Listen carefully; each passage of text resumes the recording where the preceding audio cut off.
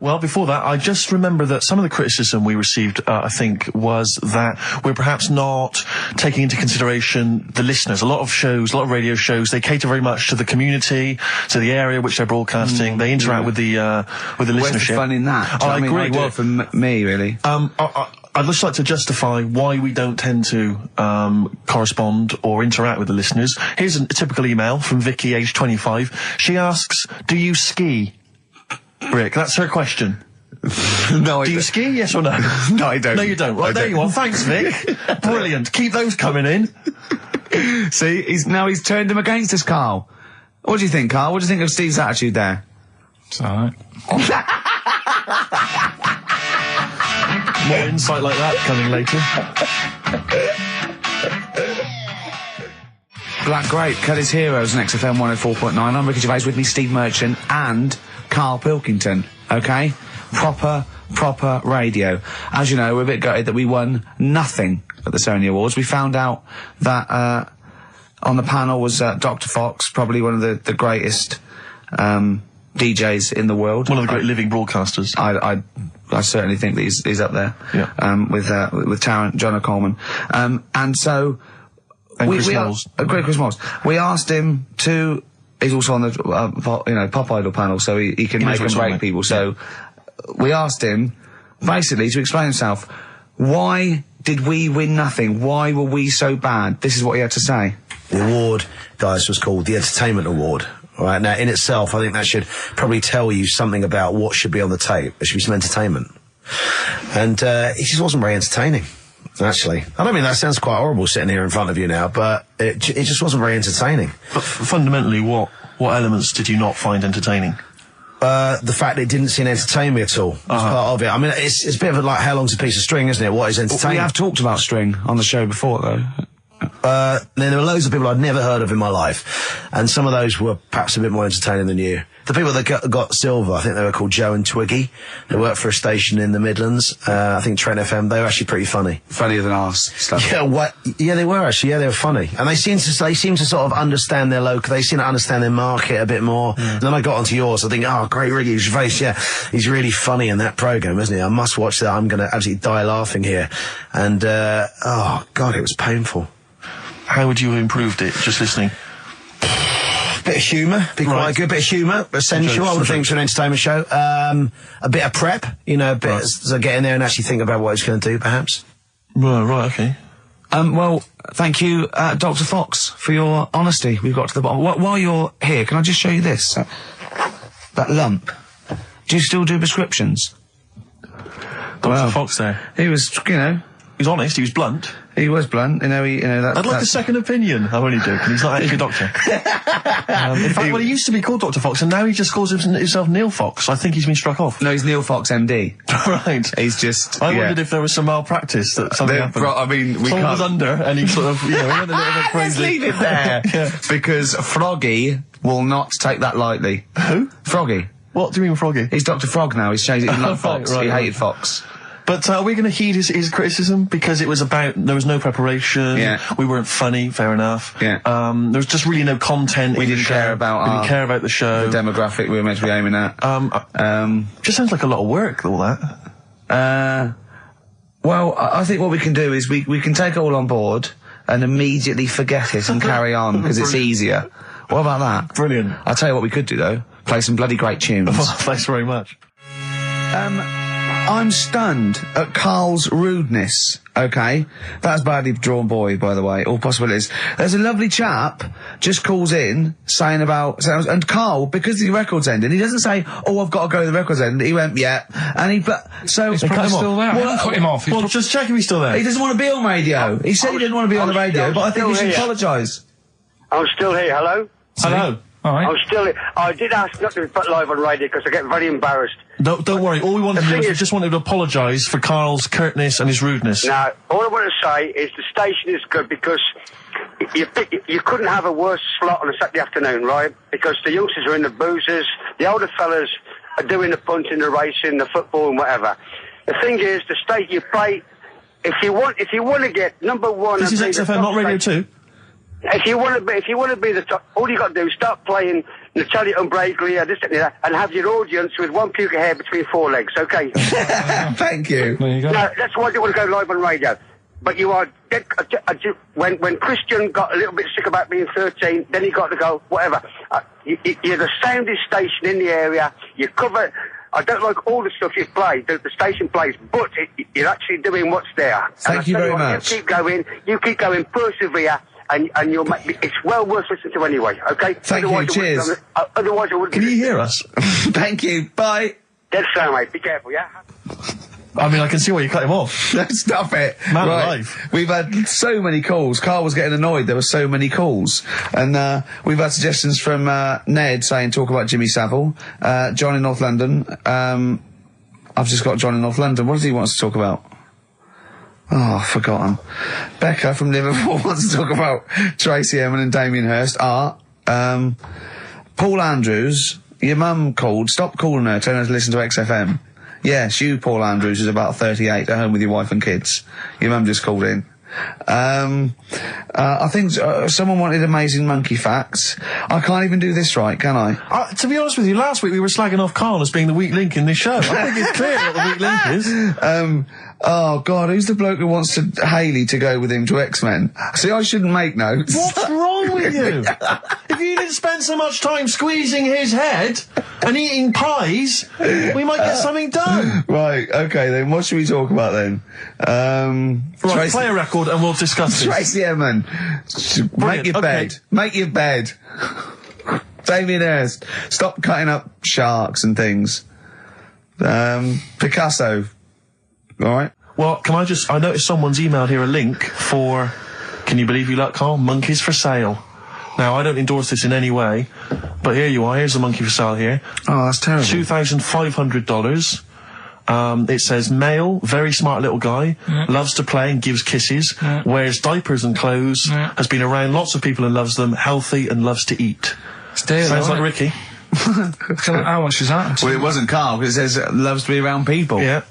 There's a gibbon there. A gibbon for... Too pricey, though. It's like that Donald McIntyre programme he did, that Cheapest Chimps programme. He didn't do Cheapest Chimps. He didn't do a programme called Cheapest Chimps. You're saying that, but... Well, he didn't. There's at no point did Donald McIntyre do a programme called... Play a record a minute. Play a record. Oh. Cracking tune. If you're down in Texas, chasing your tornado, this would be on your stereo, surely. Surely, if you're in Alabama, it'd be in... Well, he doesn't go to Alabama. It's Texas. That's where the tornadoes are. Do you not listen to what he says? It's Kansas. It's Kansas.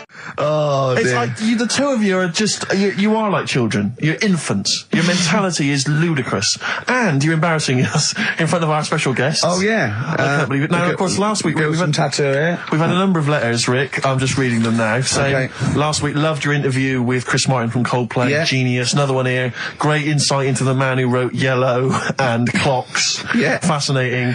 Steve Merchant's interview with Chris Martin was amazing. He showed his own TV show. Yeah. Just some of the letters we've received, Rick. Yeah. So this week, we're very lucky to have with us Russian pop act Tattoo. Round of applause for them. Lovely to have them here.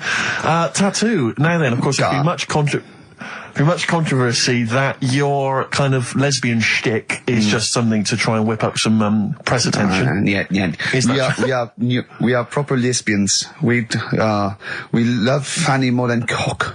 Okay, brilliant. And Tattoo, lovely to have you here. Thanks for coming. Yeah. Now then, you've got some live gigs, I understand, planned. Yeah. Duh. Okay. I can't help but notice that you sound, dare I say it, Tattoo, you don't sound so much Russian as German. No, we cannot do the accent properly. Okay. And, Tattoo, it's a joy to have you. Thanks for coming down. And finally, your lesbians would, for instance, either myself or Carl be able to convert you from your lesbian ways? We like the muff so much that the knob is no good for us. All right, well, thanks very much, Tattoo. Yeah, thanks, Tattoo. Thanks very much. Cheers. Next week, share. Brilliant. So if you've got any guests, special guests you love us to interview, then let us know. Ricky.gervais@xfm.co.uk. Look at Carl's face. And we'll try and get there. Oh, dear. Play a record, Carl. Rockbusters answers next. I was going to say, well, do you want to do that? No, let's do it next. After the record. Just going to say something. What were you going to say? About gays and that. What? In a bit. What were you going to say? Well, we'll look forward to that. I had a bit of bad luck as well. I wanted to play REM, and maybe the listener can help me here. Can you email in ricky.gervais@xfm.co.uk if you know what song I'm thinking of? It's an REM song. I think it's on the album of the last one before. And he says, Mulholland Drive, and I'm Steve McQueen. That's all I know. I'm sorry, I can't think of the title, so I need the title to look it up, if you know what I mean. I can't put in like that. I can't put in Mulholland Drive. The system goes, what are you talking about? So I need the actual title of the song to look it up to find it down in the library. Oh, well, I'd go down yourself if you're going to go down to the library and get that. I wouldn't send Carl, because... Ricky.gervais@xfm.co.uk. But if he wanted to, he did have time, because he came in at 12 rather than 5 to 1. Yeah. No, I told you about that record that I wanted it yesterday, didn't I? So you had 24 hours notice. So that's not really an excuse, is it? But I did find one of my favourite songs of all time, which is Bones off the Benz album, and it's Radiohead on XFM 104.9. And here it is, because you gave me lots of time to find it. So. Sure. Yeah. Could have brought it in himself. No swearing in it. Bones. Radiohead. The Bends on XFM 104.9. And thanks to Paul, who's emailed there's in. a whole bunch of other people. Lots Nick, of people. We've got Davey, Steve, Ashley. It's Electrolyte. You know, it all comes flooding back now. We've got that. I've got it out of the library. We're going to play that. That's done. It's interactive. I've used the listener. I've shown the listener, right? I've helped them to help themselves. Sure. I've said, if you want to hear it, tell me what it is. They tell me what it is. They're going to hear it. Yeah. Do you know what I mean? Perfect. Saves going down the library and, well, we don't... Yeah, well, we know mistakes can happen if that, you know, if you have to go down the library. Yeah, and I mean, I checked it, though, to make sure it was the right one, you see. So it's just a little bit of... Well, it's a good rule that, generally, if you pick something up, a CD, That's you know, right, we want to play on a radio show, a live radio show, you normally check at the back. Oh, yeah, that's right, yeah, if you want a job done, do it yourself. You're absolutely right, Carl. So...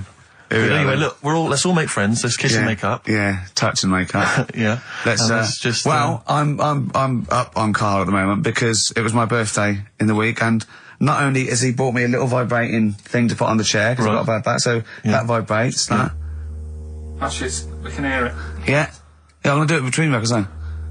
Right, and what's that doing to you as you It's just, it sort of like sends a little pulse into your sort of muscles, relaxes, doesn't it? I've got to relax on air. If I'm relaxed, the listeners relax, we're all happy. Sure. He's also got me this little electronic bongos, and I thought we could do like...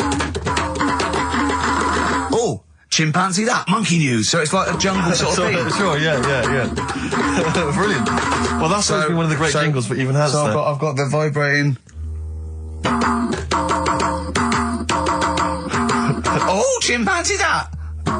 Monkey news! Dr. Fox, if you're listening, I think you'll know that's a clear improvement in this show. So thank you for those. It's alright. Honestly. What did you get him? What did I get him?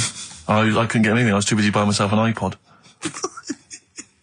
You're joking? Well, it's a little bit gay, isn't it, giving gifts to blokes? Yeah, it is, but for someone who's like major... Yeah. Play a record. Someone who's major? What do you mean, someone who's major?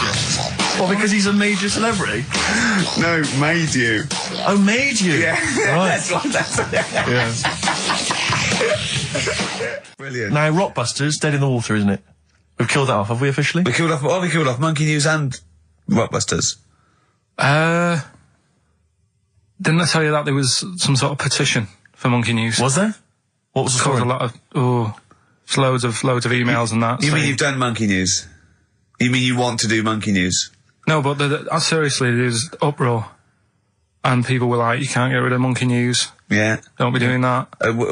Sort of what? Loads of people. Was it monkeys? Trying to write the complete works of Shakespeare? Did Tony Blair get a whiff of it, and he's coming down like a ton of bricks? And Rockbusters, Steve, if you've got a better competition, then we'll do yours. That's fine. Do you know what I mean? If that's what you want to do, we'll do. What did you want to do? No, I was just wondering whether we should perhaps not do a quiz at all rather than do that piece of rubbish.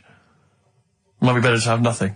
Might be better just to have silence during that part of the show than have Rockbusters. I don't know. If I give you the clues and that, and if you think they sound rubbish, we're not doing it. Well, I know that. I guarantee they're going to sound rubbish. All right, let's make it the last Rockbusters then. This is the last Rockbusters. Well, it depends. This is it. Okay, this is if it's good, you get a reprieve. It's all about this. Okay. Okay. Go on then. Let's do Rockbusters then. Oh, we're doing it now. Should we play a record and do it after that? Do it after. Well, I'll tell you what. I'll tell you the prizes and then we'll come back with the clues. Because I've dug up that REM track. Excellent. So it's an interactive show.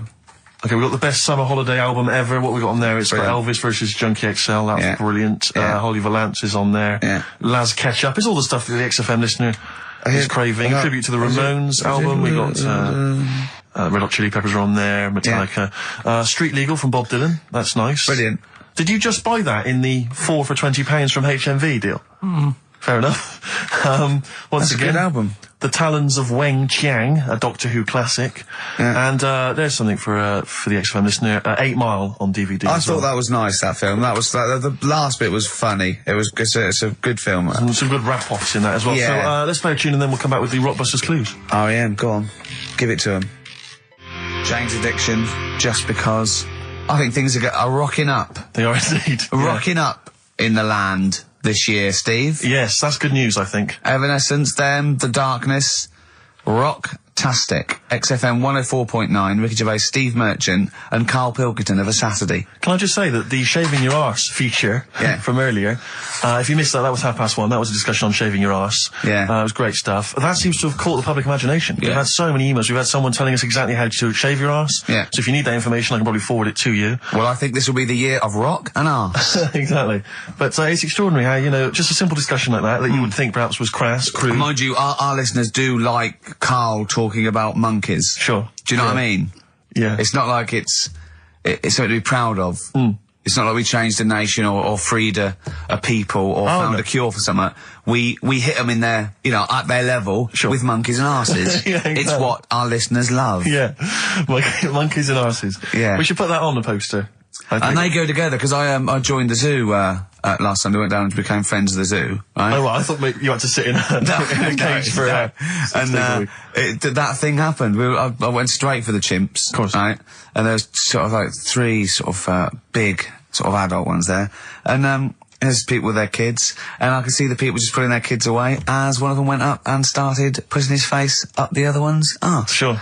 And it was sort of like, I just can't be bothered to explain this to my children. Exactly. So I was just moving away. Oh, come on then. There's the lions. You're going to have a look at the lions. Yeah. What are they doing? They're just sniffing each other's asses. Yeah. Yes. I remember when I used to go to the zoo, I always felt there were certain animals that weren't getting a look in, really, that no one was particularly interested in. The tapir. Exactly. We were going straight to the snakes. We were interested in birds. I don't remember being particularly interested in birds. Big cats, although it's a bit depressing. Great apes, reptile. You're right, reptiles. Yeah, birds. Unless it's a big one that you think can rip a dog apart. Yeah, a vulture. You go or an eagle. brilliant. Yeah, exactly. Yeah, owls are brilliant. Owls great. But I've always wanted a little owl on my desk. I'd like be doing work and there'd be a little owl there, and I go, "Can you give me that pencil?" And it just sort of goes over and gets me a pencil, goes cheers, and it just watches me and it thinks I'm brilliant. Do you know what I mean? Not really. No. No. No, I've never had an urge to have any kind of animal sat on my desk. No, Karl? You'd like a little owl, wouldn't you? That helped you? No, I had a little magpie, didn't I? We've talked about that. Oh, he came down and started pecking your grifter, didn't he? Yeah. What was his name? Maggie. Sure. Brilliant. Inspired. And you took it to school and it didn't come back once, Didn't come back. Didn't see it again. Oh, dear. Did it ever peck your head? Because you used to have hair, didn't you? Yeah. No, it did. It started getting a bit violent. Really? Yeah. But was it becoming sort of age when adolescents probably sexual frustration sort, because I think magpies go for shiny objects, don't they? And you were probably sort of probably losing it a little bit then in the front, and so when the sun was out, there's a bit of a sheen on the front. it saw a glare and thought, I'll have that. Yeah. What is that? That's brilliant. Yeah. Or as it was sort of pecking away, it mistook it for a tree. Yeah, because of the noise. Because of the noise. Yeah, the hollow sound. I squeezed his head yesterday. We should just point out, if you're a new listener to XFM, you might not realise that one of Ricky's many sexual peccadillos, I'm assuming it's a sexual thing, I can't justify it any other way, is to just squeeze Karl's head. Yeah. Front-wise, sidewise. I don't know what it is. I don't know if it's sexual or, like when you've got a little kitten, you want to squeeze his little face. Do you know what I mean? Do you know what I mean by that, Karl? Yeah, I said that before, squeeze a little head. Yeah, exactly, and I feel that with you, because it's sort of like, he gives so much. Look at Karl's face, he gives so much. It is like he can understand what we're saying. Yeah. And that's what the connection is, I think, between me and Karl and other animals. It's like he can understand what we're saying. But I squeezed it yesterday, and Karl went, I definitely had something crack. Yeah. Because I'm trying to see how hard I can squeeze it. Yeah, I think that was you just thinking, Karl. To be fair. I think the cogs just started to... No, I mean, I think there is a danger, because I think there is a danger that you could squeeze it too much. Yeah, I know. He did a good deed today, the other day, didn't you? Was it? Yeah. What were you up to? You were just, you were talking about, being hassled in the street and stuff. And, I get hassled a lot by the homeless. Don't we all? You should go home to sleep. Yeah. I'm here, mate. But no, I do treat them a lot. Treat them. I love that. You had a good day? Yeah. You've been good? Yeah. There you go. That's 50p. Suzanne does the Save the Children thing. You were talking about, charities hassling you all the time. She does that. And I sort of say, well, you do that. I'll look after You'll take care of the homeless. I'll take care of the odd tramp around where I live. And how do you treat them? Loads of different ways. 50p I might give them. Yeah. Or I might, they'll sort of say, have you got any money? I'll say, what for? And they'll go, I'm really thirsty. So I'll go, well, hang on a minute. And I nip and get them a little Diet Coke. Sure, Diet Coke? Yeah, they want to watch their weight. Yeah. They're going full fat. Oh, what an insult. Yeah, exactly. To a man like me. Yeah. I'd rather treat them than...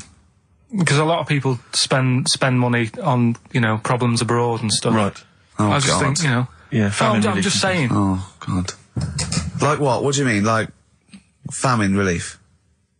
Well, you do get sick of it, don't you? You know what I mean? It's that... You get sick of it. No, I'm just saying. Wait. Go on. I'm just... I know. Just let whatever you do now, Steve, don't interrupt, because I'm scared, but I just think it's worth it.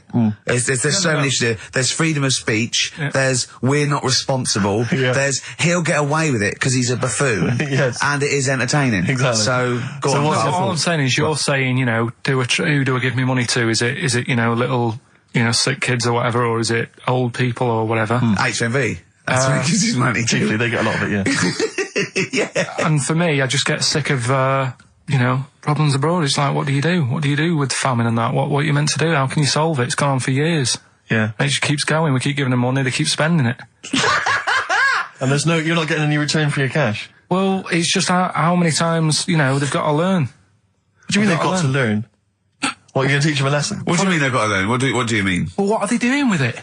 They must have, better interest accounts or something where... look after, put the money in the right things. Sorry, do you think that Bob Geldof sort of writes him a cheque?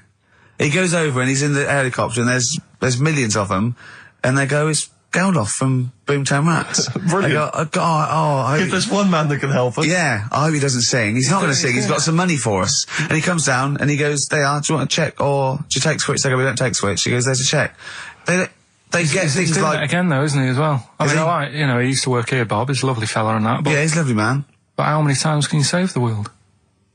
He's over there again helping out, and it's like, well, what do you do? Are you saying don't bother because it keeps happening?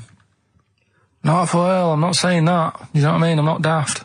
So that's what you're thinking. And Carl, you are daft. Yeah, exactly.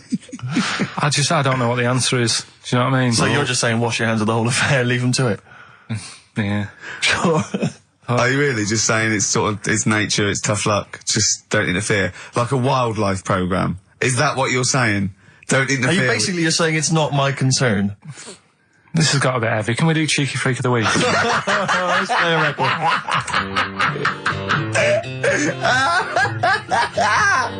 Oh, God! Oh. Placebo. This picture on XFM 104.9. Steve, you're thinking of taking over as producer, aren't you? Well, I just think it's a shambles. I've asked for Cheeky Freak of the Week, and it appears that Carl's not ready. He's not prepared. No, I can sort of remember it. It's just, I like to have all the information. Contempt for the listener. You've just had a whole bunch of adverts and placebo in order to get it ready. We're having a chat and that. Right, do you want to sort yourself out in future? Yeah, this is what we were chatting about. Someone emailed in about they watched the £200 tumour thing, and when it was removed, it was carried away in a wheelbarrow, right? Carl said, what, even when she had it removed, she still carried it round in a wheelbarrow? And he went, I thought it sort of like she'd become attached to it. You definitely are my favourite thing in the world. It's great. Look at the way he's looking back. But I think they're all the same. The people, I have had more emails about people saying I watched the £200 tumour and I shaved me arse than anything else. When we ask questions about science, Shakespeare, we talk, yeah. Nothing. High concept, we talk about political issues. One person emailed in, they said, I tuned into the £200 tumour documentary. It looked disgusting, I couldn't watch for long. What were you expecting? Yeah. That they might sing and dance? Do a little show for you? Anyway, these are situation? really your listeners, Carl. Now, I think do you know what I mean? You find your niche, you attract your. I think me and Steve are pretty much just here. I think the people that we had in the early days, Rick, they've long since abandoned us. They jumped ship. They've got jobs. Fans. Yeah, they've got jobs. They're out now. They've been released. Exactly. Yeah, they're getting their life back together. Libertines on XFM 104.9. I'm Ricky Gervais, with me Steve Merchant. Over there is Karl Pilkington.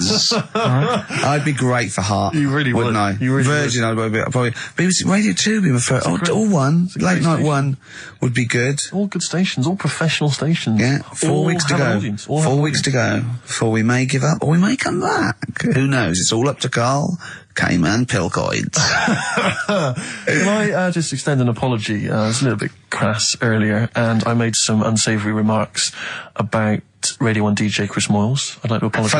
Funny man Chris Moyles. I would like to apologise for that, but it gave me an idea.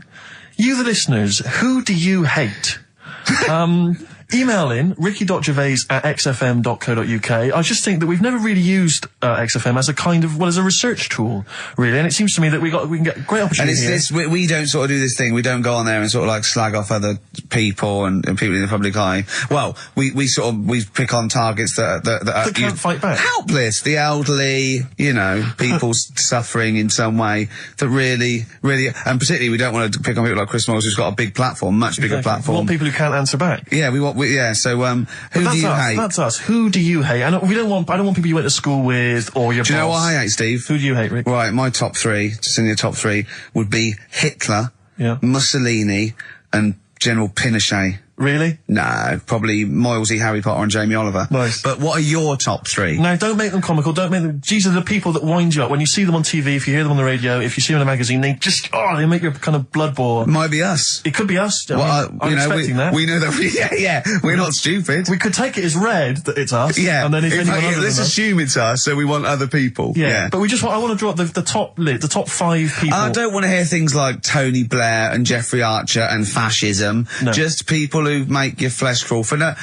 fault of their own. Well, really? Well, sometimes their own, because they're talentless or fat. But that'd be good. That'd be a good long-term poll over the next 4 weeks. And then in 4 weeks' time we go, well, we're off. We're in the top 10. Exactly. But here are the other 9. So I think it's just genuinely going to be quite interesting. So ricky.gervais@xfm.co.uk. Maybe who you hate and why. It's like giving a reason in the diary room. Yeah. You can't just nominate someone. You've got to say and why. Sure. But if you can't be bothered to write and why, just nominate. Yeah. Because that means we've got a lot of reading to do if they start doing that, Rick. Yeah. Keep it down to one sentence. Yeah. So the reason to be, so-and-so because they can't walk. Something like that. Sure. Maybe. Whole lot of love from Led Zeppelin Classic. On XFM 104.9, I'm Ricky Gervais, with me Steve Merchant, Karl Pilkington. We've not heard much from Karl this week. We haven't heard much from anyone who can speak Chinese for us either, so we're not that one on the edge. I don't think we'll be learning Chinese today, Steve. What annoys me is I'm going to go out into the world still ignorant. I know, yeah. The only Chinese I learned was from Benny Hill. No, Benny Hill could speak fluent Chinese. Well, the only ones I know is you silly idiot is Siri idiot. Yes. And bloody foreigners is bloody foreigner. Yeah. That's all. I mean, that's it's just a matter of get you by in Peking, but I mean, you come in, you hit a dialect and your worms meet. Sure. Karl, we haven't heard a lot about from you. We've been going there. We've done a few features already. We've talked about different parts of the world, different parts of the globe. Do you speak any languages? No, not really. Or still struggling with English? Yeah. Learn a few words. I mean, literally. So About 4,000, I think it's got. I've had a lot of emails, actually, people saying, Karl, please don't leave, we don't want to see the show ending, blah, blah, blah, blah. We've had a couple of calls about bringing back Cheeky Freak of the Week. And do you know what Karl said?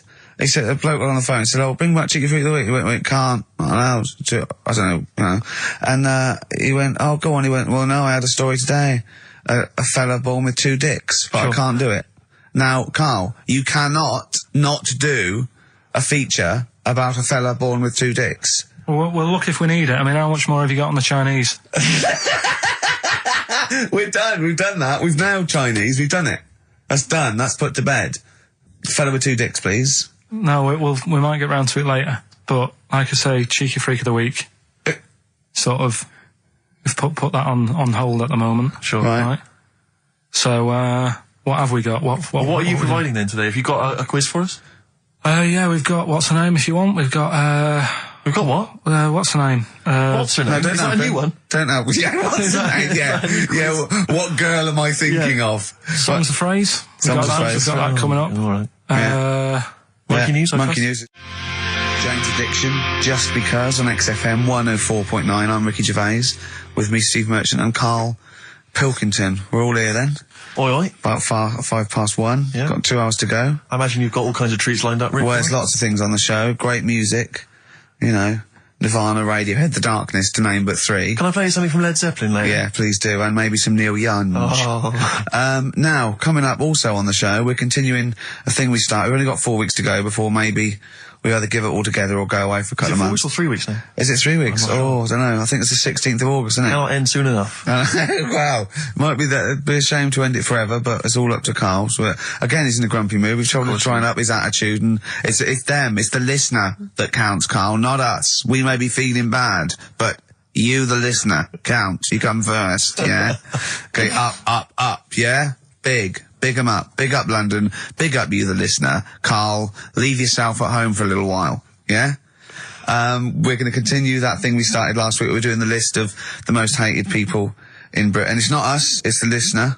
So keep coming with those suggestions of people you just, obviously, you don't hate them. We don't want a list of mass murderers, dictators and politicians. You can't have them, but mass murderers and politicians, what's the difference? Good point. Good point.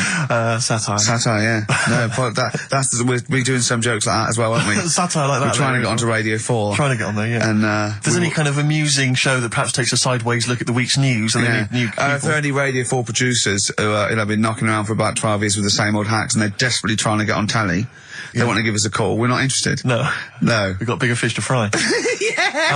So if people that you hate, minor celebrities, people on TV, pop stars you don't like, email in ricky.gervais@xfm.co.uk. And I'll tell you what, then we'll do like the Channel 4 do, then we'll give you the sort of list of the top 10 at the end, and you can vote within that top 10. I'll tell you the ones out in front could we wire up some kind of premium rate phone line so that we make a fortune? We can't afford it, but when you email in, if you could also maybe send us a lottery ticket, then, we make something out of this. The ones in the lead, I'll do in no particular order, but these are the ones way out in front at the moment. It's Chris Moyles, Robbie Williams, Chris Tarrant, Davina McCall. Interesting. I'm sort of surprised at, but I know that it's probably just I think she's just been on TV too much lately. Yeah, that T-shirt annoys me. Big Mother. Sure. That annoys me.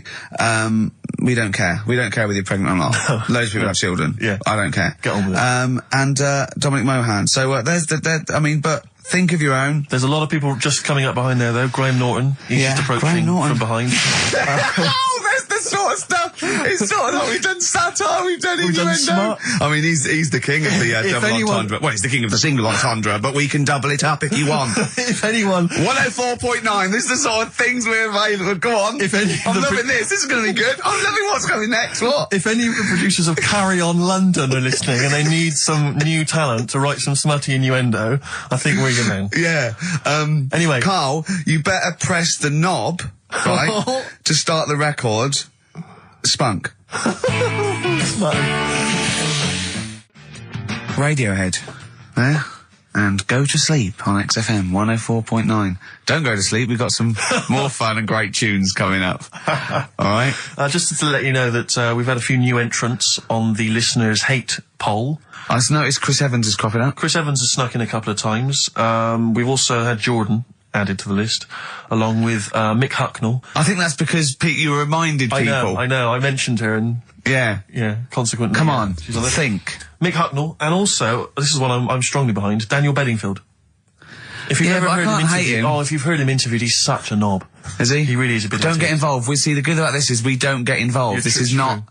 Does not necessarily reflect our opinions. There are a couple of people that are cropping up that I'm right behind, but I'm not going to give that away. So don't give your opinion, Steve, because then our hands are clean. Do you know who I love? Daniel Bedingfield. He's bloody brilliant. Do you know I think he's a comedy genius? Chris Moyles. But let's move on. Let's not. So anyway, listen, we'll be giving the top 10 of you, the listeners, votes, probably about 2 o'clock, and then from that list if we remember. If Carl doesn't lose the list. Yeah. Yeah. And from that list, we'll probably try and drop the top 3, maybe. Yeah. Darkness. I believe in a thing called love on XFM 104.9. Ricky Gervais, Steve Merchant, Karl Pilkington. Karl set the ball rolling with songs of phrase. Why don't they play swing ball? Referring, of course, to people in wheelchairs who play tennis, because he was disappointed they weren't getting around the court quickly enough. So why didn't they play swing ball? Yeah. Brilliant. Someone just emailed in saying because if they hit it to the top, they wouldn't be able to reach it to unravel it. Exactly. Which is a good point. Yeah. But I mean, nonetheless, good and bad in people in wheelchairs? Do you want to do that? Good and bad. Good and bad things about people in wheelchairs. Good and bad. Yeah. Suppose. Don't know, really. They take up less room in cinemas. They've got their own seat. Good. That's good, is it? That's a good thing. Yeah, good. Yeah, well done. Well done. And what's bad? Don't know, I'll have to think about it. Okay. But, well, let's leave that, eh? You started it. The hate list. Can I just return your minds to the hate list? I said on the hour that we would give you basically the top 5. Now, we have to stress, this is the top 5 most hated people that you, the XFM listeners, have suggested to us. We have not massaged these. No. We have not made these up. These are coming from you. Last week we began it. This week you've continued to email. So this is the list. We do not endorse this list. Some of them we may agree with, some of them maybe not, but it's the list that you have come up with. We are merely the messengers. I tell you who was coming through recently, Cameron, but he didn't make the top 5. I'm afraid he was just a late Williams entry. dropped out of the top 5. Robbie Williams surprisingly dropped out of the top 5. Yeah. So let me tell you now, in no particular order, this is the top 5 that you're voting for. Well, I say XFM listeners, people who listen to this show. I mean, XFM listeners aren't typical radio listeners, and I think our listeners aren't typical XFM listeners. Right. So, I don't know what this poll, what it's worth, what any poll's worth, but I mean, this one is probably worth very little. I think in a way it's sort of worth less. Yeah, go on, who's the top 5 in no particular order? We want you, the listener, to then just vote, email in with the one name that you hate the most, and then from this list, we can clear out the number 1. Okay. But this is in no particular order. Chris Tarrant, Yeah. a surprising entrant. Davina McCall. Well, I don't think he's that surprising. Well, anyway, I mean, I'm not going to editorialise. No, I'm not saying. I'm saying I imagine XFM listeners pretty much despise someone like Chris Tarrant. Okay, well anyway, Chris Tarrant's on there. Davina McCall. Yeah. Patrick Kilty. Right. Graham Norton. Right. And Chris Moyles. Now, I'm not going to say anything. Those are the names that you have drawn up. There are lots of others that didn't make the top 5. Richard Madeley was on there. Michael Flatley. Vorderman, bizarrely. Michael Flatley's a weird one. Very strange. So Jamie Oliver, a lot of votes for him, but he's not made the top 5. So those are the top 5. Just email in with the number 1 that you hate. And we're talking about someone another pointless, inane poll. Exactly. And this time we did it. Oh, dear. Moyles, Norton, Kilty, McCall, Tarrant. It's your choice. Who would you have Ricky out of this? Gervais. Who would you have in your list, Carl? You're allowed to talk because people know your opinions don't matter. So, what? I honestly don't really hate anyone. That's that nice. much. I'm not that fussed. Do you know what I mean? We're not talking so much about hate. We're talking about someone that Yeah, we don't annoys mean hate. You can't hate any of these people. All they've done was pop them up on telly. But I think it's people who, as one listener, she put it, she sort of, so I think she had some of those, and she said, you know, I don't hate them. These are the people that if they pop on my telly, I have to turn over. You know what I mean? It's not, you don't hate them, you know. Sometimes it's not their fault. It's like Davina, right? I used to quite fancy her. And now, because she's always on the telly, it's like, I can't be dealing with her now. Sure. Right. But she's still the same presenter. It's just that I'm bored with it. Sure. Do you know what I mean? Yeah. So, I'm not getting involved in it. Okay. Do you know what I mean? Don't want to offend anyone. Let me just give the email address. But let me just give the email address. I just said it, so look, talk over it. Okay, I'm going to do Carl's top thing. Ricky.gervais@xfm.co.uk. That's also the email address for your answers to this week's Songs of Phrase. Play it again, Carl, if you would. Go on. Tell me why, tell me why, tell me why. Don't play the game of swing. We just want the artists, is that right? Yeah, that will do. I've got 2 that you don't like. Not that you hate them, but that you sort of like, don't agree with them. Would Liverpudlians be in your list? Probably. What about, gay fellas in toilets looking at you? Well, I think they've sorted that out. So.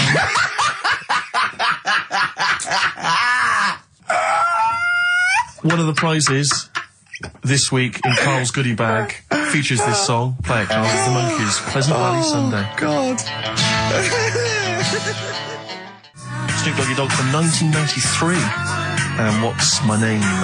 Long time ago. It was indeed. 10 years ago. XFM 104.9, Ricky Gervais, Steve Merchant, Karl Pilkington. Songs of Phrase. We've had very, very few entries. I really think people aren't interested. They really have just given up. I mean, seriously, Karl, That's the one thing you contributed to this show, Karl. And it's the weak link, I think. Missing link. In the chain. The missing link. Oh, do you reckon there is one, Karl? Do you reckon they'll ever find the missing link? Wandering around Manchester. Wait a minute, Karl. The stats then. Let's have the answers, if we can. Right, it was, Let's specials. play it once more. Alright. Tell me why, tell me why, tell me why. Special. Yep. Jermaine Jackson. The game of swing. Right, it was, Play the Game of Love. I think that was Wayne Fontana and the Mindbenders. Right, you think, but you're not sure. Louis Armstrong was the, Don't Mean a Thing if it ain't got that swing. Mm-hmm. Yeah. And Queen, Don't Stop Me Now, We're Having a Good Time, and that. We're having a ball. We're having a ball. Yeah. Well, I mean, considering you yourself weren't entirely clear, I think it's only fair to give it to Paul Brown, who got some of the answers right. PB, you are getting those prizes. well, they are on their way They're to you winging their now. way to you. Okay, the stats are in for the XFM listener hate list. Some interesting results. Go on then. Reverse order. Okay, in 5th place. 5th place. Interesting. Davina McCall. Yeah. I think that's is reflection of being on telly all the time and running out of stuff and being a bit over the top and yeah. 4th position. Yeah. Christopher Tarrant. Okay, well, I mean, I wouldn't have thought he's the favourite. There is Role a model joint of- go on. 2nd place. Go on. Graham Norton Yeah. is alongside in 2nd place. Patrick Kilty, which means Chris Moyles is the winner with an overwhelming vote. And I swear to God, I have not done anything to those stats. Yeah. That is exactly as they've come in off the email. We do not give our opinions on this. Do That not was the condone XFM listeners, but well done. Thumbs up, you all win a We're going prize. to play you some nice records because of that, aren't we? I reckon they sort of prefer some ads. Either's fine. Yeah. Muse, time is running out on XFM 104.9. Just a couple of emails just to update you on what's coming in here. Go on. Natasha has emailed us. She says that she's of Chinese origin, and at 27, she often got mistaken for 24. So your notion that Chinese people don't age well is obviously factually incorrect. Yeah, well, we didn't need... thank you for phoning, but I mean, honestly, trust us, Natasha, we didn't need you to tell us that. We know Karl is talking absolute nonsense. Wait till you get to 30. Oh dear, now this is quite a nice email from Paul. He says, let Karl know that I have a Chinese friend called Oi. Imagine the confusing and amusing situations we get into. We're out and about in busy Soho. Does his surname come here? Lightning wit from Karl. Wait That's nice. till you're 30. Yeah, I know. Brilliant. But no, actually, we've had a surprising response to Songs of Phrase this week, despite the fact everyone has agreed that it's racialist. They've nevertheless had a go. So keep your answers coming in, because we may as well. 1:05 then, already, of a Saturday. So I'm Ricky Gervais. That was Placebo, yeah, with special needs, which brings me to my next point. With me, Karl Pilkington. Karl Pilkington, there he is. Steve Merchant, 104.9. That's it. We're back then. Well, for one last time. Well, it's certainly the end of the season. We're away for at least, 2 months. We're doing the Office special. And possibly forever, depending on whether Karl decides he wants to carry on with this. Because, I mean, we do this for fun. We don't need to do this. We don't need to do this for, money. Obviously not. The kind of money you're earning, Rick, you do not need to do I this. don't need Right. to. It's quite honestly beneath me. Yeah. We don't need to do it to further our career because it's embarrassing being Didn't on your accountant XFM. say, do not even bother cashing those XFM checks? It's not worth your while. No, it's not. It's not. The time it took to sign them, Exactly, it wasn't worth it. So we do this basically to ridicule Karl on a large sort of platform. I say large platform. Yeah. XFM. No other radio station will have us. It's roughly the same as standing up in McDonald's. I and imagine ridiculing so. But of a lunchtime though. Yeah, yeah. Or so- when it's just the cleaning staff mopping up. Yeah. So, and if Karl doesn't come back, he's breaking up the three-way partnership. He's very much forever. Sting, isn't he? Yeah. Like, what, 1986, 87? Exactly. He's going to go off and sort of make some quite poor, sort of jazz-inflected white man soul. Yeah. And leaving us to go about our business. Play pizza places. Exactly, yeah. Yeah, well, I'm going to go into sort of maybe writing Say, Dad, soundtracks. why can't I be in the CIA? Yeah. You don't know anything about it. You're a drummer. Yeah. So we'll have to see. I mean, do you think anyone cares? I wouldn't have thought so. Because I think if someone was interested in having some good chat and some great laughs, they'd spend more time with their friends. Yeah, or listen to another radio Or station. listen to a decent radio show. Genre, I think something like that, yeah. they listen to XFM for some music to have on in the background that's loud enough so they can hear it while they're hoovering. Yeah, I don't think our fans hoover. Well, true. I think you've got to have... Or shoot up, whatever. I think you've got to have a house to yeah. hoover. I'll tell you what they do want, though, some great music. They do indeed. They'll be saying, since you've been gone. See that? That's the sort of link I can do quality. if we stay If you together. could cut out all the other drivel you speak, you'd be great on Magic. I know, yeah. You've got to... Come on. I know, you've got a rainbow something, haven't you? Rainbow. You got a rainbow something? Oh, it's Rainbow. Well, I mean, for a last show, that song had everything. It's got 2 guitar solos. Yes. It's got a key change. It's got bad grammar, Since You've Been Gone by Rainbow, and that's for Camfield, the Prince of Rock. Yeah. He's going to be the king when Vance, just hands over his crown. Yeah. And you've still got that on XFM, so, don't worry about us going, oh, you weren't? Oh, okay then. No one cares. No one cares. This is our last show. Let's make it a good one. Let me give out the email address because I imagine there's going to be a flood of emails Saying, demanding we please, stay. Carl, keep the team together. Yes, it's jono.coleman. Coleman's not a team. He's just a big lad. Yeah. Right, come on. What do you mean, come on? I've got nothing. Ricky.Gervais. Oh, Ricky.Gervais at XFM. Or Karl.Pilkington, because you can do it throughout the week. You can do it throughout the 2 months. And what's the phone number for XFM? 0207. Is it 766 6000? And then just ask people through the car and leave a message on his voicemail. Yeah. So email him a lot. 0207 766 6000, I think, and just ask for Karl Pilkington. Yeah. Little Karl Pilkington, little baldy mank twit. And say, please stay. Yeah. Please stay. Carl, say something then. How are It's you, your mate? last show. Say hello. What are your feelings, Carl, so far? I mean, are you cheerful? Are you upset? Not at all. No? Can't wait for 3 o'clock. So it was interesting how Ricky was saying he only does it for the fun. I haven't even got that bit. Yeah. I am paid peanuts to work Saturdays, which wrecks me weekend. Pay peanuts, you get monkeys. I have no fun. Yeah. Right? You're having a laugh. And what people You forget love is- this. You love this. You love me coming in and having a little chat beforehand and after. Yeah, but that's the funny thing, innit? Listeners just think, why does he get so moody about it, having Ricky annoying him just on a Saturday? Yeah. It's not just of a Saturday. Why? It's in the week as well. Wow. How it's do I way annoy you? over the How do I annoy recommended you? Daily How annoyance. do I annoy you, Carl? So you can't, if you be specific. See? The first thing that springs to mind, when I'm trying to work with Steve before saying, come on, let's, find some interesting stuff to talk about, I think you were playing the accordion in the air. Was it the accordion? I mean, it doesn't really matter. They get the idea. Although I can't play the accordion, so it wasn't very good, was it?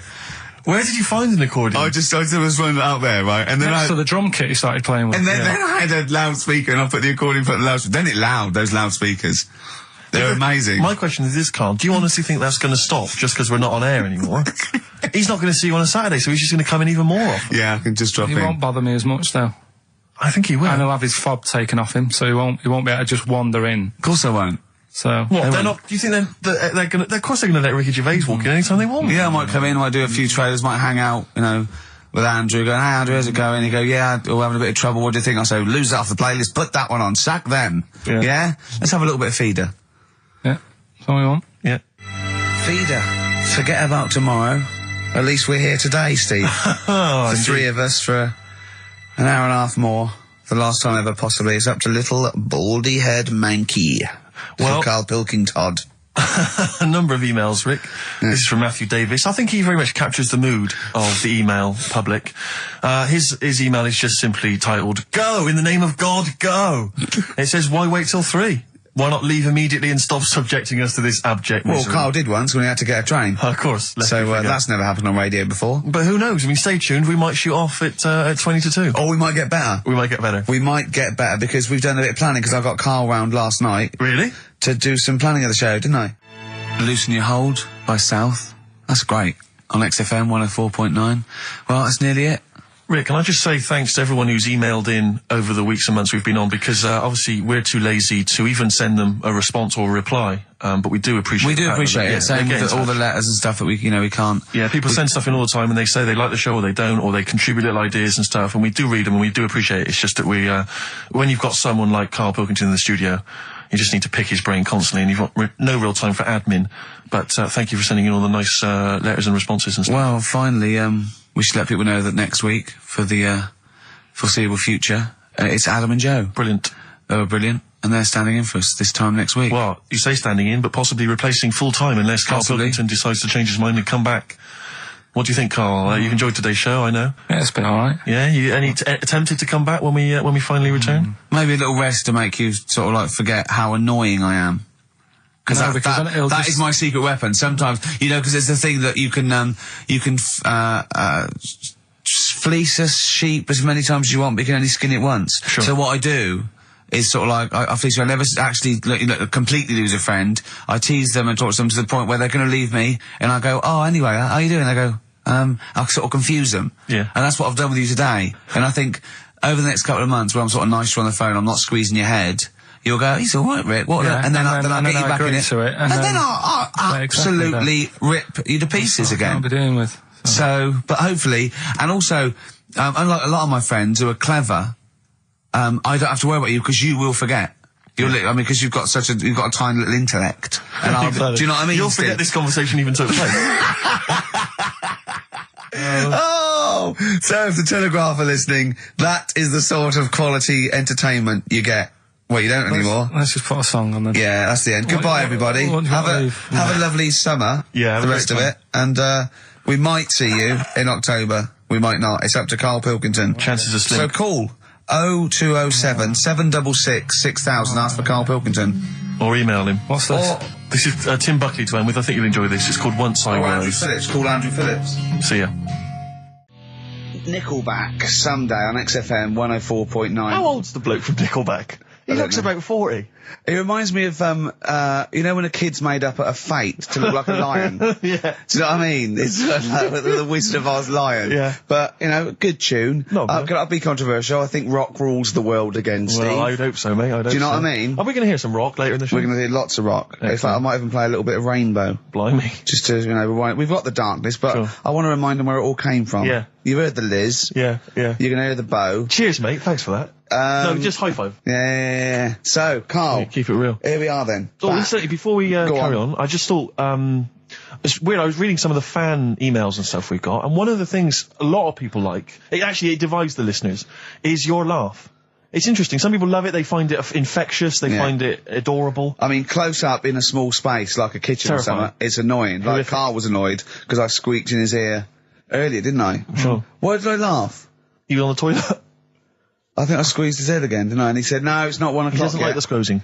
The squozing head. Yeah. But it's the squozing one. The funny thing is, right, we were out a few weeks ago with a mate of mine, right, and he went to squeeze me head, right, give it a squoze. Sure. And I was like, don't do that. You know, I don't like it, right? And Ricky said to me, mate, yeah, he doesn't like having his head squoze. As if it's like Marmite. As if some people love it. Yeah. And some people hate it. Sure. Yeah, okay. Well, anyway, there was a little taster of the laugh. That was more the kind of deep, throaty laugh, the belly laugh. But there's that kind of high-pitched squeak that you do. When I've got to get air out quickly. Because Exactly. I'm going to burst. Sometimes I laugh so much that my liver and all, they try and get out to it. So I have to get it out really fast, like a siren. Right. Do you know what I mean? Is that how you explain the fact that you're quite fat? Yeah, That's just laughter waiting to come out. Yeah, Every time you laugh, solid. you become a svelte young thing, like Brett Anderson. Oh, dear. Well, anyway, it reminded me of the game that you and I used to play in our very early days of XFM, when it was literally Make Ricky Gervais laugh. Make Ricky Gervais laugh, which was a great game. I remember the first one. It was that fella drinking a pint of beer. Yeah. I remember the very first time. I tell you what, it's you not know what great. though? Ant and Dec do it now. They actually. It's very similar to Make Ricky Laugh. It's called Make Ant Laugh. Interesting. So many of our great ideas have been stolen. Yeah. Or stoled. Stoled, yeah. And anyway, I was looking through the paper in the week, and there was a picture which which I think might be a Ricky Gervais, Make Ricky Gervais laugh. I don't know. Again, obviously it doesn't really work for the listeners at home, but I'll try and do my best to describe it. Can we stop saying my name because it's like a Dave Gorman project? Can we just stop It's getting. Let's say a word often enough, it doesn't mean anything. Yeah. Let's stop saying Ricky Gervais. Well, what we're going to refer to you as. All right. Well, Make Patty Laugh is a new game. I'm trying to get one of those squeaks of a laugh. I'm concerned because I know. I'm not a monkey. I'm not sure, you're not a performing monkey. No, okay. I know that. Right. But anyway, let me just briefly summarise the story for those at home. Okay. The headline was Mum 48, a mother of 48 seduced boy of 14. Well, that's not funny. Not her own boy, obviously, but a neighbourhood child. I don't think it's a funny story so far. He said Grand Lana Allen, 48, led him upstairs and undressed to her waist, then took his trousers off. Okay, bear that in mind. This is a quote from him, right? Bear in mind, he's a 14-year-old boy, he's quite excited about this. He says, then we had sex, it was every boy's fantasy. Alright? You're going to show me the picture of her now, aren't you? So it's a picture of her. Oh, this is not... Bear in mind... This is... Okay. In his own words, Rick. Right. In his own words, this was every boy's fantasy. Okay. Here's the picture. It's a silent laugh. He's collapsed on the floor. I wasn't expecting that. I was thinking it looked like a fat man. I was not expecting that. Oh my god. Oh god. She looks like the drummer of Iron Maiden. She looks a bit like Lemmy. But I tell you, she looks like reminds me of most. Did you see those? They've got one with a fag on as well. No, I know. It's just that's it with them out of makeup though. Carl, have you seen Every Boy's Fantasy? You should see. Oh god. Oh. Have a look, Carl. Oh god. How old is she? 48. Oh god. Oh, 48. That's lovely. Nothing wrong with that. I'll tell you, if you weren't lucky enough to see the picture, she looks just like the oldest man in the world. His photos in newspapers and on the web for a while. He was about 135 or something. Carl. Look, it's, Carl's got a theory that Chinese people don't age well. This man was a Chinaman, right? And he was 120 or something. Yeah. Did you see a picture of him? Yeah, he's still alive. No, he's not. No, He's he's not. dead. He's Died at 120, so... He said 120 or something, but makes you wonder. What makes you wonder? Well, because they don't age well. I think he's using that. He's probably about 37. Oh god! Honestly, we walk down the street, right, and we see an elderly Chinese person, right, and Carla go, oh, I'm just thinking he is, like it's not. I don't understand this notion that Chinese people don't age well. I don't know where this has come about. No, I mean, I'm not having a go. No, right? I never want anyone to think I'm like having a go at them. But they are really good looking and they're healthy and that. Till they're about. I've never seen one, right?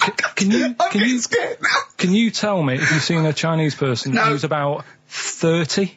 It's either 20 or 50. There's no middle ground. This is what I came back for. This is 2 hours of absolute drivel from the brain of Karl Pilkington. Let me just check something. So the Chinese gentleman who died recently was 130. Your theory is that he's maybe in his late 30s, early 40s. Yeah.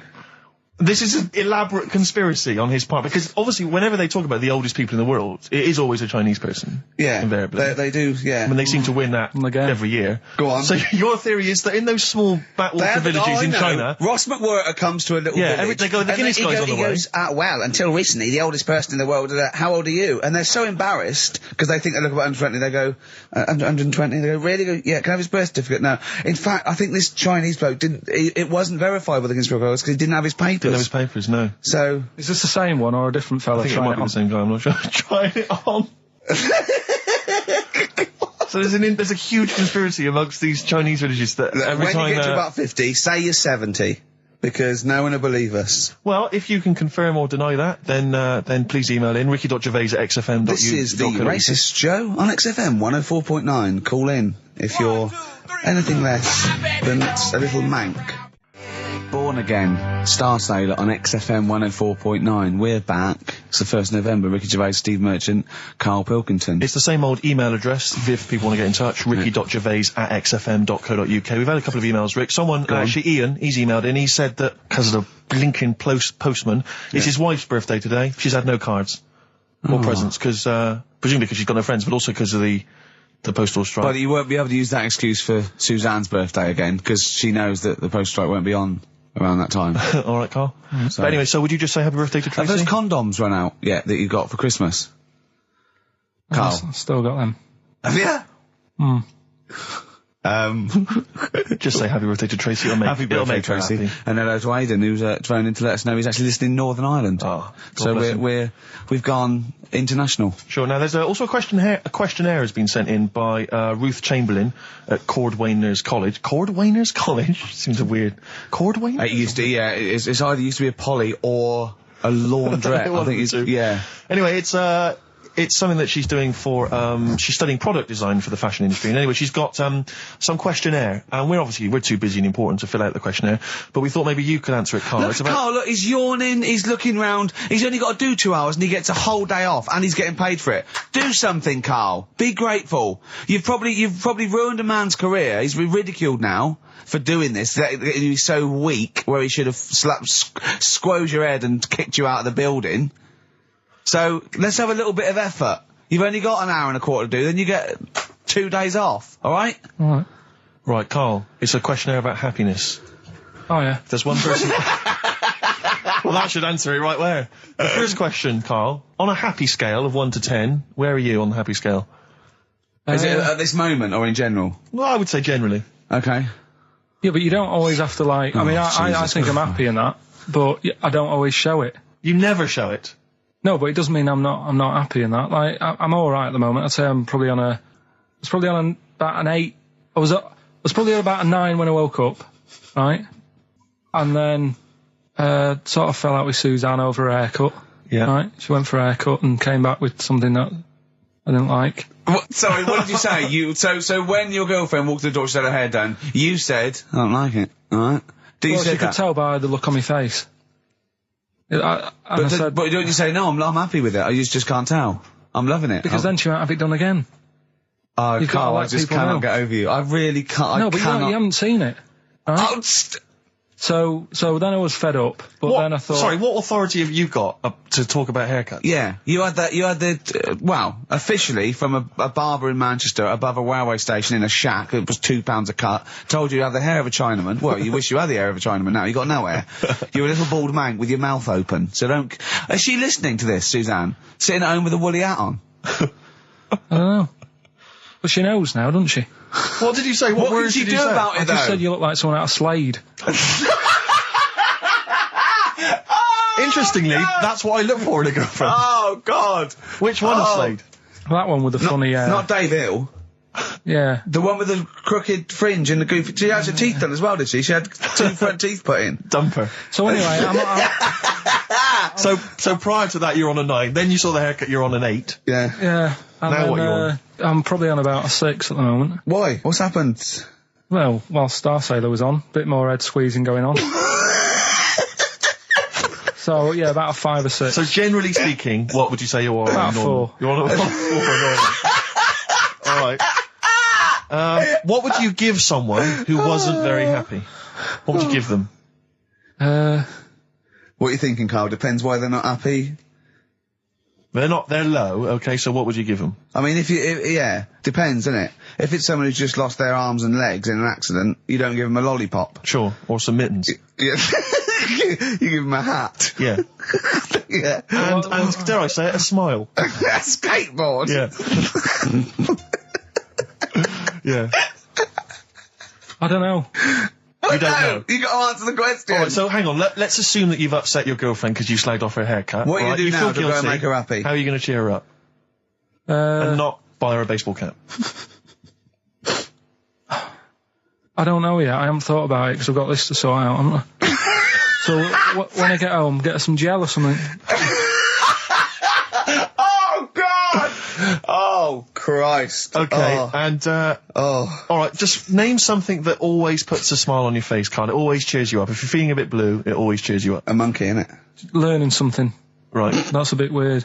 I love the qualifier. That's No, I a think bit it was weird. I think it was 2 different sentences. I think it was learning something. That's a bit weird. yeah. Oh. Learning something that's a bit weird. Okay, and finally, if you could have something to make you happy, what would it be? Little chimp, wouldn't it? Little chimp in a suit. Well, don't answer for him. Don't put words into me.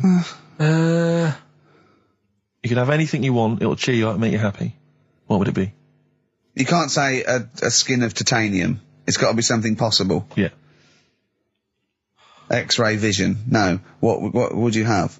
It can be conceptual. It could be world peace. It doesn't have to be, you know, a new watch. Yeah, let someone else wish for that. Sure. It'd be a waste. Yeah. Yeah. Why should you do it? And then someone else gets a nice new watch and there's world peace. Exactly. You're walking round, it's nice and peace, but you know what time it is. He's swanning round, he's got a lovely new watch and there's no threat of him being bombed. Exactly. I'm quite happy the way I am, really. I don't really want Are that you much. really? But you're on a 4. Yeah, You're on a happy scale of 4. Yeah, you're on a 4. Surely you want to get to 10. Surely the point of life is to be on 10. Yeah, but what's a 10? Do you know what I mean? No. What's a 10? Contentment, absolute contentment, joy Bliss. in your heart, Yeah. inwardly and outwardly. Not walking around with a little round mank head with your mouth open going, what's the point of that? I've done it once. Is that why you've still got all the condoms? Because I've done it once. What's the point of that?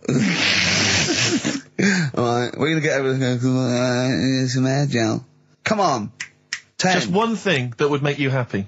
That would cheer you up if you were feeling low. Tuesdays off as well? I'll have the MD just, resign straight away, shall I? I honestly don't know what would make me happy just like that. Because I am happy. I know you say I'm fed up and that. Do you know what? But I am He fed- said I'm alright. he wouldn't want to be too rich. He said because if I was too rich, then Suzanne would say, "Let's go around the world." He said he wants to be rich enough so they're happy in that they got their bathroom and everything, but they still can't afford any more holidays a year. Think of that. Think of that wish. Think of that capping your wishes. Yeah. Do you know what I mean? Putting a ceiling Yeah. on your ambition. I love it. It's genius. Look at his face. Play a record.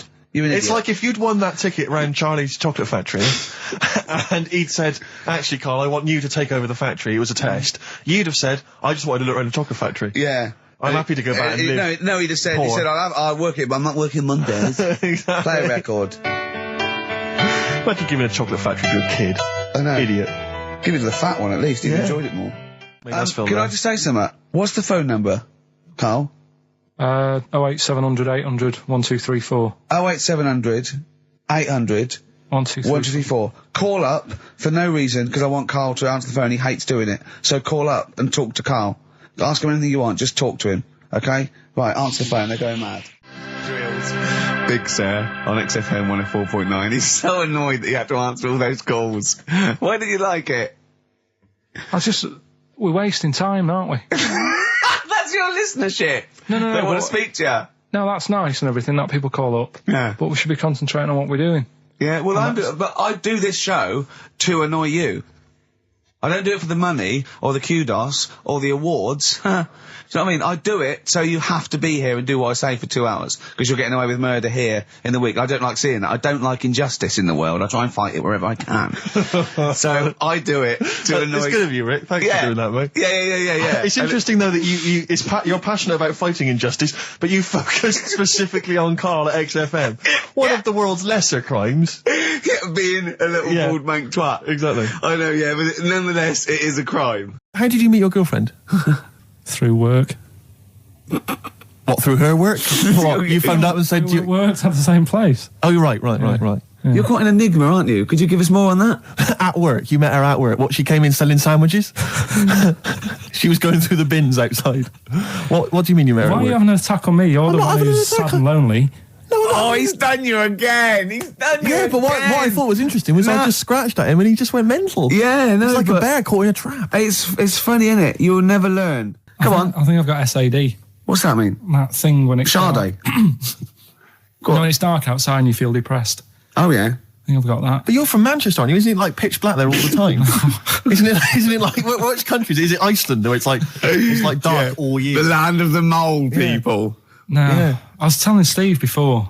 In fact, I'm not going to bore you with it. Go on. What were we saying about Wayne? Well, you bored me with it earlier. Can't you bore him with it? Yeah, it's only fair. What were we saying about what? Wayne King. Did you Oh, say- Carl, play a record. Oh, that's a God, disgusting, Carl. You're a pervert. Tickets for K-Fest. Right, go on. What's that? It's like a rock thing that's going on tonight. Right. If you're into that Welsh. Right, well, name some of the bands. Name some of the bands. Nile. Go on. Right. That's one of the bigger ones. Mark Lanigan. Who? Not Lanners. Is Lanners playing? He's not really. Yeah. Mark Lanigan really playing there? I think so. God, who's that? What? Who's that? Who is Lanigan? Is he someone you went to school with? Who is Mark Lanigan? Who else is Who on? is Mark Lanigan? Is he the promoter? Is there a baguette-shaped gap left in their holdall? Defoe, let's make some bread that you can fit down your trouser leg. What? That's not true! No, it's not, I read it in Euston train station. I was waiting to go back to Manchester. Where did you read it? Scrawled on the wall in graffiti. Yeah. Do you know the Was it also meet me here for Coffin at 12 o'clock? The upper crust sandwich shop, Euston Station. It's on the wall. Ages ago. Yeah. Only people with money had drinking or something. That's like one of my film reviews. Years ago. Welcome to History Now. Now, ages ago, only people with money had drinking or something. Keep going, Carl. Keep going. Like spirit and stuff. So they'd it's like businessmen. Businessmen. It's easy for you to say. This is getting to be cruel, isn't it? This is amazing. Yeah, go on. Why did you open your mouth, Carl? What were you hoping was the best that could happen? Because you were trying to make me look stupid before with the planet. So Whereas you know. Yeah, go on, no, come on. Businessmen with money. I've got to drink, I'm ching. the pigs come, if you like. Sorry? What did you say? What did you say? What did you say? When you do what, Carl? What? What did you say? No, what did you say? Because I don't want to have to go to the radio authority again. What did you say then? Just remember. We are going out live, Carl. Yeah, remember Tom Binns, right? What did you say? What I'm saying is, why were they shouting Vera? Because pigs don't come to the name, do they? Hey? I don't know the ins and outs of pig, have how to lure a pig into your trap. Can I just tell you some very, very interesting things about pigs? Please do. Right. One, everyone knows they have a corkscrew-shaped penis, right? A corkscrew-shaped penis. That's the tail, isn't it? Two, they can't look up. They can't put their head back and look up, right? Three, they can have a 30-minute orgasm. Rick, is it only pigs that have got a corkscrew-shaped penis? No, and landlords. Okay. Very handy. Right. And it was a Christmas play, and I managed to get a part in it. And, did you audition? No. Got a part in it, and I should have been playing the drums to the one about Kings. We Three Kings. Yeah. I was meant to be doing that, but Little Donkey came on, and it was one of those. What do you mean came on? That was like next up on the next song. Right. And it's one of them songs that you can't help sort of tapping along to. Yeah. Do you know like if I was to go yeah, you'd have to finish it with. Yeah. Do you know that they actually send that into space? Do they? And what, hoping that aliens will respond with that? Yeah. They do that because apparently it is one of them things that you can't help. What, even if you're an alien life form? Yeah. They know that, do they? Yeah. But anyway... What, because they watch Star Trek or something? No. Knock. Yeah.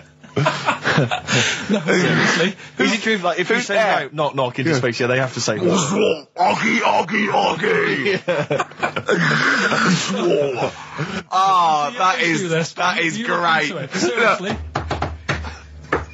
Oh, hold on, what's something out there? What's a little green fellow? That is great. Yeah, so anyway, that is Little Donkey is like one of them tunes that you can't, and I was there and I had the drumstick and I thought, oh god. The drumstick! I could feel myself, and anyway. Just wanted to do it, yeah. I started going along and playing Little Donkey, which I wasn't meant to do, but it went down such a storm. Okay, the film review. Gladiator. It's alright, nothing great. It's like an old, sort of an old version of Rocky done in the olden days, really. Right. A bloke fighting other people. Sure. How sort of well known is the story? Do you reckon people know the basics? Well, just very quickly, just do the plot. Quickly. There's a guy called Max. Maximus, yeah. Yeah.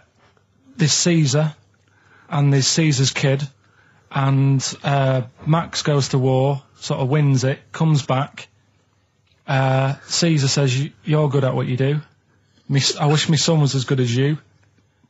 so I want you to be in charge when I die. His kid finds out, a bit annoyed about it, kills his dad, because he don't want anyone to hear that he said that he wants him to be in charge. Yeah. So his kid gets in charge and thinks, I'll show you. You're not going to be king, I am. You're going to be a slave or something. And then, next thing you see is... Sorry, can I just stop there? My only thought is the film's 3 hours long, so maybe we shouldn't go through the whole plot. We've done the first 10 minutes, but Yeah. go on. So, yeah, he's a slave and then... Yeah, but then, that was an interesting bit that I thought, right? I mean, I was watching this with a girlfriend, she was already annoyed because she wanted to watch Friends on E4. Okay. Yeah. It was a good episode as well this week. Was it? Yeah. Don't tell her that. Okay. Right, so she was annoyed and she said, come on then, put it on. And I got it wrong straight away because it says on the back 149, so I thought that was an hour and 49 minutes. It turned out it was 149. No, I thought it was 1 hour 49. Yeah. But it was 149 minutes. Sure. So it overran anyway. By 40 minutes. Yeah. People got sick of him and they said, oh, we'll have to get rid of him. So they tried to, he loved cakes as well as women. Okay. So they said, let's poison a cake. And they poisoned a load of Easier than cakes. poisoning a woman, wouldn't it? And he ate these cakes, and it just didn't kill him, and they were like, God, what's going on? And they kept giving him more and more cakes, and... He was suspicious. And that didn't work, so the fella said, that's it, I'm going to shoot him. So... They were like, I'd be there sort of punching people in the arm. Oh, that's a great game. Oh, I love that, punch people in the arm. Is that part of the Olympics? It's I think it was exhibition this year. Right. But it's going to be a pro next It's going to be the Winter Olympics because you've got to do it in just a cap sleeve shirt in winter. Yeah. So you're playing that? She, but whilst I was But she didn't doing appreciate that. She used to go, ow! No, I always think whilst I was doing that, they were like the Charlie's Angels and they'd be sorting out a mission somewhere. Because they were really like, there was something about them that you thought, they're special. They were private detectives. What do they work for a man they never see? I don't know if you saw it. What did you make of Posh Spice's Warts and All documentary? Yeah, I saw a bit of it. What did you make of it? I mean, people are slagging them off, aren't they? Saying, she's daft and that, but... Don't make you. She's... I think they're all right, honestly. Yeah, all right. She's all right. I mean, I think David's really a decent bloke. Sure. Tell us the story. What have you learned? Do you want to ask some questions? No, not really. Just sum it up in a minute. What do you Can't think? do it in a minute. Well, can I ask some questions then? Where was he born? Austria. Tell us about his early life. Right, he was a young lad. Brilliant. What in his early life? Okay. Yeah. What's the name? His mum was his dad's second cousin, which is a bit weird. Yeah. That is weird. They had 5 kids. Steve's going, yeah, it's usually first cousin where I come from. Oh, that's unfair, isn't it? There's no need for that. No, What do you do in your leisure time? I like, going out for food and that. Right. Foraging. What do you mean going out for food? Let's go, They come have a little hole and go hunting. Yeah. This is Karl. He's hungry. He knows he has to get to the greasy spoon by 11. Wow. Many of Karl's close friends have never made it across this road. There was a zebra crossing installed just for the safety of Karl. Beep, beep, beep, beep, beep, beep, beep, beep, beep. Can I have a bacon butty? And Karl is enjoying his... Wow, but he has to get back. His girlfriend's asked for one as well. She's home with a PlayStation 2. Wow. Oh. We just had a call from someone saying his company would sponsor Karl, right, to be raised by all these balloons if he could have a walk-on part in the office. And we immediately went, we're worried about that sort of thing. You can't really promise that artistic, And I was worried about the legality of it as well. How can you promise someone that for personal gain that's a private and all that sort of stuff, right? And I went, I don't know. And anyway, put the phone down to him and Karl went... I love the fact you're more effing worried about that than me being raised 30 feet in the effing air. You started getting scared, did you? Are you worried about it? Well, You're quite excited about the idea of the challenge, aren't you? I like the idea, but I want, like... Why do you like the idea, Karl? Oh, what if it went all wrong and we're there going, the humanity of it. I think we need Karl to get... he's just And the rope would pull out my trousers and Oh, no, it's definitely got to be Dr. Fox if that's going to happen. God. Oh, we've got to do this. I both think she's a fine presenter, and I think she'd do very well on it. And I think it's a good move as well. Yeah, but can you just say it's not forever? Isn't it? No, I think she'll become more popular than us. And at least she can- I think that'd be the end of us, to be honest. well, she think can that- string a sentence together. I think she'll get lots of PR and everything. And she goes out with Big Boy Slim, Big Boy Slim, who's, you know, a good DJ. he's a good DJ. And, is her name Zoe Slim now? Yeah. Right. And, you know, there will be nothing. It's 3 months, isn't it? She's taken over for. Is she getting paid the same as us? I don't know. We'll find I out. bet it's a hell of a lot more. I'll go mental. I bet it's good money. It's good work. I'll go mental. A kid used to take a horse into the house. Sorry. whoa, Yeah. Whoa, Neddy. whoa. Whoa, Neddy. What do you mean a kid used to take a horse into the house? Where did he get a Unbelievable, right? horse? Must have nicked it from somewhere. Must have done. You've seen a horse with it? No. What, is that from outside the saloon round the corner? Yeah, was it just tied up with a bit of leather? Right? Oh, that's great. I'd Did been Big out. Jake come and looking for it? I'd been out. Oh. No, sorry, let me get this. This was before the lynching stopped or after. Where did he get a horse from? What do you mean he must have nicked it? His mum said, where'd you get that from? I bought it. All right then. But keep it out of the kitchen. I don't want you going Catlin rustling. Where did he get a horse from, Carl? And how long did he have it for? Was he leading it or riding it? Mum, open the door. I can't stop. I can't stop it. Open the patio door as well. I'll be... Looks like we got us a runaway. What do you mean? I've sort of. Don't think you can ever be boring. No, but no, go no. on. But what I've done, I've took like different ones. So I've took a good one that I think, yeah, that's a good quote. That was worth putting in a book. I've put one that isn't really a quote, so I don't understand it. Oh yeah. One that isn't clever, and a funny one. So a bit of variation all out of one book. Oh, how long did this take you? What did you do? Did you sort of like sit? About half an hour last night. And did you sit sort of like quietly at a desk or something?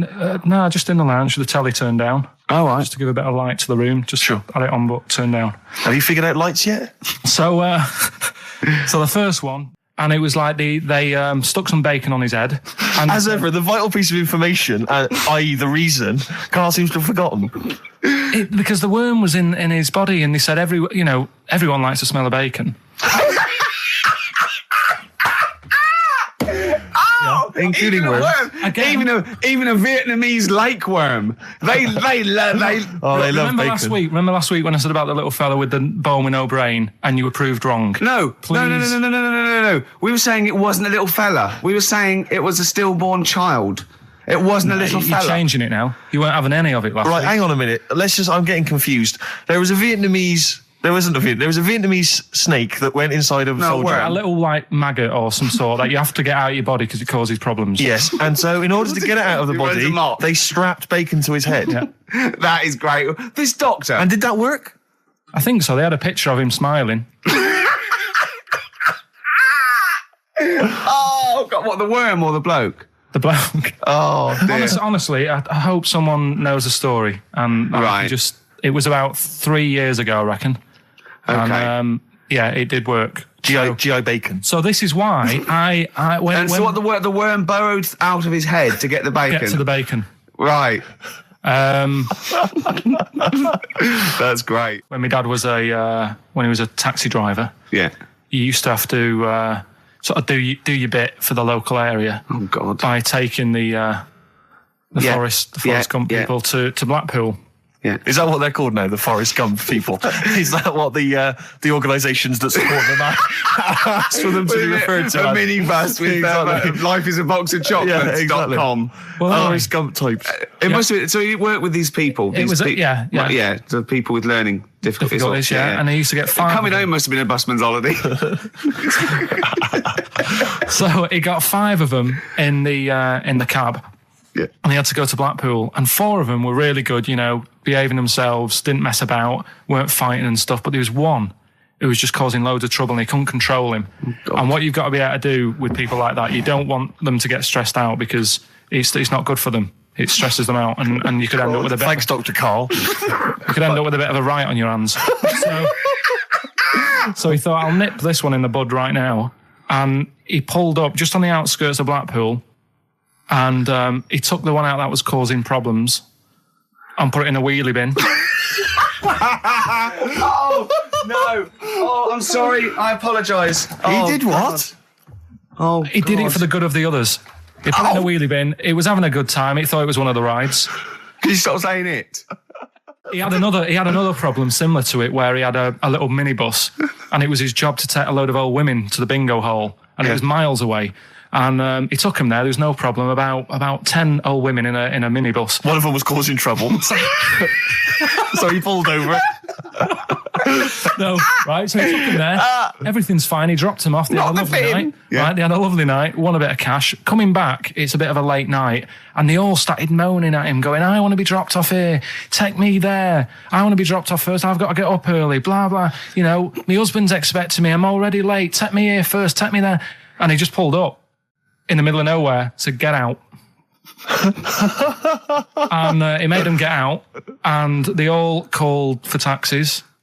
They charged that company who was meant to be taking him home in the minibus, and he got the sack. My mate, Anthony, his mum called up my mum and said, I've got to meet up with you. I've got to have a word with you.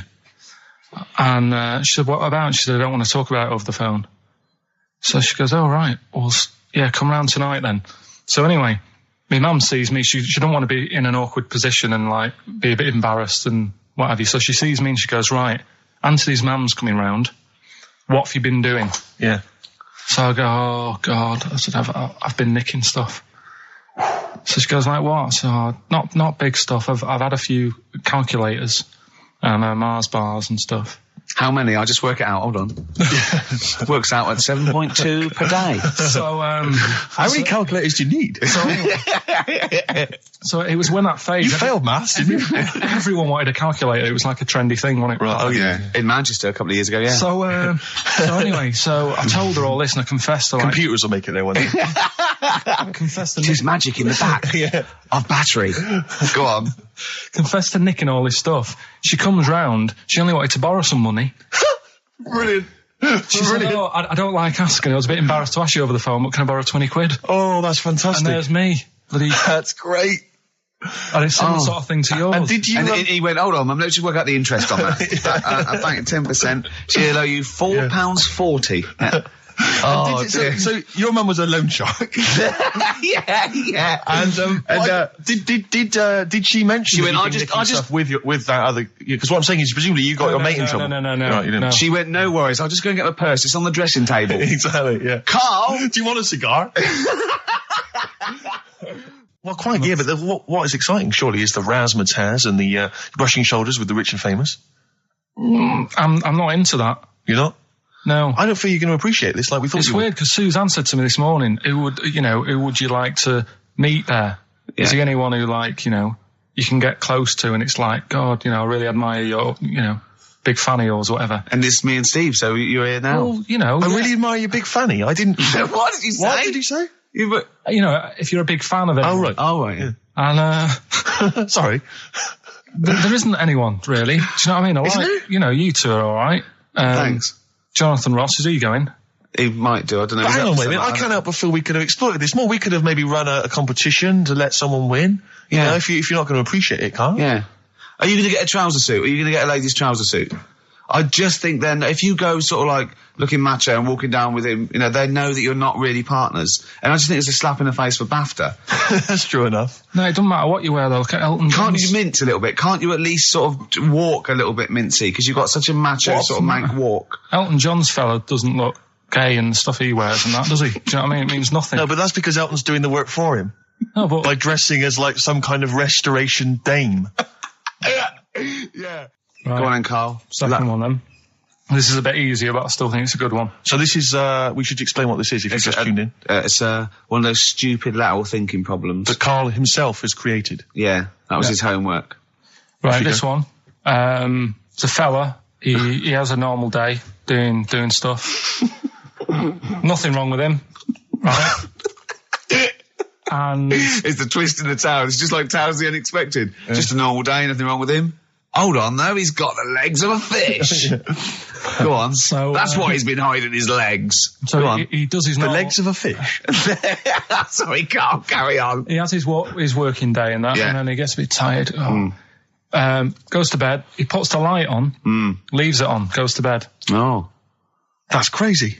That's mental. I can't think what's happened. Anyway, here's Radiohead. Right, okay. What? The question is, why does he put the light on when So he's a going man, to bed? he's had a normal day, he's come home from work. Is that right? He's come home from work, or he's not been working? Yeah, he's just been out? no, it's been working and stuff, I think. You think? You've made it up, Carl. You can decide. So the question is, why has he put the light on when he's asleep? There's a reason that he's put the light on when he's asleep. Has he gone to sleep? No, Carl, don't shrug. You're meant to answer these questions. He put the light on before he went to bed. Yeah, and the question you're asking me is why? What's the scenario? And the light's on and Yeah. that, but he's gone to sleep. Yeah. He started reading, and then he fell asleep. No. Did he intentionally, for some reason, put the light on? Every night. It's mad. Sounds mad. That's Carl, doesn't it? Every night he does it. Yeah. He puts the light on when he goes to Light sleep. on, it goes to bed. Carl, is the point of this, he puts the light on for a very good reason. Not for us, but for some people. He's blind and it's always been on, and he thinks he's turning it off, but it was on in the day, and he thinks he's turning it off, but he's turning it on because he's blind. That'd be stupid. That works. No, that works great, Rick. Yeah. Thank you, Carl. So you've got to come up with what... Hang on. If What? you're blind, why would you put a light on? No, he thinks it's off. Yeah. But why would he turn it on anyway? Just think so he doesn't get burgled, so people know he's in because he can't see him. So he just he puts the light on when he's there, then he turns the light off when he goes to bed, so people think it's fine. But he's got it out of kilter, and actually he's walking around in the dark all day. I don't believe that if you're blind, you turn your light on. I don't think you'd be living on your own, would you? I'm not having that for a Do second. blind people live on their own? For a second. Well, some people do. Lonely blind people live on their own. No, if you got bad eyes. What, any of them women? Are there any blind women who are living on their own, Rick? Well, never mind your concern for the partially sighted or sight impaired people coming to London. Get on with this. Yeah. So there he is. Yeah. It's like, a bit tired. Yeah. Just put the light on. Get to bed. Yeah. So he turns the light on and he goes to bed. Yeah. Oh. Should we play a track? He's not sleeping on the job. He's a lighthouse keeper. Well done. Is he a lighthouse That's not keeper? it, Carl. He's a lighthouse keeper. Right. Why wasn't the light on all the time? Because it's light in the day. You idiot. Play a record. What? Play a record. You're a buffoon. No, actually, the light isn't on in the day, is it? No, Rick? it's not. I think you're the buffoon. Yeah. Carl has won!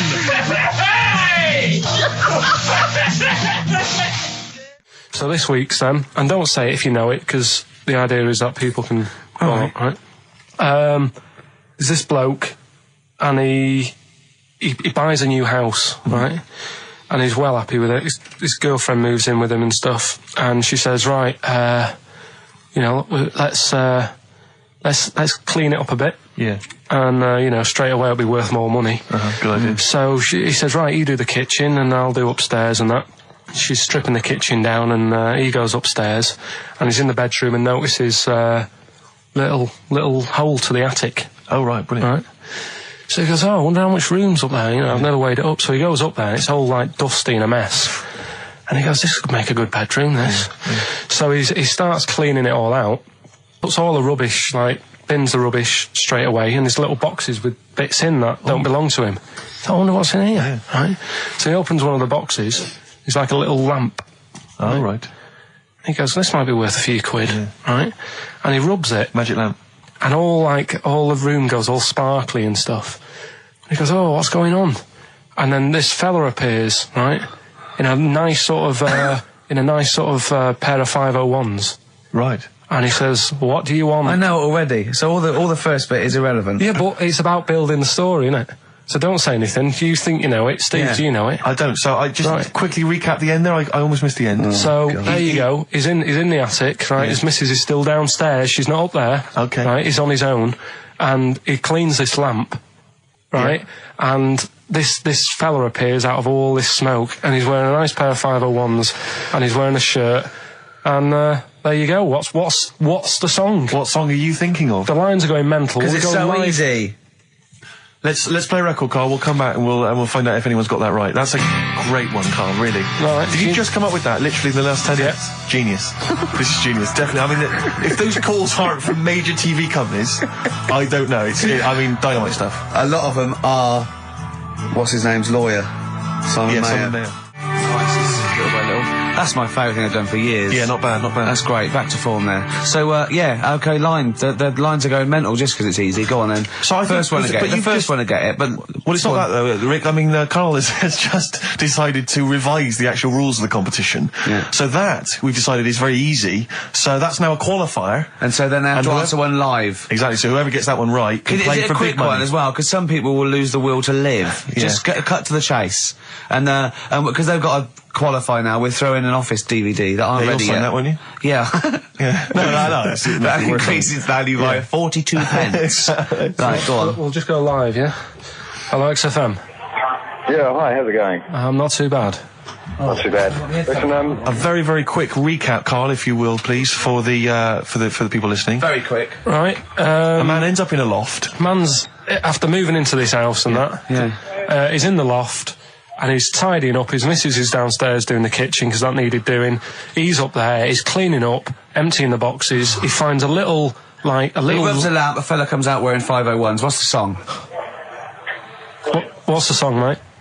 are you talking to me? Yeah, sorry, yeah. Oh, look, I'm sitting in this bar, right? I'm not ringing up relating to anything that's going on right now. I'm after one of these armbands to go and meet Bowie on Monday. Can you help me out? What? What? Piss off. You can't say that to our public. Yes, I can. What I can't bear is people begging, Rick, on the radio. You know, I can't bear it. Is that the Australian People bloke just who's got the Bruce screaming, Springsteen he's got- tickets? Hello, XFM. Hello. Hello. Are you phoning up for an armband? No. No, Okay, great. Gene Genie, of course it is. Well done. Well done. Right, what's so your name? Everyone else can ring off now because this. Well, she might not take the challenge. What's your name? I'm sure she will. Hello. What's your name? Christina. Christina. Right, do you want to take on the challenge? Yeah. Yeah? Oh, Right. So this is for. She's already won a couple of CDs. This is for the Office DVD. Right. Okay. Signed by Ricky Gervais. Did you witness a murder while you were doing this? Yeah. It was like that sort of Sliver film where that bloke had loads of tellies watching Yeah, people's sure. lives. So that was going on in my mind, and then I was washing up, and I picked up the plate, and I thought, oh, it's amazing, isn't it? The human body, the way you can just sort of, you know, I want to pick that up, and you do. Yes. And the way your hands work, right? You've got 5 little digits, but it's just the right amount to do what you've got to do, right? So I'm cleaning the plate. Sorry, Carl. Stop. It's just the right amount. Might be one of the most genius things I've ever heard said. I would love David Attenborough to phone you up and say, Carl, how do I word this about the evolution of the mammalian front limb? Just go, we'll just say it's the right amount. But it is. It is, One of course extra it would is. get in the way. Yeah. And one less would just make it that little bit more tricky when picking up a bit of a slippery dish. Sure, or buying gloves. Yeah. A slippery dish. So then I was thinking, imagine like going to the doctors and he's saying, yeah, everything's all right, your heart's good and everything, but Your art's good? What, your Larry's, or...? yeah, your heart, you're in good form and whatever. Sure. Yeah, it's good news. You know, I had Gianno in earlier. He's not looking good. I had fat smaller. But you're all right. But your hands need to come off. Right. Blimey. But That's bad. Like, I'd get a second opinion initially. But a better good news, I've got a nice pair of feet I can Sure. sort you out with. Yeah. And he puts them on, and then I was thinking, right, first of all, washing up, what would that be like? I thought, Steve. that'd be tricky. And then the second thing was, it'd probably ruin the sort of the shape of your jumper. Because you have to keep putting the feet through there. Yeah. And then I thought, I could still cycle in Okay. to work. You could run in. Well, that's the thing. You'd be really fast. Well, that's what I was thinking. I thought I could still cycle because I could balance, and then I thought, but the only thing is I probably couldn't pull the brakes because of the little short things. Yeah. And then, like you, I thought, but then again, you're running in half the time. So that's what was going on in last night. So she said, yeah, it's a nudist speech. So I said, well, why? What? I said, we're all mixed. It's all mixed up. Normally on a nudist beach, it's a nudist beach and you don't go wandering on there when you get clothes on and that. So it annoyed me a bit because there wasn't any signs. So this fella's getting closer. Well, the knob out was a sign. Yeah. Right, so he's getting closer. And he walked past me. It was an old fella. And he walked past and he had a hat on and a little pipe and a big rucksack on his back. Right, so it got me thinking. Not strictly naked. I'm walking along and I'm thinking, right, why do people want to do this? So straight away, I wasn't on holiday anymore, because most of the time when I'm on holiday, I don't think about anything. Right? Your mind's a blank. I just switch off. Right? But all of a sudden, this has got in my head now, and I turn around to look at him, and... Check out his arse. And this bag, right, I swear, it was massive, right? What? You had a massive bag? The bag. His rucksack? His rucksack. Oh, right, okay. When he said there was an old couple coming towards me, I said, what was lower, the bloke's bollocks or the woman's tits? And he said, well, that was another point. She might as well have worn knickers. Because you know, so you can see it. That's what he said to me. So you saw the bag? So it annoyed me, yeah, because the whole idea in it, this is what I think, I mean, I might be wrong, right? Might be wrong. Chances you never have been. You never have been before. Being nudist, right? What's it all about? So I'll tell you, on that point, Carl, let's play a tune, let's come back and we'll discuss... What are we going to play? We'll discuss that very issue. We've got some ideas, we did chat about this last week, Carl, in your absence. Alright, well, we'll play the choral. Okay. It's a good one, this. Yeah. I'm sure if there's a doctor listening or a nurse, they will clarify that if they pump you with all sorts of stuff, it wants to come out. Right. So you're sat there having a serious chat. It's a quiet hospital. The woman next door with the blue hands suddenly starts seeping gas, right? Well, I start laughing. Because if there's one thing that makes you laugh, it's like... It's a 98-year-old woman with blue hands fine. So you try to hold it in because it's a really quiet hospital and it'd be obvious that I was laughing at, and I didn't want to be mean, but it was funny. And then it got me talking about my auntie, because my auntie Nora, she same thing, pumped her with loads of drugs. She used to have a cabinet next to the bed is like boots. She's got loads of stuff, right, for all sorts of stuff. And I mean, she's not that old, but she's on loads of stuff, right? She's a bit coked up, is she? She called up my mum once. And, yeah, you told us this. Go on, tell it again. And she said, "Oh, how are you doing?" And that. It's all right. Bit worried though. My mum said, "Why? What's up?" She said, "I've been breaking wind." So she goes, "Well, you know." She says, "No, but this one is going on and on and on." And she was like, she was like, what do you say? What's like passing wind, farting for 5 minutes. one thing, not like, you know, trumping and then nothing. Yeah. Continuous drone of a fart. I'm eating. Hey? I'm eating. So am I. Carl, you have to carry on. Right, yeah. We're all eating. Oh, crisps, food crisps. So last week, yeah, you were playing your feature, that song, I Shouldn't Switch Off Because I'm Enjoying the Story. Yeah. And we played Living for the City, only you played the single mix, which doesn't have the entire second act, if you will. Yeah. So, Carl, you've not heard it before. You're excited. Heard it before. You're excited to hear the second act, because as far as you're aware, there was a young guy, he's living with his family, they're fairly impoverished in Mississippi, but, you know, they're happy, they're getting on all right. But you're not even aware that he's moving to the big city. No, it just fades out. Well, that's the city in question. I mean, I've liked this song for, must be, you know, 3 or 4 years, and I've always listened to the single version. I had no idea that I didn't know the full story. So, yeah. It's not, I mean, and I know your attention to detail, you like to know the full story, like, where everything was. Well, the whole idea of the feature is to say, you know, you've got to listen to the song. Where was the lead plate thing? That was like a few years back. Where was it? In Britain and Scotland. Yeah. It was a problem all over the world. They had to deal with it. You're making it up now. Is it something you saw in Lord of the Rings?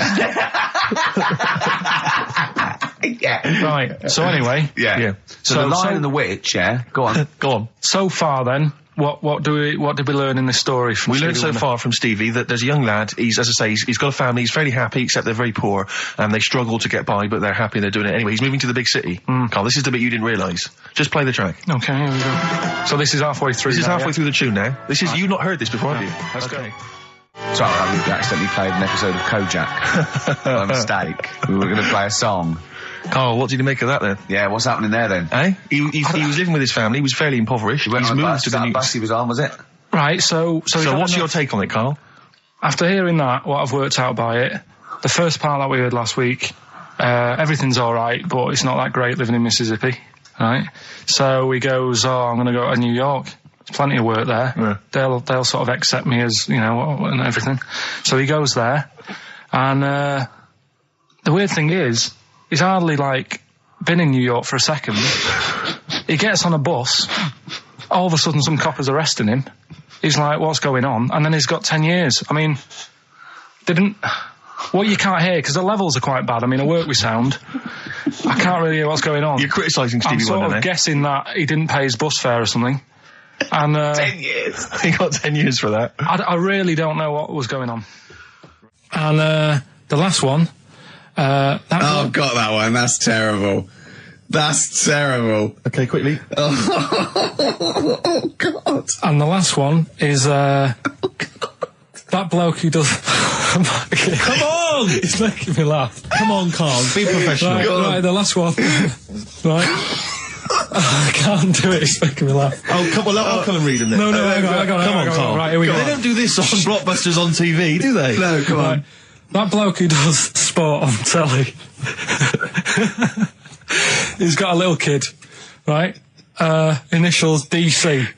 What? Is that, I'm was that the completely clue? confused by that. Was that the clue? Yeah, that bloke who does sport on telly. Yeah. He's got a little kid. Initials DC. Okay, is that a band? Or an artist? It's I'm not A cheese. This is a well-known sandwich. Is it? What is it? Is it a band or an Right, artist? so just quickly recap. Okay. It's a Come on, Carl. Right, Come on. quick recap. The first one is B. I don't think them birds should be around in this area. Right, that's B. Right. Second one, he doesn't like women, yet he's got a few kids. It's a bit weird. That's PD. And the final one, that bloke who does sport on the telly, he's got a little kid. Right.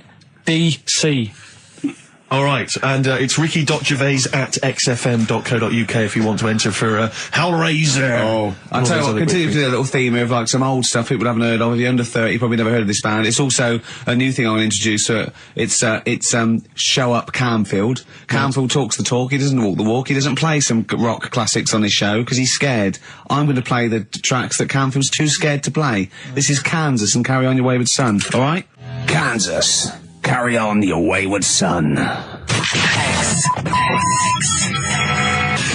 No, like, again, I spoke to you in the week, and I had much better things, like when I tell you about Brian Blessed climbing Everest, and for some reason it made him, it played havoc with his belly, and he followed through, and he had to clean up. Shut himself? Yeah, using ice and snow. Why are you telling me that Brian Blessed, in what way is telling me that Brian Blessed shit himself once in any way educational? Because I was saying how he was climbing Everest, right? Right. I give it to him, he's an actor and that, but he gave that a go. Yeah. Right? It played... What's the point of that, you'd say, wouldn't you? You'd say, God, he's you know... So he's alright. Me doing a boxing match for no reason is rubbish, but him climbing Everest and shitting himself... Yeah, he did that. It's commendable. Right, and he's only gonna, like, go and do it again. He's gonna climb it again. Yeah, but he might not shit himself this time. Yeah, but what's the point in going? Nothing's changed up there. Yeah, good point. Yeah, Where's you been? Well, it has. They've probably cleared it up by now. Like, but, it's slip on it. I can't even be bothered telling you this one, because... Come on! To be Just honest- do it, or do it now! Steve, how we doing? Look, no, never mind that. Look, just tell me what that means. Oh, he's a nuisance. Oh, this is so annoying, Carl. I'm gonna go mental. Right, talk. Right, listen, I'm just putting this in here, right? Right, nuisance is a bit of a nuisance. Yeah. Apparently, the old fella who used to hang people... 1700s? Yeah. He used to be able to tell somebody's weight just by looking at them. Right? That's a bit of a bonus fact. We'll be the judge of that. The thing that I wanted to tell you is money for old rope. Do you know what I'm saying? I can't even be bothered. Yes, you're gonna tell me now. Come on, Carl. Right, I mean it. Basically, money for old rope came from the... Right. What was all that about? You can tell someone's weight. What was all that bonus for? fact. And Brian Blessed shitting himself. What are you... What? Look, no, tell me that now. You nearly made me swear then. I'm getting really annoyed. I'm getting really annoyed now. Tell me this back, Carl, or I'm gonna go mental. Come on, Carl, time's running out. More that people, years ago, when people used to be hung, right? Right. If you didn't like the person who's been hung, you'd go, God, I really don't like him. And so you never forget the time. Because if they're being hung, we take that as read. Yeah. So they never forget afterwards to get the hangman to get the rope and to cut it up into little pieces, and he'd sell them. He'd sell the little pieces of rope to people. See, Carl, that's the most interesting thing, if it's true, that you've come up with. Right, okay. And so what's... So they sell the rope. They sell the rope, and it's money for old rope. Money for old rope. Meaning, like, you know, God, it's easy to make money. That all they have to do is cut it up and sell it. I'm cynical. Sorry, you were telling us a story about... So anyway, she'd get the newspaper, right, and she'd stick it in front of my eyes, and... what does that say? Go on. So she'd... You inherited a lot from your mum, didn't you? So she'd cut me fringe, right? Yeah. Well, then she'd go, oh, it's not straight. It's not very good. So she'd go again, and she'd keep going, and the problem is... that why you're bald now? I was to say, is this that you have got hair, but she has to get it right. Yeah. It takes her to the back of your neck to get it even. Yeah. She sort of removed the newspaper, and she was like, oh, God. And I said, what? She goes, oh, I'm sorry. And like... What, did this happen every Sunday? Can I ask you, Carl, when she was cutting your hair in this picture, do you think she was maybe sidetracked by an interesting article in the paper and really wasn't paying attention to what she was doing? Or did her favourite hymn come on? Yeah, indeed. And she started or Compo was rolling down the hill. In a bath. So yeah, I ended up with, like, you know, a fringe sort of on the back of my head, because she just kept going further and further. Right, there's a little midget. Right, there's a circus. I'm loving it already. Circus going on somewhere. I think it was in America. And is that present day or old times? I'm talking like in the last 3 weeks. Okay. Right, little midget. Circus, really packed out show. People are loving it. Steve, you're asked the same question I did. I know. So there's little midget jumping up and down on a trampoline. What circus is this? Right. I'd pay good money to see it. So everyone's clapping, and he's getting carried away. Because he can't believe they're loving it. I didn't know they'd like a little person on a trampoline, but they love me. But you know what it's like when, if there's a crowd of people sort of encouraging you to sort of go higher and stuff. Yeah. And I'm sure he knew it was getting out of hand. But he was jumping, and he was coming down the road going higher, and he's going really high in the air, right? So he's doing this, crowd are clapping. There's a hippo, right, just sat next to the trampoline, getting ready to come on and do his act. Oh, right, I thought he was in the audience. Getting ready to do his act, Steve. Yeah. So he's a ventriloquist. What do you mean he's sitting by the trampoline waiting to do his act? Because why do they sit in the dressing room and they go, 5 minutes, Mr. Muss, 5 minutes, Mr. Muss? So anyway, right, so the hippo's there. He's getting annoyed, is he? Because the midget's he's going, how can I follow this? This is really annoying. They're going to be, no. So he's thinking, he's already done the trampoline, my pogo stick act is never going to work.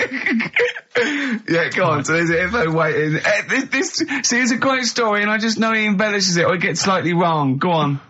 So there's a midget jumping up and down. The hippo's getting annoyed. The crowd are going mad. The midget's loving it. Can't believe his luck. Although you think he probably knows he's dicing with danger. Yeah. So next thing you know, they're all saying higher. He gives it one big, like, heavy sort of landing on the trampoline, goes really high, but goes off at a funny angle. Oh, hypotenuse.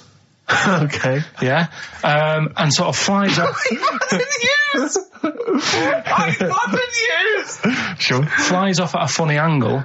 Ooh, dear. Hippo's there, swallows him whole.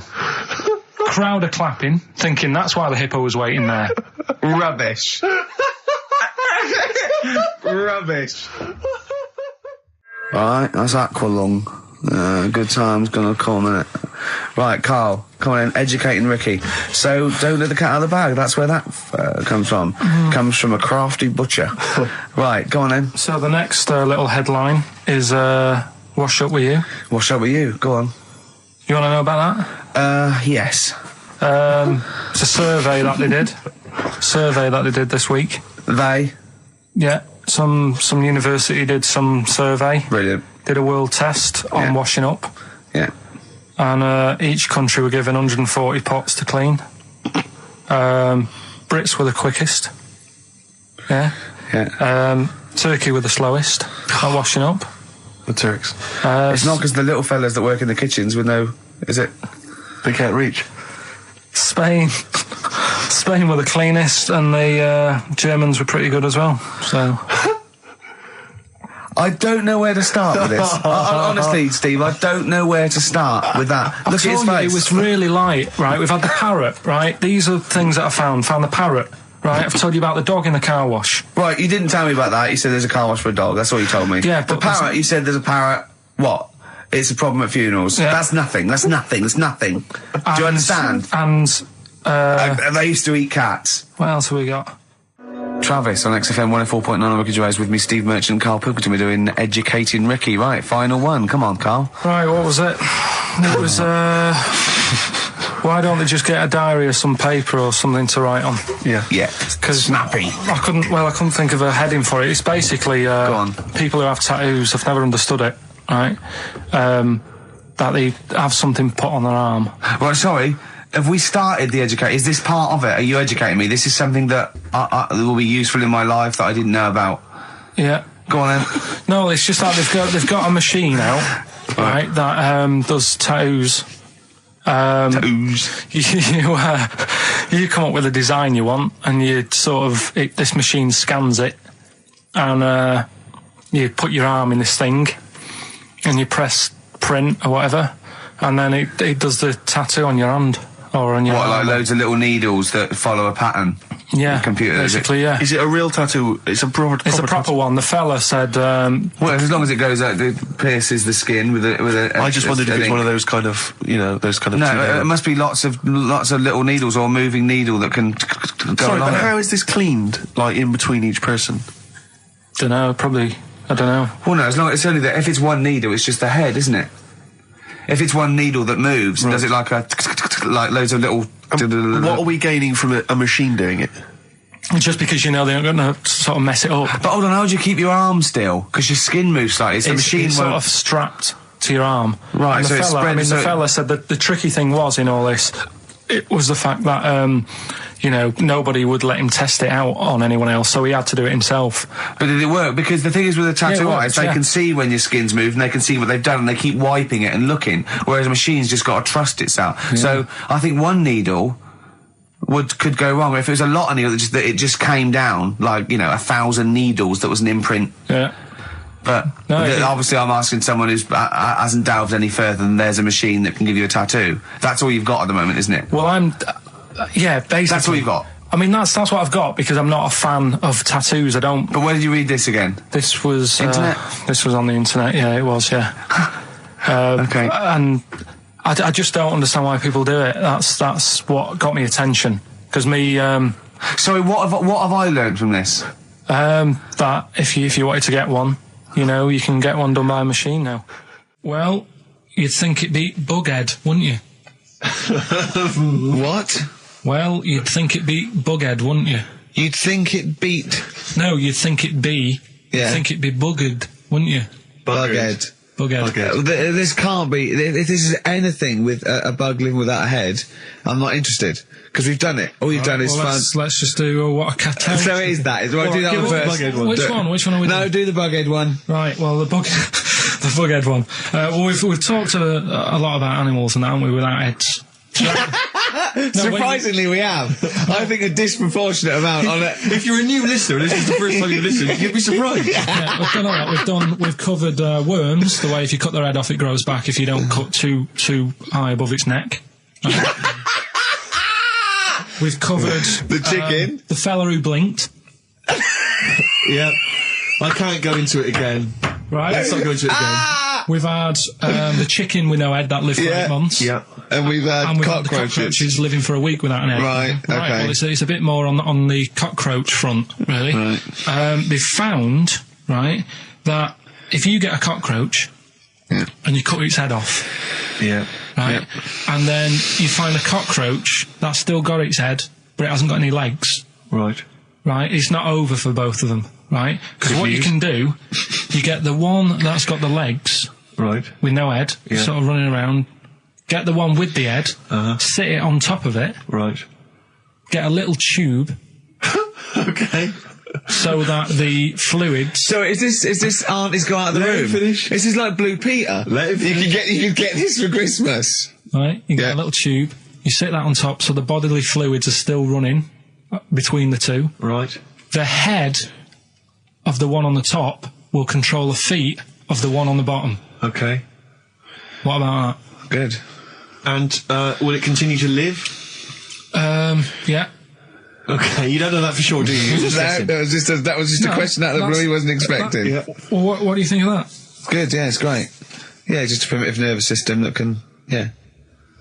Did you expect us to be more impressed and excited by that? Did you fall off your chair when you read that? Did you literally topple off? Snowbird from Mark Eitzel, part of his covers album. He's so happy that the XFM listeners understand his stupid clues, and he knows it annoys me. We've got some right answers. We'll be getting out the answers just quickly, just in case someone sort of missed one of them. I'll just quickly do them, yeah? Yeah, go on. First one, there's a load of letters. There's a load of letters there asking for advice. Put them on Claire's desk. Oh, a Merry Christmas. Ask your mum if you should. Oh, a Merry Christmas. And a couple of people were arguing in the supermarket. It was Christmas, that's why. Counter. And that's B. Okay, we'll give those answers out shortly. Yeah. Right, here's the last clues of the year. You had, there's a load of letters there asking for advice. Put them on Claire's desk. That was F. That was for foreigner. Foreigner. I don't know what you mean. Claire Rayner, she took advice, she gave people advice, so that's a foreigner. That is shit. Right. I'm sorry, that might be Christmas, that is absolute A dark. lot of people got the right answer. I know, that annoys me even more. The second one, ask your mum. Foreigner. Yeah. Foreigner. Second one, ask your mum if you should. That was S. That was Shalimar. Shalimar. Right? No, bizarrely, what was the clue there? Ask your mum if you should. No, we got a lot of people saying Smashing Pumpkins as the answers to that. But I don't know who's saying that to their mum. Smashing Pumpkins. Merry Christmas, Mum. Smashing Thanks Pumpkins. very much. Nice bollocks. Yeah, exactly. Oh, that's great. That's great. Right. Smashing Pumpkins. Wow, here's a bit of a turn up for the books. Karl Pilkington on the line. Right. Yeah, where you been? I'm off ill, aren't I? Right. Okay, what's the matter with you? Just a bit bunged up and that, and got the shakes, got that sort of, that shaky thing to get. Yeah, that's because you didn't eat last time when Suzanne was at work. Yeah, well, I think that's what brought it on. Plus, she was away in the week and I put some wet jeans on. And I think that's what's caused the problem. Well, when did you put them on your head? No, they were just on the Maiden and the legs felt dry, but they Just were on the what? On the what? Have you got the Maiden? What was she doing there? What do you mean? On the Maiden that you put clothes on. What? Your clothes horse. Maiden. Your clothes horse. Well, yeah. Right, okay, so you put wet jeans on, yeah? So that's why I'm ill and that. I'm not having a good time. I've been watching the football. So you're just sitting at home watching telly where you could have been sitting here? Well, I would have been better off there because I've got a chair there. I've got no chair at home at the moment because I sold it last week. Why did you sell a chair? What, you only had one chair? What? Look, can't we just, I just was calling up to let you know I was alright and that. We're not interested in that, we want to know about the chair. I sold it. I had a little two-seater and I sold it because I'm getting a new one, but I've got to wait another month. So you've got to sit on the floor for a month? So you sold a chair before you had another one? Well, she might not have wanted to buy it in a month or something. So I got rid of it whilst I could. She was alright, bloody. We'll talk about that next week. Oh, you're going to be in next week? I look forward to that then. That's a dynamite piece of radio to tune in for. The day Karl sold a chair. Brilliant. Alright. So you alright then? It's going alright?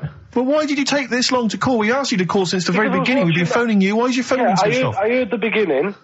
I heard the beginning of the show. I thought, yeah, it's going alright. Did air and stuff. Turned it off.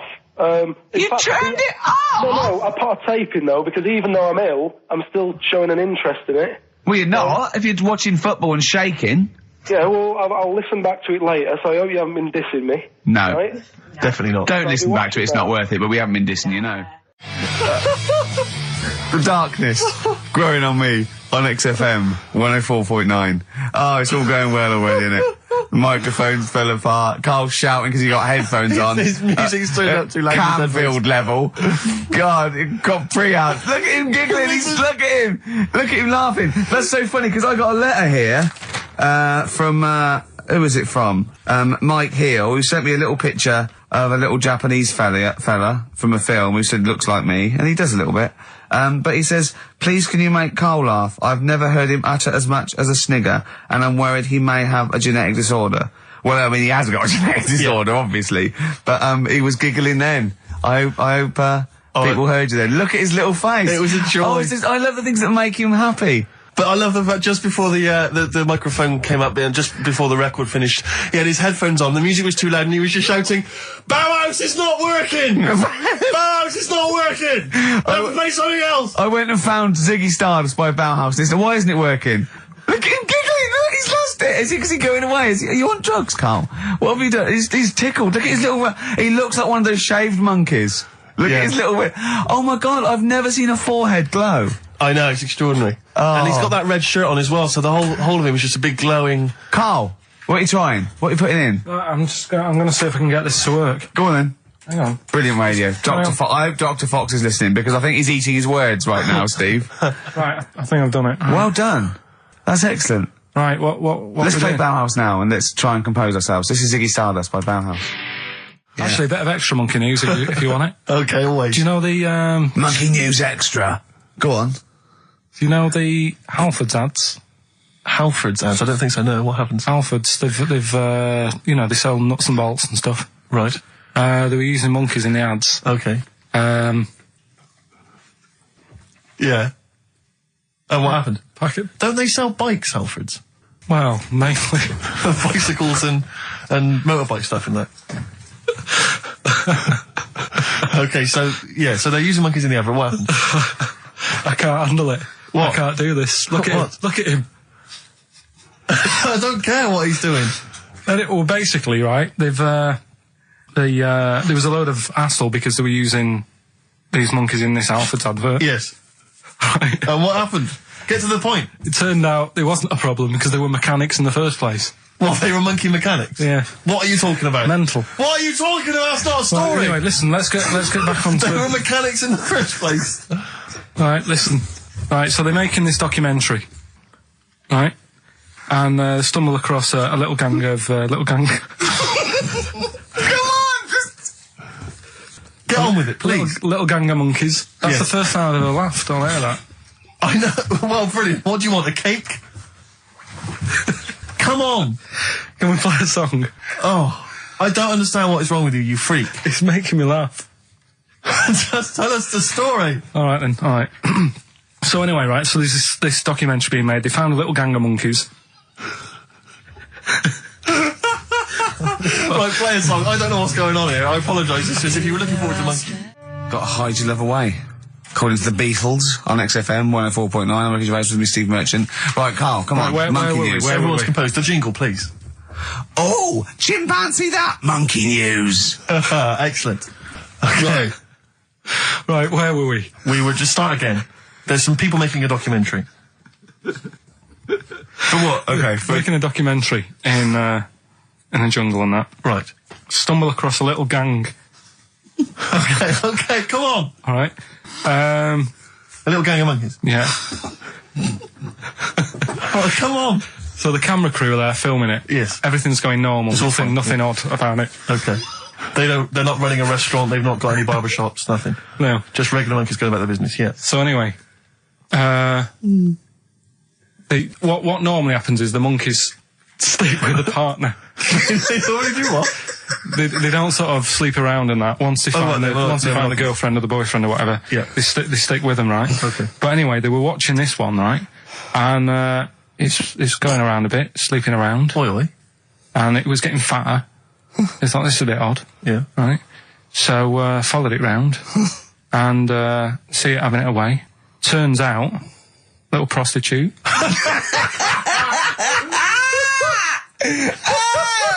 Oh, God! It's a little monkey prostitute. And it was getting fatter because it was charging them bananas. What a load of old rubbish. It's charging them bananas! What was it, a boy or... It was a... Woman. Little woman monkey. That's the most extraordinary monkey news I've ever heard. Oh! That is genius! Has this documentary been televised? I don't think it's been on yet. No. And that's all the information you've got? Yeah. And is that's one banana for everything? Now, half a banana is for... Just oral? A paw job. Right. If you want full-blown monkey sex, it is 2.5 bananas. Sure. So, Let's just play a song. Okay. Let's just play. All right, well, this is our penultimate show, so we're back next week. We're going to make it a barnstormer, I'm sure, lads. I want 100% behind it, 110% next week. All right, none of this giggling, none of this infantile giggling, like two schoolboys. Right. All right, we're going to come back, we're going to have some quality monkey news next week. We're going to have all kinds of treats, I would have thought. Okay. Some great prizes. All right, are we okay? Yeah, We're all best show. behind that. Let's make next week the best show ever. Good luck. If you miss it, then you miss out. We're ending with a track from a couple of years back. I think it was 92, 93. Dinosaur Jr. Start Chopping. Play that. Start playing. Forget Start Chopping. Start playing. All right. All right. See you next week. Yeah. And another bit. This was the best one, right? Grab it! Right. There's this fella, and he was on his bike, right, Yeah. cycling to work or whatever, and he sort of sees this thing in the corner of his eye. Right? Literally in the corner of his eye. Or you mean he saw He just said he saw in his something. peripheral He vision? saw Okay, something yeah. and thought, what's that? Yeah. So he thought, oh, doesn't matter, whatever. And he stops off at a cafe, right? Get a little scone, a tea or whatever. And he goes in there and he's sat down, and the waiter comes over. He says, yeah, what do you want? He says, I'll have a scone and a tea. He goes, all right then. So he goes to get it, comes back. As he puts the tea and the scone down, his face is like, what is that? Right? Like a look of frightenedness on his face. Right? Drops the tea and legs it. So the fella's going, what? So he legs it after the bloke and goes, what? And he says, oh, something came out of your nose. That was massive. Sorry, something came out of the Listen, this guy is all serving. true because people would have watched it, so don't start saying it Sorry, didn't but hang on, I happen. just need to clarify. The guy on the bike... I don't believe he ran away. Wait a I minute. don't believe he legged it. I don't believe he had a look of frightenedness on his face, and I don't believe he said something massive came out your nose. and I don't even believe he had a cup of tea in the scone. These are the things that I think are embellished. But who had something coming out of his nose? Was it the guy serving the scone? The one who was on the bike who ordered the scone. Yeah, but what was came out of it? his nose. Yeah, what was it? Came out of his nose. Right. So he goes home and he thinks, I've got to sort this out because it's not good and that. So he But what? No, it was out of his nose. So I mean, it poked out of his nose. It didn't come out. It just said hello and then it... It was like the maggot in the head. Yeah, He just yeah, popped, it just- popped his head out, had a look around and went back in. Why Like, did the bloke drop the tea and run? well, it's weird, isn't it? All right, so he goes home. He goes home and he goes, oh, God, you know. So he sits in front of the mirror and he's sat there waiting. This thing comes out. Again, sort of looks round, goes back in again. So he goes, oh, No scones. right. No, it's... So he goes, I've got to sort this out. He goes to the doctor's, says to the doctor, I've got something up my nose. It just keeps coming out and having a look round, going back in. Didn't say So that. the doctor's like, oh, I haven't heard of that before, right? Didn't say that. So sat there. It does it again. The doctor looks, frightened again. Runs away. Yeah. He Well, he's got a look of frightenedness on his face. he had a look of medical frightenedness. He dropped his stethoscope and legged it. No, he said, I know what it was. So what? So you got a leech up your nose. He had a leech about that long. What's radio? Well, how long's that? 4 inches. 4 inches coming out of his nose. Next time it stuck its head out, he grabbed it, pulled it out. That's horrible, though, isn't it? Isn't it? Can I just remind people, just let people know, when Karl was saying it was about that long and Ricky said 4 inches, he was using his fingers. Oh yeah, he didn't have his There's nothing else the there. fella out. No. So he had a leech up his nose. How did he get a leech up his nose? I don't know, again, I'm not that bothered about that bit. Buy it if you want, not bothered. Think about it. Come back, right? Come back if you want. Start again, Carl. I lost halfway through. Right, start that second one again. Right, well, you can buy...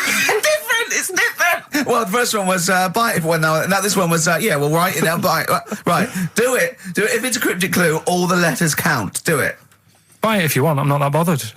Think about it, come back, check some other places out first before you No, that was a crossword clue in the Times. So we got no time for other clues. Right. So that's SC. Right, do that clue again.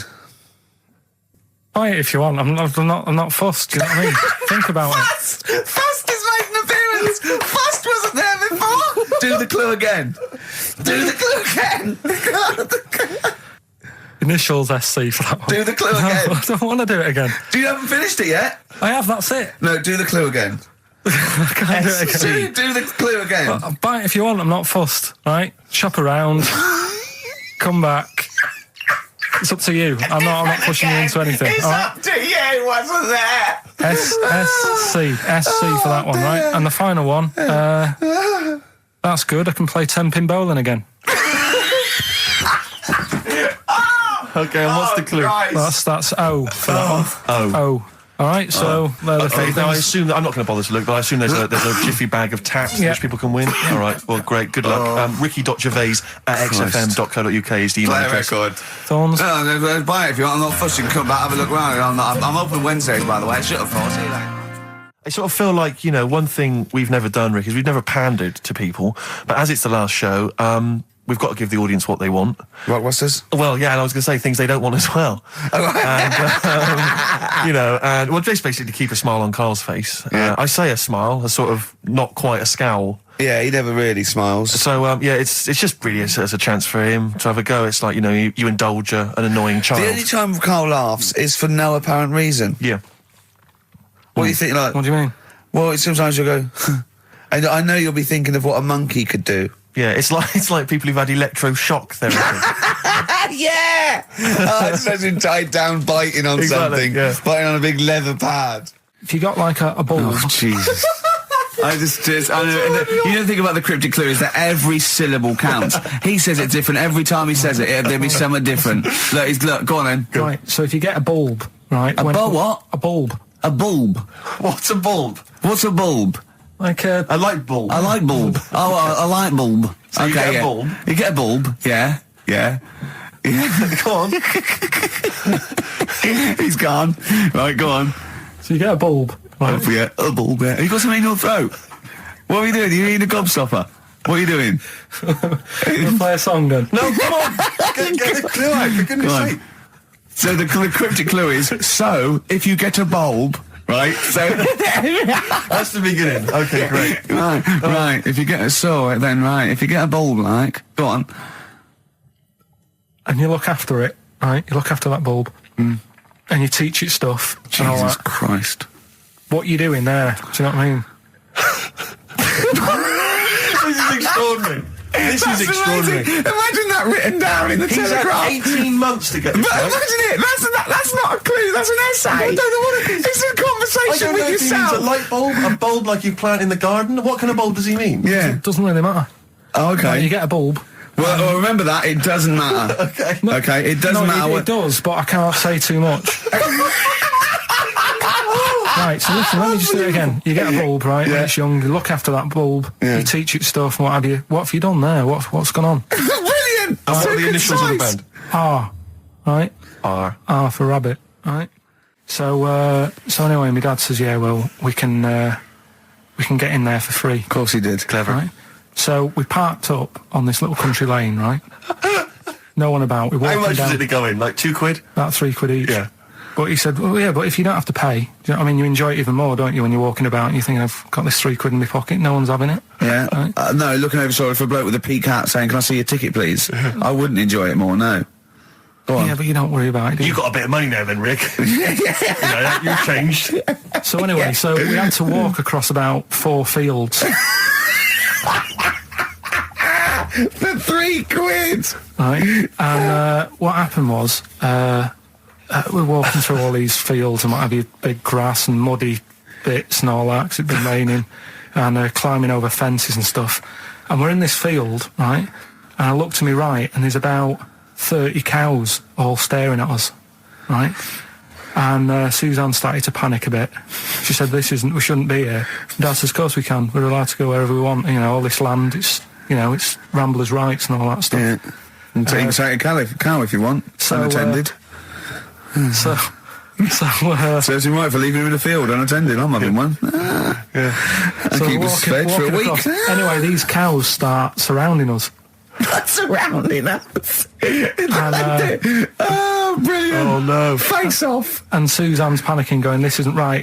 We're not going to make it to the fence in time. They're moving faster than us." And he started sort of running a bit. Wow. And It's like Dad some was kind of bovine West Side Story. Don't A gang of cows coming at you. don't worry about it and stuff. But my dad had to sort of stand there and like wave a stick at him. Of course. And we got away, but Suzanne was like having a bit of a sweat You on, got away. saying, you know, we could have got killed. Sure. And my dad saying, no, it never happens.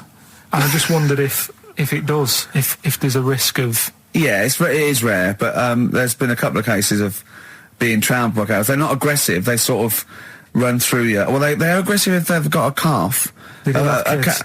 What? You had kids with them. Kids, yeah. That's goats you're thinking of. Yeah. Maybe they were trying to sneak into the gnome thing, and they were worried that, like, if too many people did it, they thought some cows, we can just sneak in. They Where were trying cows, to, yeah. no one's expecting cows. And the cows were going, walk upright like you're human. Don't walk upright. They thought you'd blow their cover. Yeah. Yeah, people have been killed by cows before. Yeah, well, that was like the highlight. I actually weed in one of the back of the speakers. Did you? Yeah. Yep. But it's mine. I've got to get that fixed. And then, you know. Yep. I thought something. Go on. When the electrician comes round, right, to fix my stereo, okay, they go, what happened to it? I said, I'll pissed on it in the shop and that's why it's mine. He went, oh, fair due. Yeah, well done. Right. And he goes, right, that's 40 quid. As I hand over the money, just a little dribble. It's mine again. That cash is yours. Yeah. Fantastic. Yeah. Oh, it's so easy. You'll never have to pay another penny. I know. It's a shame we don't live in Ricky World. The Manic Street Preachers on XFM 104.9, and that's if you tolerate this, then your kids are going to get it too. The Spider and the Horse. Oh, remember that? It was great. Yeah, I don't really want to go into it. No, we had this idea last week, like, for Czechoslovakian sort of short. Right. Czechoslovakian animation. Yeah, with... That would be the music, obviously. Yeah, it's called The Spider and the Horse, and it's obviously a satire against the government, and the bloke, quite right, has been put in jail for the rest of his life. Yes. Yeah, and Jesuit coming around opening old wounds. Yeah. They were just healing, right? And the horse, we used to have, is a wicker horse. It's a little wicker horse with a little sombrero. Probably the sort of thing you'd buy if you were away in the Torremolinos. And the spider is just a blacked up crab. That's it. It's a crab playing a spider. Yeah. It's a wonderful cartoon. It's called something like The Inhumanity of the Eyes of March. Yeah.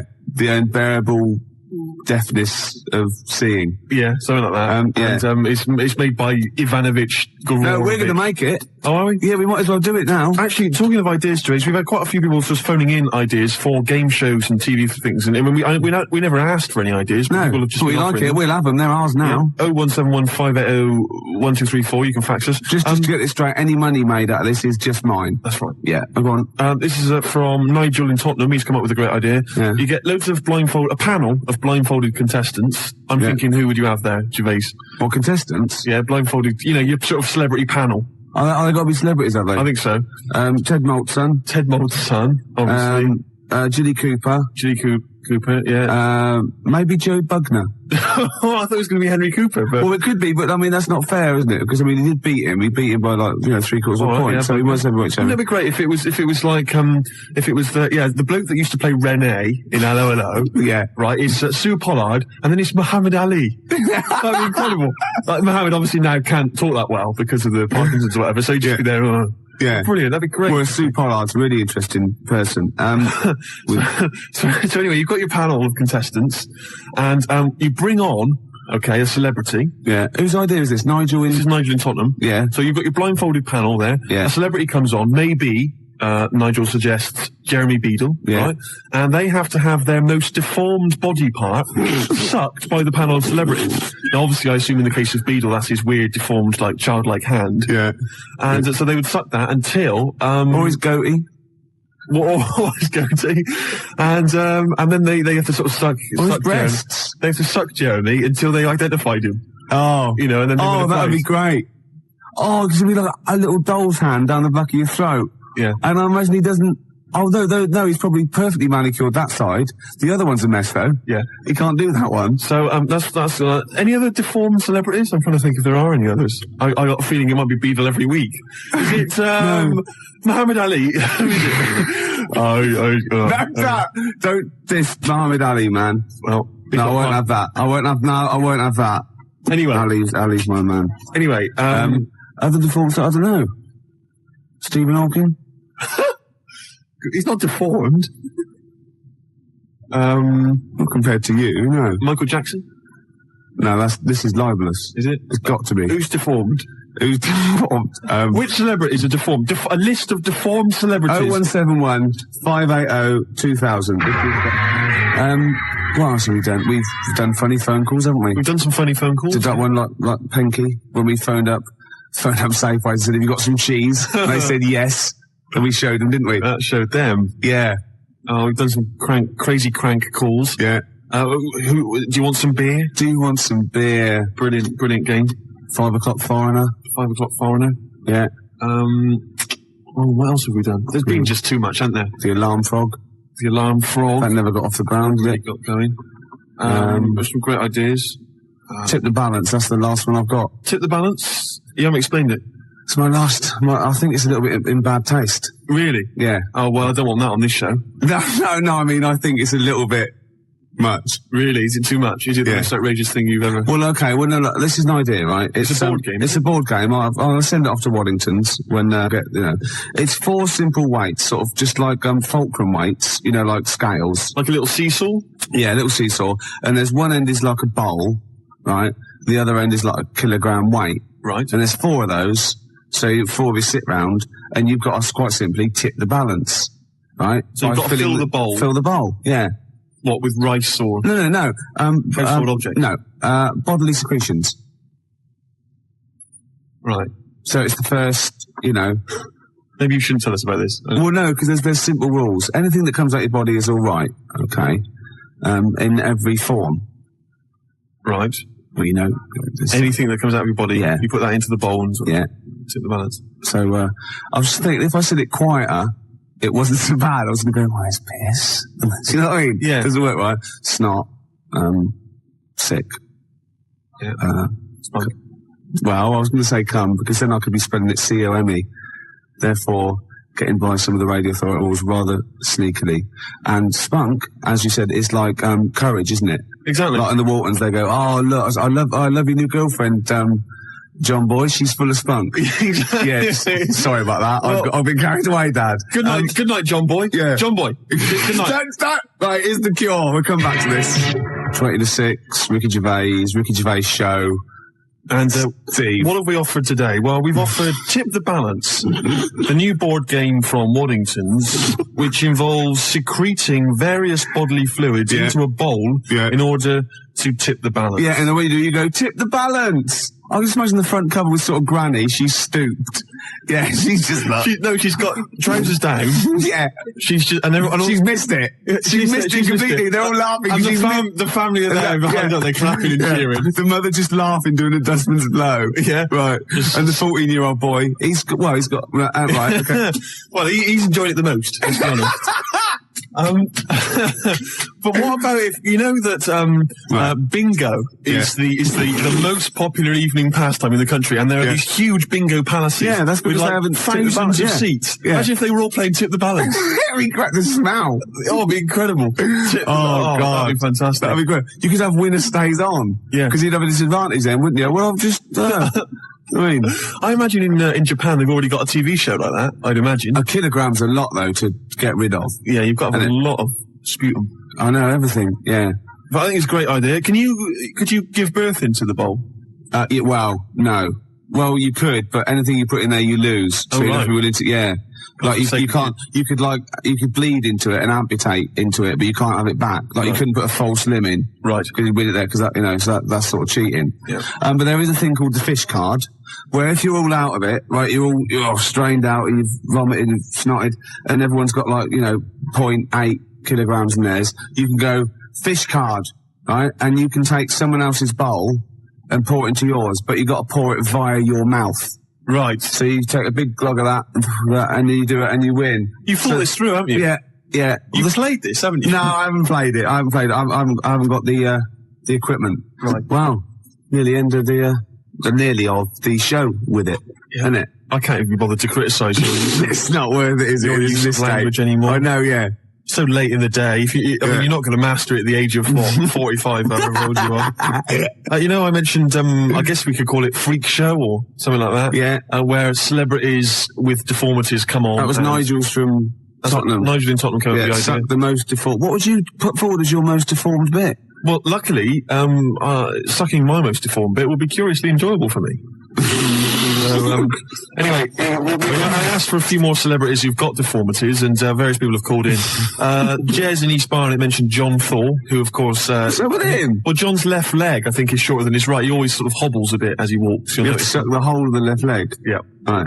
So that's... Say that again, Lewis.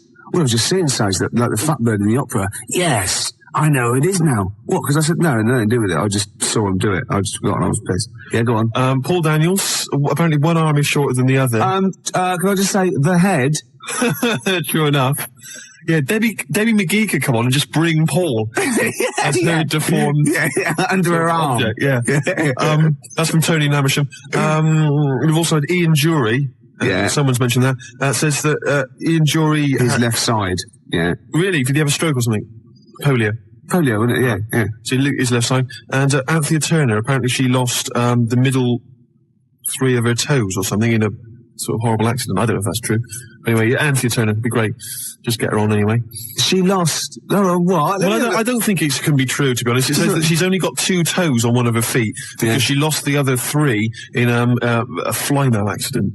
Oh my God. But I don't know if that's true. So it's when you used to go to school and say had a fight with the lawnmower. Yeah, she did. Yeah.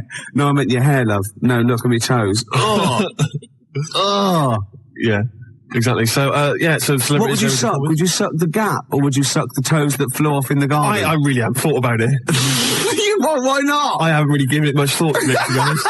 I just got time for one more song, then the news. I'm not going to do this for any one computer. If we've got any news, remember last week? Goes up, there's no news. Yeah. Oh, sorry, there's no news. Yeah. No news. Must be news, some news, wasn't there? Yeah. Give us last week's. Anything. You usually do. Right, it's Lloyd Cole, and are you ready to be heartbroken? I got Sandy Shaw's version of this. Cheers. It's not interesting, is it? No, not in the slightest. 104.9. That's it then. Sorry, put your headphones on. Sorry, it's got a toilet roll holding down the microphone because it's broken. I've been working on one computer. The whole show's been a debacle. Yeah. You know why? Because we're no good and we don't plan anything, and that's got to be stopped. Exactly. You know what I mean? Someone should stamp that out. I'm getting sick of it. Yeah. Do you think I like just turning up, often inebriated with nothing to say, abusing people, breaking? Do you think I like that? No. I know. Well, I want to play Bob Dylan. But at the same time, Rick, in our defence, we don't care. Not only that, we're getting paid for it. We're not monkeys, all right? We're not performing monkeys. No. If people need us to entertain them, then they ought to take a closer look at themselves, I think. Yeah. All right, we've got better things to do with ourselves than have a natter on the radio trying to entertain people. You've got lots of better things to do with yourself, and you often do what I'm trying to present, which is what puts me off more than anything. And I never tip the balance. You know what I mean? You need a lot more. What? No, I was just thinking. I thought I had something to say, but I haven't. Who's Snowden's guests? Matt from Gene. Oh, Matt from Gene, excellent. I like Gene. And who else? And is what's his name? From 3 Colours Red. Pete from 3 Colours Red. Brilliant, excellent. Okay, we better get out of here. Yeah, good. Bob Dylan, it's all over now. Baby Blue. God. All right, Em. All right, see you soon. Cheers. It's all. The track is Celebrity Skin. Ricky Gervais. Oh, yeah. It's a joy. It's fantastic to be back. See if we can boost those ratings for another hour. Yeah. Now listen, you brought a ginger wig with you this evening. As I say, I'm not entirely certain what part of anatomy it's for. Well, it's not from a cock. No, we're going to be playing a sort of like... oh, charming! John Peel can say the F word. That's entirely subjective. That's the name of a band, Ricky. Oh, right. So if I go out tonight and see a band called Suck a Dog's Cock, I can rave about that. Just because he's a grown-up, he can say the F word. He can't say it. Well, he can say it. You're here to play radio game shows. Okay, it's great. And that's what we're going to do. King of the game show. We played Who Wants to Be a Millionaire last time. We did. It was great. No one won the million. They won a BBC pen, though. We gave 3 I actually BBC meant on the pens game away. show on television. Oh, right. Keep up, Ann Hobbs. But we're going to play sort of a version of Blind Date. I've got my mate in. As you can see, he's not the best looking bloke in the world. Well, no. Shut up a minute. Don't embarrass me. All right. Okay. I'll just describe him to you if you want to. He can't get a girlfriend for obvious reasons. He's 6'7". He's sort of got a puce sort of translucent skin about him. He's got bulgy eyes on the side. He's hideous. He's a freak. He's an ugly man. Don't price me outside the market. No, but we're going to see if we can get on national platform to get him a woman stupid, lucky enough to maybe. I've got my idea. Does he have a name? Steve. Steve, okay. Yeah. Steve, is it all right to ask you a couple of questions just to get the girls kind of, Who's she? Juicer. Anne Hobbs. Alan Hobbs. Yeah. Anne Hobbs. Okay. Steve, how big... She's in all the magazines, all the blogs. Steve. Magazines. I've got stacks of magazines. I've never seen that. Steve! No, you wouldn't in yours, no. Have you, I don't know though, actually in this light, have you ever been on the back of any sort of Portuguese playing cards? That's it. On the back of a bus, I've been many times, but not Portuguese playing cards. Yeah. Steve, I need to ask you a few questions, as I say, because we need to sort of ginger the girls up, the listeners, you know. What's that mean? Ginger them up. It means, you know. This is disgusting. You got John Peel saying the F word and getting away with it because he's been in radio a few years. You got her playing things going, you bastard. Then she's saying gingering you up. That's got to be illegal for a start. She's smoking something. What is it? Steve, it's not the crap. girls need to know She doesn't smoke crap. a couple of things. What's your star sign? Hey? What's your star sign, love? What does that mean? Come on, it's When were you born? important. Quick, when were you born? What month? November. Yeah. What is he, Sagittarius? No, I don't know. How big's your appendage? My what? She's getting so adorable. She's just disgusting. I know. I didn't come in here to be insulted with this kind of thing. You can go that anyway, I've can't got you? things to be doing, Gervais. Do you know what I mean? She's the best they've got now. Now they've lost Edmonds and Savile. What's happened to Jimmy Savile? No, he was Savile. good. He's beautiful. He loved the kids. He loves them. I think he still does love children. I've seen pictures. He I loves know, them. yeah. What's We're happened not to Jimmy doing Savile? a particularly good job at tantalising the female listeners. Okay, here. right. He's ugly. He's pig ugly. He's gimp. Okay. He's embarrassing to be with. He's so. What's the number? Give that a number. 0500 110 100. That's the number you need if you want a blind date with Ricky Gervais's desperate mate tonight. Yeah. Yeah. A merciful act, I think, for Can I just any tell about woman. my idea for my own particular lovely game show to go on telly? It's got a big star in it. All right. It's called Celebrity Foxy Boxing. It's not scantily clad women. It's celebrities beating up Dr. Fox for charity. Hey! Just even do a link. You get the crankies come in and kick shit out of them. 0500 110 100. That's the number you need if you'd like to, if you'd like a blind date with Ricky Gervais's best mate. And it's Hobbs and Gervais this evening. Oh, we're playing blind date with Steve, aren't we? Gervais and Hobbs, really. I suppose we've got to ask Steve what sort of woman he's looking for. Yeah. I can't stress enough that he really is. I've seen women laugh when I've introduced him to, and some sort of like get a bit scared. He is hideous looking. I want to let people know that, so there's no con involved. He's a salamander. What sort of woman are you looking for, Steve? Hey? What sort of woman are I you don't need all this, it's like, do you know all this stick?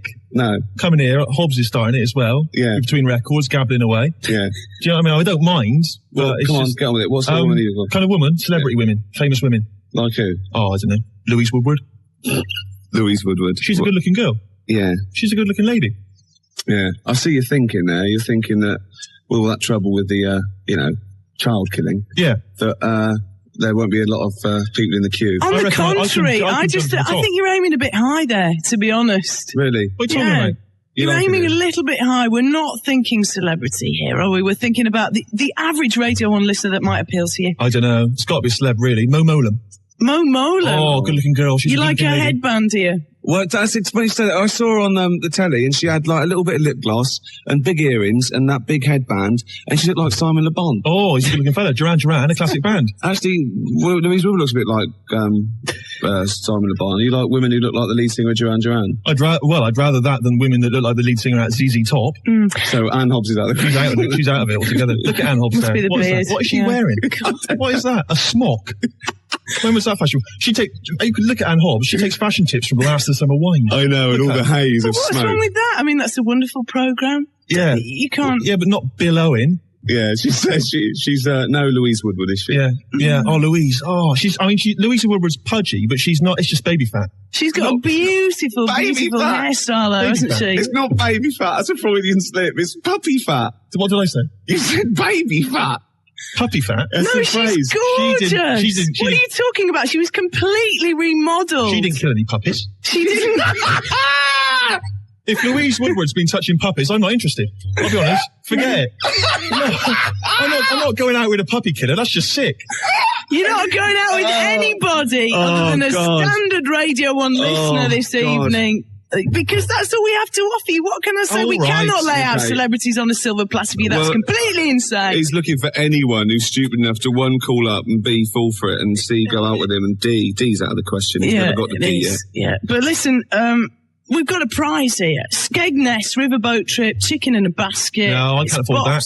It'll be... It's free to the winner and you. That's your date. Hey, it's not bad. I thought it was going to be wine and dine 'em, 25 quid. You can't pay 25 quid to someone to go out with you. What, 50? 50 would be better, yeah. 50 will be alright, yeah. Right, okay, one more record and then we'll stick a caller on. 0500 100 if you feel that you can contend with these sick men, and they are sick, and if they've said anything to offend you, I retract it immediately.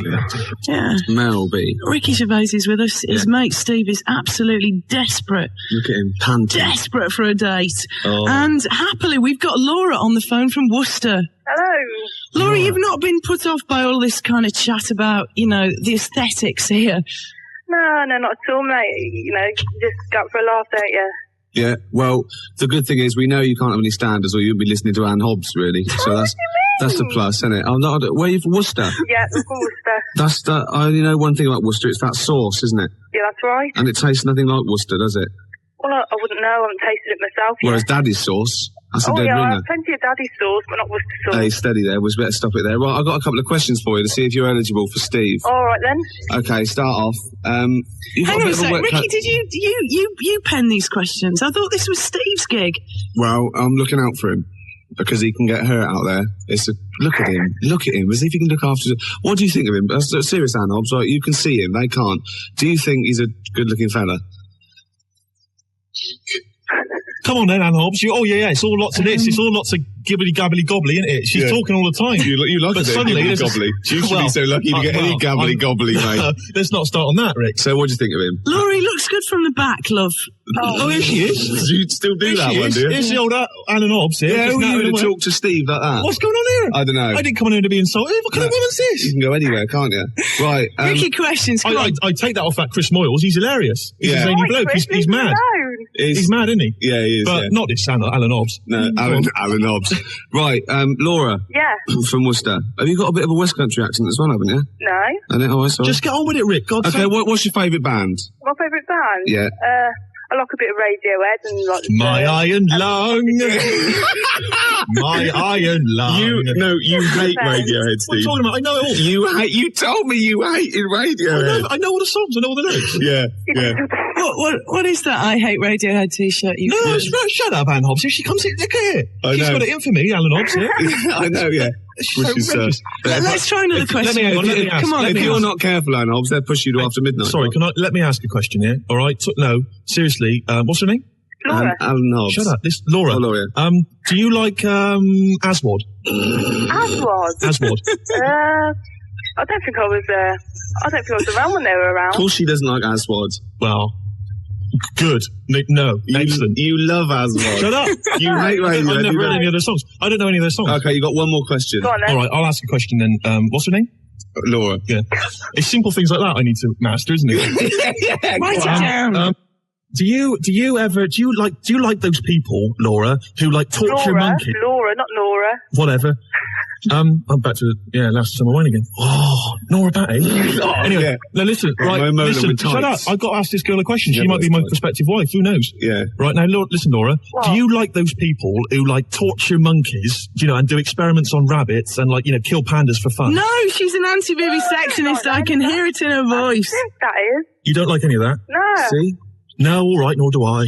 No, sorry, I don't think you're matched, Laura. I'm sorry about that. We'll send you a... No, seriously, Rick, she'll be all right. Can we send her a Blue Peter pen? We can send her a BBC pen. Yeah. Laura, stay on the line and we'll get you address. Are you really going to blow this girl out? She sounds like a dream I'm sorry, to me, no, Ricky. I don't even know. Of course I'm not going to blow her out.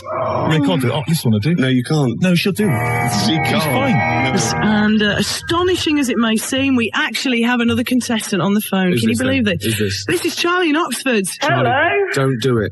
Don't do it. Be afraid. Be very afraid. Honestly, I wish I could send you a photograph or fax you.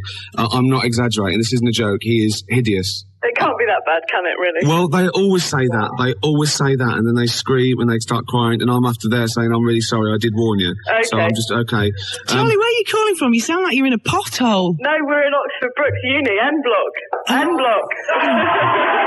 Oh, N Block. Yeah, the legendary N Block, eh? Well, Yeah, not that's Oxford the one. students. Is that people who are bad at the real Oxford? You get put in N Block. We're the bad ones, yep.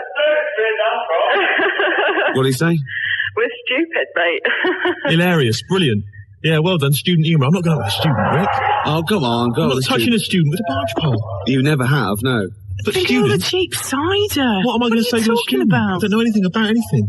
Oh dear. Right, I'll ask you some questions. Come on, Ricky. Well, hang on, are you still there? We're still here. What do you mean we? Listen, it's not an orgy, love. I don't know what you think you're after here. No, it's just me, darling, sorry. All right, it's a meal and 25 quid and then you're off home. All right then, sorry. All right, unless you get lucky.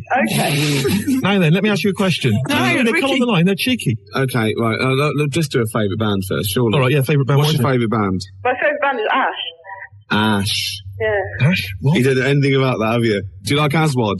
They're alright, yeah, they're not bad. Oh, okay, right, okay. Right, ask me a question then, quick. All right, what's her name? What's her name? Charlie. Charlie, yeah. Ridiculous name. Thanks.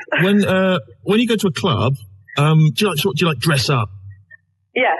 Well, let me be a bit more specific. When you go out, do you like dressing up as Steve's mother? No. Right, you see, you're not right for him. You're not really matched then, are you? Okay, this is it. Let's cut through the bullshit, right? Do you think looks are, say, as important as personality? Well, no, we don't think so, no. Right, well, it doesn't matter Definitely because his not. personality is rubbish as well. You've Personality's spoken gotta to him, be he's got no personality, he's basically a in that crap case- person, all nasty, idiot, and he's ugly. So, I'm Okay. sorry, I'm going to save you from a fate worse than death, Charlie. I'm going to have to It's say just no. like the blocks in my bloke, really, I mean... Really? The blocks in your bloke? Hey, there be none of that. You're trying to get clever now. He's tried that once, blocks in his bloke, and can we send her a blankety blank checkbook and pen? Oh, we can. I think you deserve a BBC pen, Charlie. Would you like one? We'd love one. Listen, to be honest with you, Alan Hobbs, she'll do. Seriously, because it's getting late. Yeah. And you may as well. Hey, she may as well. I mean, what do you think, Rick? No. What?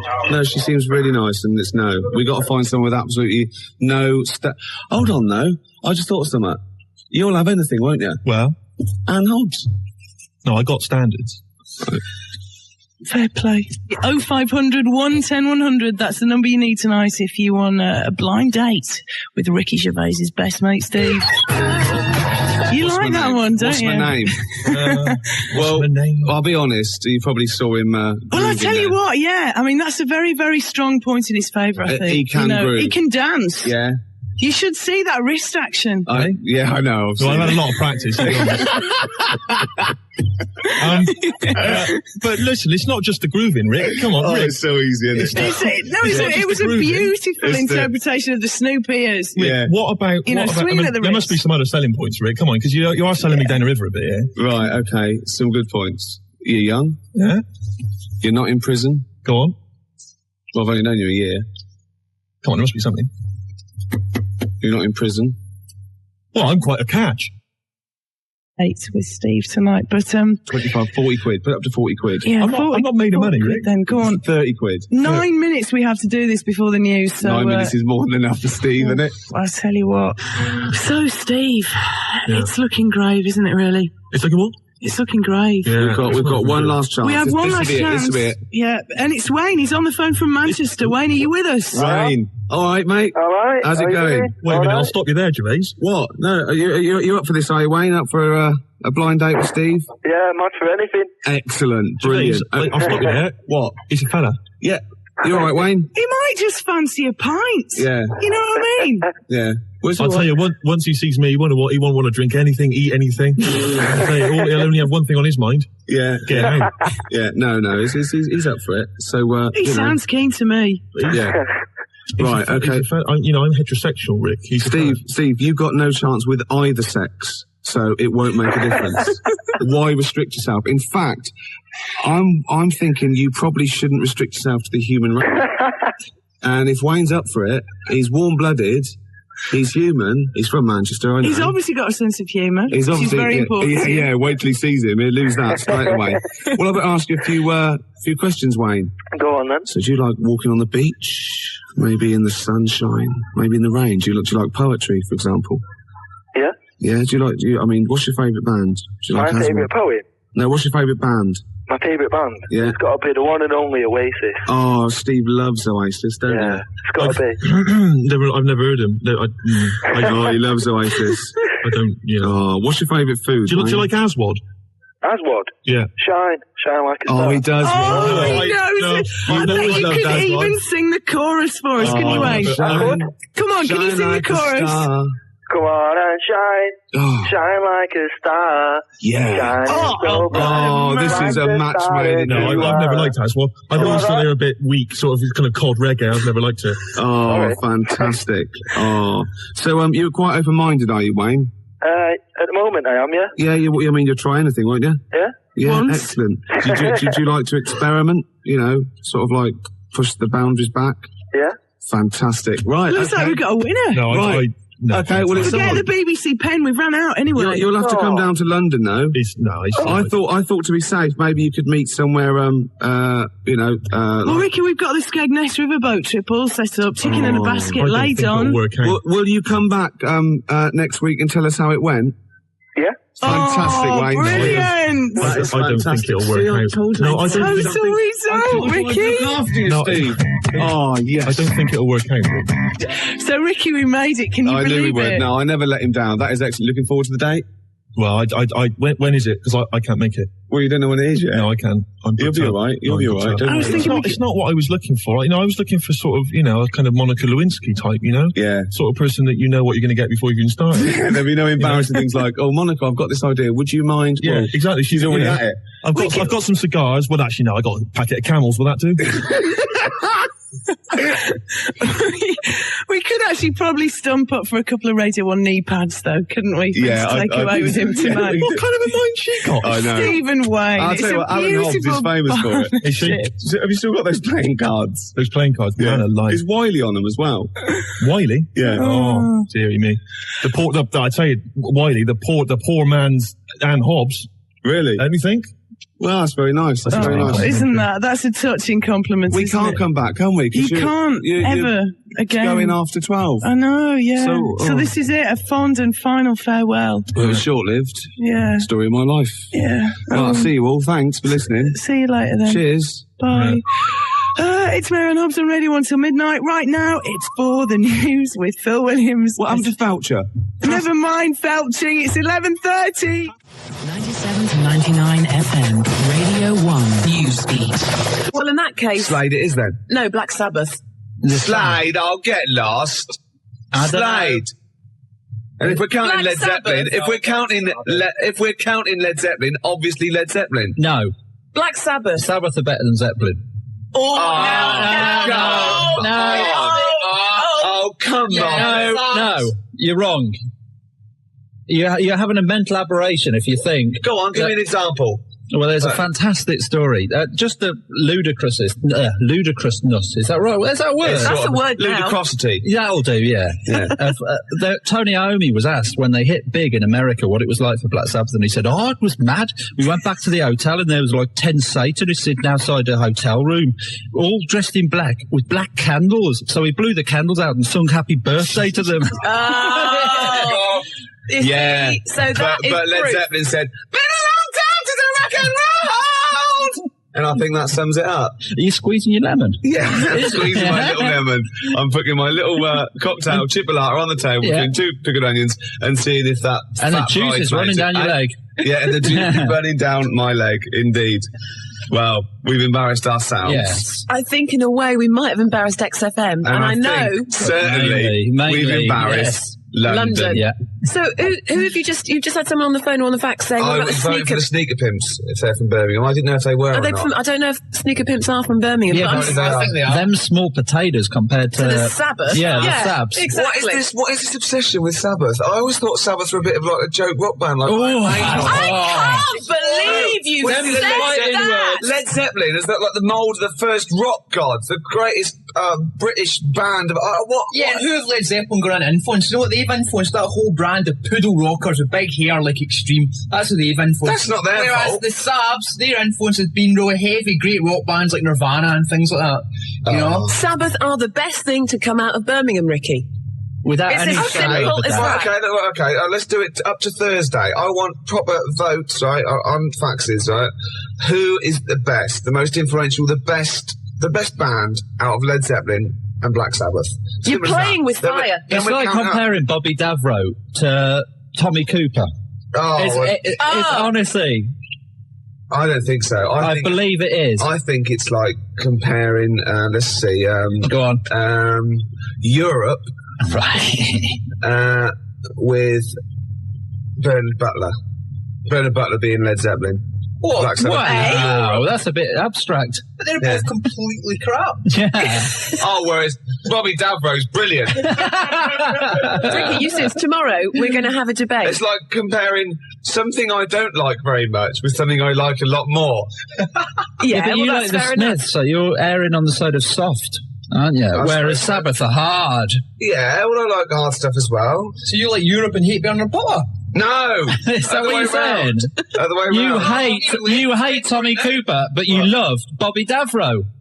How's that work? No! Well, that's what you're saying. They're twisting it, Claire. Please vote for me. I'm by myself in the studio. 0171 580 2000. Never vote for it. Led Zeppelin's better than Black Sabbath. 0171 580 2000. We've got 10 more minutes to leave Campfield. Let's ask Campfield. Campfield. That is the... Go and get him. I'm just going to get him. Anyway, Matt, let's a bit of small talk here. Yeah. So you've enjoyed yourself today, have you? Yeah, I have. Yeah, but yeah. He's wrong. He is wrong, isn't he? Yeah, he's having an aberration. Oh, he's here. He hasn't been listening. Right. Have you heard what we've just been doing? I've got no Okay, right. Ian Campfield. Completely impartial. Seriously, you two look away, right? Right. Okay. I'm going to ask you, don't know what we think or who thinks, just answer the question, right? Right. In your opinion, Yeah. who is the most influential band on the world rock scene? Right. Don't give me any clues. No. No, we're not saying anything. Who, in your opinion, is the most influential band? It's the better band for you, and who influenced more people out of Led Zeppelin and Black Sabbath? And what scene? The rock scene. They're Yeah, all rock the most scene. influential in rock and The pop. best band. Yeah. Best band. It's got to be Led Zeppelin. Yes! Yes! I'm taking that. Yes! No! That's it. You're it. scum. That is it. You're scum. Because Led Zeppelin were Led Zeppelin when they weren't. They folded up Black Sabbath, great albums with Ozzy Osbourne. 20 years after that, I'm afraid they went crap. You didn't stipulate the Ozzy Osbourne people. You said, if we asked Campfield, that would be definitive. You said it, you laid it on the line, we didn't give any clues. Campfield said, Led Zeppelin, that's it, I'm happy with that. Play a record. Right, this is incredible. Don't even talk to them. Why? They're What's cloth- happened? they're David Keenan cloth-eared. took all these, right? Led Zeppelin got every vote except one. Every single person was for Led Zeppelin except one, and that wasn't to Black Sabbath, that was for Dave Keenan. Out of those two, he said, I'll vote Dave Keenan, give him his own show. So Zeppelin got all the votes, Sabbath got none, Dave Keenan got more than Black Sabbath. Thank you. It's official. For the discerning punter, of course, Black Sabbath will always be there. But for people that just say, you know... For people who haven't got Bonnie phones, Tyler. people who can't use the phone. I like the phone, but I can't use the phone. No, of course, people who can use modern technology, it's Led Zeppelin. Excuse me a minute. Who did you say, Sturgis? Well, I was going for Sabbath. Right, Sabbath. And did you do the Friday Rock Show on Radio 1? Exactly. I rest my case. No, I rest my case. And so do I. And so do I. You can shout I think I do. Well, I look think at I this. laid my case before you, and I rested it there, and it was lounging. The fingerprints of a koala bear are so similar to that of a human being that if they were found at the scene of a crime, the police would not be able to tell the difference. Is that... Well, that is the fact that I remember. That is the fact. And is it true? Well, it depends what sort of crime it was, really. But you got this from a reliable source. Of course, the internet. So let me get this right. The fingerprints of a koala bear are so similar to those of a human being that if they were found at the scene of a crime, the police would think that a human had committed that crime. Yeah. Or vice versa, maybe. What kind of a crime is that? The great koala bear eucalyptus robbery. Right. Yeah. So they've come in, right? All the police have come in, the detectives, right? Quincy's come strolling in about half hour later, and they go, "It's all right, Quince, we've solved this one. This is obviously a human being." He goes, "Oh, is it? Oh, is it?" They go, "Well, yeah, of course it is. There's a bloke here. He's been bludgeoned to death with a lead pipe in the conservatory. He's a big lad. It's probably a 6-foot bloke." And he's hit him with the right hand by the window. Quincy goes, "Oh, it's a 6-foot bloke, was it?" "Oh, yeah." They go, "Yeah." Right. He goes, "Oh, right. No, it's just that, you've ruled out the possibility of 5 koala bears standing on each other's shoulders, have you?" In a long coat. Yeah, with the trilby on. Obviously. The bottom one's the fat one going, "Oh, where are you going?" And the top one's going right, left, and they've snuck past the security guy. Yeah. And they've got... He's just said, Go on through, sir. Yeah, Yes. go on through, yeah, it's at press. Yeah. They've gone press, right? And they've gone in there, right? And they've got this bloke, they've got his confidence, they've got a false moustache, obviously. Of course they have. Like you're growing, right? And they go, alright mate, and they go, oh, what's that over there? The top one's got, and the bottom one's holding it all up. Then, they just scatter. Dump the coat. They just leave a coat, like an empty coat with a hat on it. Right? And the thing is, I think Quincy knows because he's already rounded them up and he's got a confession out of them. Right. And so he's just being really smug. And they're going, oh yeah, it's a bloke, yeah, it's a human being, yeah. Well look, Quincy, the fingerprints. Yeah, let's have a look at these. And they go, oh. They're just like those. They go, yeah. Right, and but the thing is, I think that there's a Mr. Big. Do you? Yeah, but he's up the tree getting stoned on Eucalyptus going, he's counting his cash. He's just up there hanging loose, counting his cash. He's fingerprinted, he's got an alibi, and these pawns... They're not going to pin anything on Mr. Big. They couldn't. Because he's used those koala pawns in his Yeah. He's a devilish fiend. Yeah, and they've done all the work. The little fat one, he's got bad shoulders now. Yeah. He's got 4 on him. And the tall one's got the little head with the trilby. He was at the top, because he can wield... like a lead pipe, presumably, or the hat fitted him. The hat. You've got that letter? Ah, yes. No, I have. No, I'm gonna wait till later about this. There's a great letter. I'll wait till later. Well, I'll play a song then. Oh, please do. But, be careful. I mean, if you're a police officer, if you're listening, if you're currently investigating a crime, you've got fingerprints, you think you've sewn it up, think again. Just think. Have you looked at the koala angle? Expect the unexpected. Sorry, I just can't understand it. I don't think it's my kind of humour. The competition is this, Steve. I think you're a bit wacky. Don't really understand. You're frightened, aren't you? You're frightened. And these people, not your phone up, but come into the studio. I know. You were scared last week, weren't you? Mm. He came in the week as well. I kind of like Barrymore, that sort of thing. I think he's really funny. Yeah. Do you know what I mean? Barrymore? No. Sort of Cilla Black. Steve, you're funny. But nowhere near as funny as me. I just with the calls and the competitions, the competition, I think it just sort of goes over my head. Look, the competition is this. Oh, sorry to Mark Adams as well. Nick cut you off and he's a regular listener. The competition is this. Someone phones up for no reason at all. Yeah. Don't give the reason away. Send me a CD. Is the winner. It's the way you don't even use grammar. There's no need. Just use words. Yeah. Do you take the words that you say out of these bags? And is that how you form your sentences and your competition? I don't think of it as forming sentences. I think of it as when my head gets hot, I have to cool it down. And speech is the best thing. It's sort of like, do you know what I mean? I walk on the street and I have to talk, and it sort of cools it down. I've got some people who've called. John has called from North Harrow, Louise from Clapton, Claire from Hendon, Paul from Maida Vale. Yeah. I don't know why they called. No reason. I don't know who they are. No reason. Going back to the competition that you set, I like that one. We've had a fella, Karl, from Catford. Yeah. Now, he phoned up to try and offer us a suggestion as to how we can receive money for free by begging for it without breaking the law. Oh, he's the winner then. And, is he? Yeah. Well, right. So, the fella on the phones, the fella's manning the phones even managed to get a CD out of him, persuaded him to send us a CD. He would be the winner anyway, even if he hadn't sent the CD. Yeah. I'm just trying to pick a song here. I haven't worked out my next song. Gervais, I did that for a while. Gervais, what? I don't want to work here anymore. Is that all right? Do you mind if I... No, there'd be plenty of people wanting to fill your shoes. And think of all the old newspapers I'll get out of it. Wait a minute. Was on the tube earlier, Gervais. Now, I know that you walk into work, but I do have to take the tube. And there's a kid on there, sat opposite me, 10, 11 maybe, all right? And he looks quite normal. 12 at the most. Ordinary looking kid, just got the sort of, street clothes on or whatever. But, looks perfectly normal. He's not the kind of kid that's going to get bullied at school, just normal looking kid. Except, Gervais, he was wearing a deerstalker hat. Now, what's happening there? Oh, I love that. Do you know what I mean? When he goes to school on Monday morning, if he's wearing the hat, they're just going to kick the hell out of him. Well, right, we'll pass that on to Howard. We'll keep that. And as I said, anyone wants to get hold of Howard, do it via us. He doesn't really give out his address, obviously. Might attract mad people.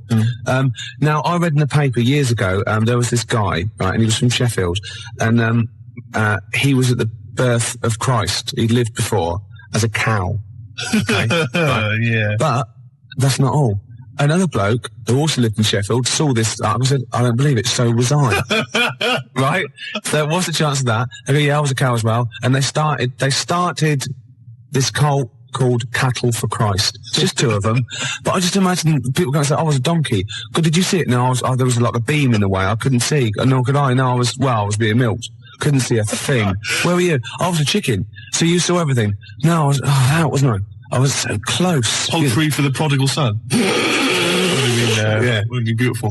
Yeah, no, well, I'm sure there are all kinds of societies like this, and perhaps if you're a member of one, then we'd like to find out all about you. Two idiots talking nonsense on the radio. It's a cult. Yeah, of course it is. Well, I am. Challenge has been set. Yeah. Matt didn't know this, but I'm a bit of a Subbuteo buff myself. He comes in here all hard with his sheepskin on, right, with his little team under his hand, his roller, and I go, I'll play Subbuteo. I said, I do, yeah. So, the gauntlet was laid down. It was, yeah. We've got Chile against England, but I unfortunately haven't got Chile, so I brought in Morocco instead. Not Morocco, what they call Colombia. Colombia, yeah. So if any of the defenders mess up, I can always shoot one of them. Yeah, of course. And that's going to be live. It's 10 minutes each way at 20 to 3 in the XFM Lounge. We are actually doing a proper football match, YouTube football match on XFM this afternoon. Kick off at 20 to 3, so it's 10 minutes each way. Yeah. And we'll be dipping in occasionally to see how little boy Fraser's going to be the referee. Marvellous. He's the only one that can fit on the pitch and run round. Of course. without disturbing any of the players. Of course. It's a work of genius. And I've picked my team. Have you? Yeah. Already? Yeah, England, I'm in. No, I've got this, look at him. Look at it. Look at his face. Gascoigne here. He's so pleased. Look at him there. He's only an inch high. But look at it. I've got Gascoigne there. Incy, Batty, Seaman there. I don't know if I've got this all over Nigel Martin, who's in goal. I'm going to put a little there. But not mine. Matt brought it in, you filthy. So, anyway, we're going to... Apparently for goalkeeper's choice, though, most women prefer Flowers to Seaman. So. Really? Yeah. Oh, there's some of the crowd, and it's off. We're away. It goes. It's a beautiful thing. He's moving down the pitch. It's gone for the But it's Chile now. Chile on the break. Oh, it's a foul. It's a filthy, dirty foul. England, the crowd don't like that much, and he's run up there. There he is. He flicked a plastic man. Barry Spinnaker there, and little Tommy Tompkinson. Jimmy Twizzler. Oh, there he is. Oh, but they're giving it away straight away. It's the number 11 there, and he's running. It's a goal kick. Goal kick. It's a goal kick. There's little boy Fraser there on his horn, right? On his high horse. Half time. That's it. No, we'll be back in a minute. That's ridiculous. Riley. That is stupid. We can have a penalty shootout though. I nearly sprained myself then. I had to stop in mid-swing. That's happened before though. We will be back at the XFM Mum, I don't want any tea. I'm busy. You're very good with your fingers on. Right after this. Well, Claire, England are down to 10 men. I had to pull one of my players off at half-time. That's very kind of you. My boys only get oranges. I used to do that to mine, but they wouldn't put the tights on and have the bag over their head. But here we go. And it's look at that lovely ball there. A Hoddle-type ball into nowhere in particular. It's Chile again. They're Joe Mount. They're in England. They fouled his own player. They missed it completely. England move up there, and it's a dirty foul. I'll take it. Quite a dangerous area. He's moving two. He's not.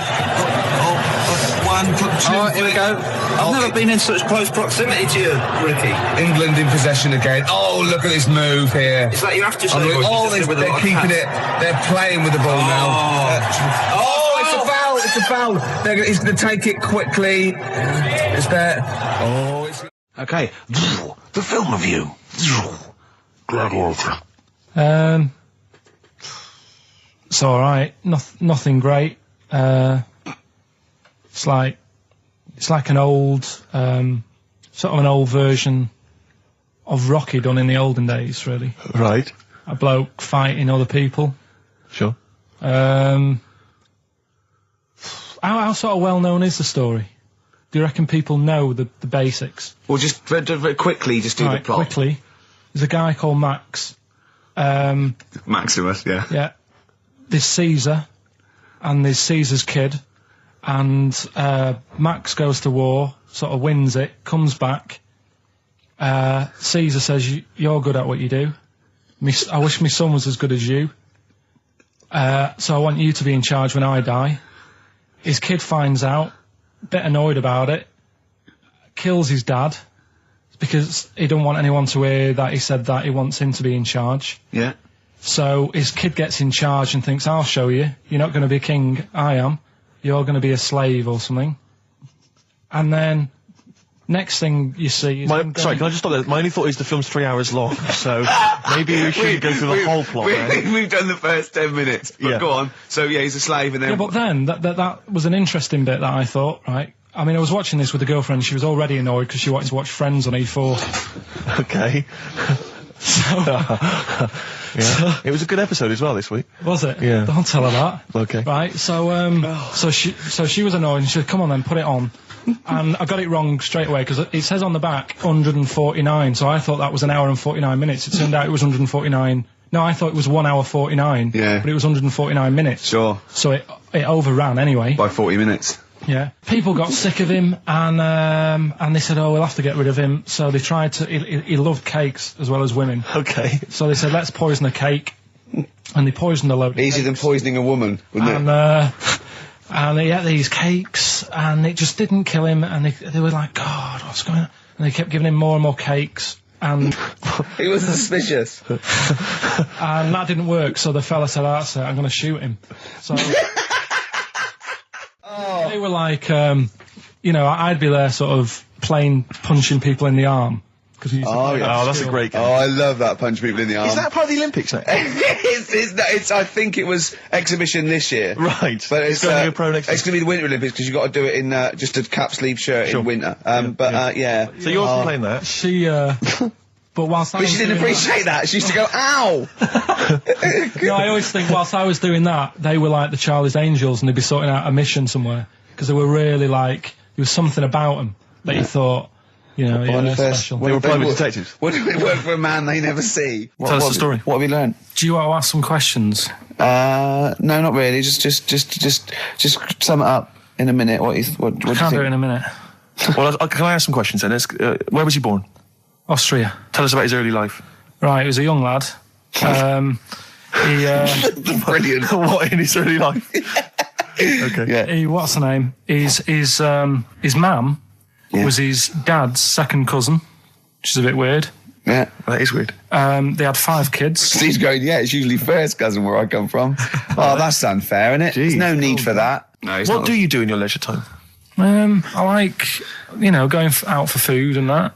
Right. Foraging. What do you mean going out for food? They come have a little hole and go hunting. Yeah. This is Karl. He's hungry. He knows he has to get to the greasy spoon by 11. Wow. Wow. Wow. Many of Karl's close friends have never made it across this road. There was a zebra crossing installed just for the safety of Karl. Beep, beep, beep, beep, beep, beep, beep, beep, beep. Can I have a bacon butty? And Karl is enjoying his... Wow, but he has to get back. His girlfriend's asked for one as well. She's home with a PlayStation 2. Wow. Oh. We just had a call from someone saying his company would sponsor Karl, right, to be raised by all these balloons if he could have a walk-on part in the office. And we immediately went, we're worried about that sort of thing. You can't really promise that artistic, you know. And I was worried about the legality of it as well. How can you promise someone that for personal gain that's a private and all that sort of stuff, right? And I went, I don't know. And anyway, put the phone down to him and Karl went... I love the fact you're more effing worried about that than me being raised 30 feet in the effing air. You started getting scared, did you? Are you worried about it? Well, you're quite excited about the idea of the challenge, aren't you? I like the idea, but I want, like... Why do you like the idea, Karl? Oh, what if it went all wrong and we're there going, the humanity of it. I think we need Karl to get... he's just... And the rope would pull out my trousers. Oh, no, it's definitely got to be Dr. Fox if that's going to happen. God. Oh, we've got to do this. We both think she's a fine presenter, and I think she'd do very well on it, and I think it's a good move as well. Yeah, but can you just say it's not forever? Isn't it? Well, I think she's done- she'll become more popular than us. And I At least she can- think that'd be the end of us, to be honest. Well, she can that- string a sentence together. I think she'll get lots of PR and everything. And she goes out with Big Boy Slim. Big Boy Slim. Who's, you know... A good DJ. He's a good DJ. And, is her name Zoe Slim now? Yeah. Right. And, you know, there will be nothing. It's 3 months, isn't it? She's taken over for. Is she getting paid the same as us? I don't know. We'll find out. I bet it's a hell of a lot more. I'll go mental. I bet it's good money. It's good work. I'll go mental. A kid used to take a horse into the house. Sorry. whoa, Yeah. whoa, Neddy. What do you mean a kid used to take a horse into the house? Where did he get a horse? Must have nicked it from somewhere. Must have done. You've seen a horse in it? No. What, is that from outside the saloon round the corner? Yeah, was it just tied up with a bit of leather? Right. That's great. Did been Big out. Jake come looking for it? I'd been out. Oh. Sorry, let me get this. This was before the lynching stopped or after? Where did he get a horse from? What do you mean he must have nicked it? His mum said, where'd you get that from? I bought it. All right then, but keep it out the kitchen. I don't want you going Catlin rustling. Where did he get a horse from, Carl? And how long did he have it for? Was he leading it or riding it? Mum, open the door, I can't stop. I can't stop it. Open the patio door as well. Looks like we got us a runaway. What do you mean? I've sort of... Don't think you can ever be boring, No, but go on. but what I've done, I've took like different ones. So I've took a good one that I think, that's a good quote. That was worth putting in a book. I've put one that isn't really a quote, so I don't understand it. Oh, yeah. One that isn't clever. and a funny one. So a bit of variation all out of one book. Oh, how long did this take you? What did you do? Did you sort of like sit? About half an hour last night. And did you sit sort of like quietly at a desk or something? No, just in the lounge with the telly turned down. Oh, right. Just to give a bit of light to the room. Just had it on but turned down. Have you figured out lights yet? So, so the first one, and it was like they stuck some bacon on his head. And as ever, the vital piece of information, i.e. the reason, Carl seems to have forgotten. Because the worm was in his body, and they said everyone likes the smell of bacon. Including worms. Even a Vietnamese lake worm. They love Remember bacon. Remember last week when I said about the little fella with the bone with no brain, and you were proved wrong? No. We were saying it wasn't a little fella. We were saying it was a stillborn child. It wasn't a little fella. You're changing it now. You weren't having any of it last week. Right, hang on a minute. I'm getting confused. There was a Vietnamese snake that went inside of a soldier. A little like maggot or some sort that you have to get out of your body because it causes problems. Yes, and so in order to get it out of the body, they strapped bacon to his head. Yeah. That is great. This doctor. And did that work? I think so. They had a picture of him smiling. Oh, God, what, the worm or the bloke? The bloke. Oh, dear. Honestly, I hope someone knows the story. And it was about 3 years ago, I reckon. Okay. And, it did work. GI bacon. So this is why the worm burrowed out of his head to get the bacon? Get to the bacon. Right. That's great. When my dad was when he was a taxi driver, you used to have to sort of do your bit for the local area. Oh God! By taking the Forrest Gump people to Blackpool. Yeah. Is that what they're called now? The Forrest Gump people? Is that what the organisations that support them asked for them to be referred to? A minibus with Life is a Box of Chocolates.com. Forrest Gump types. It must have, so you work with these people. The people with learning difficulties. And they used to get 5. Coming home must have been a busman's holiday. So he got 5 of them in the cab. Yeah. And he had to go to Blackpool, and 4 of them were really good, behaving themselves, didn't mess about, weren't fighting and stuff, but there was one who was just causing loads of trouble and he couldn't control him. Oh, and what you've got to be able to do with people like that, you don't want them to get stressed out because it's not good for them. It stresses them out, and you could end up with a bit... Thanks, Dr. Carl. You could end up with a bit of a riot on your hands. So he thought, I'll nip this one in the bud right now.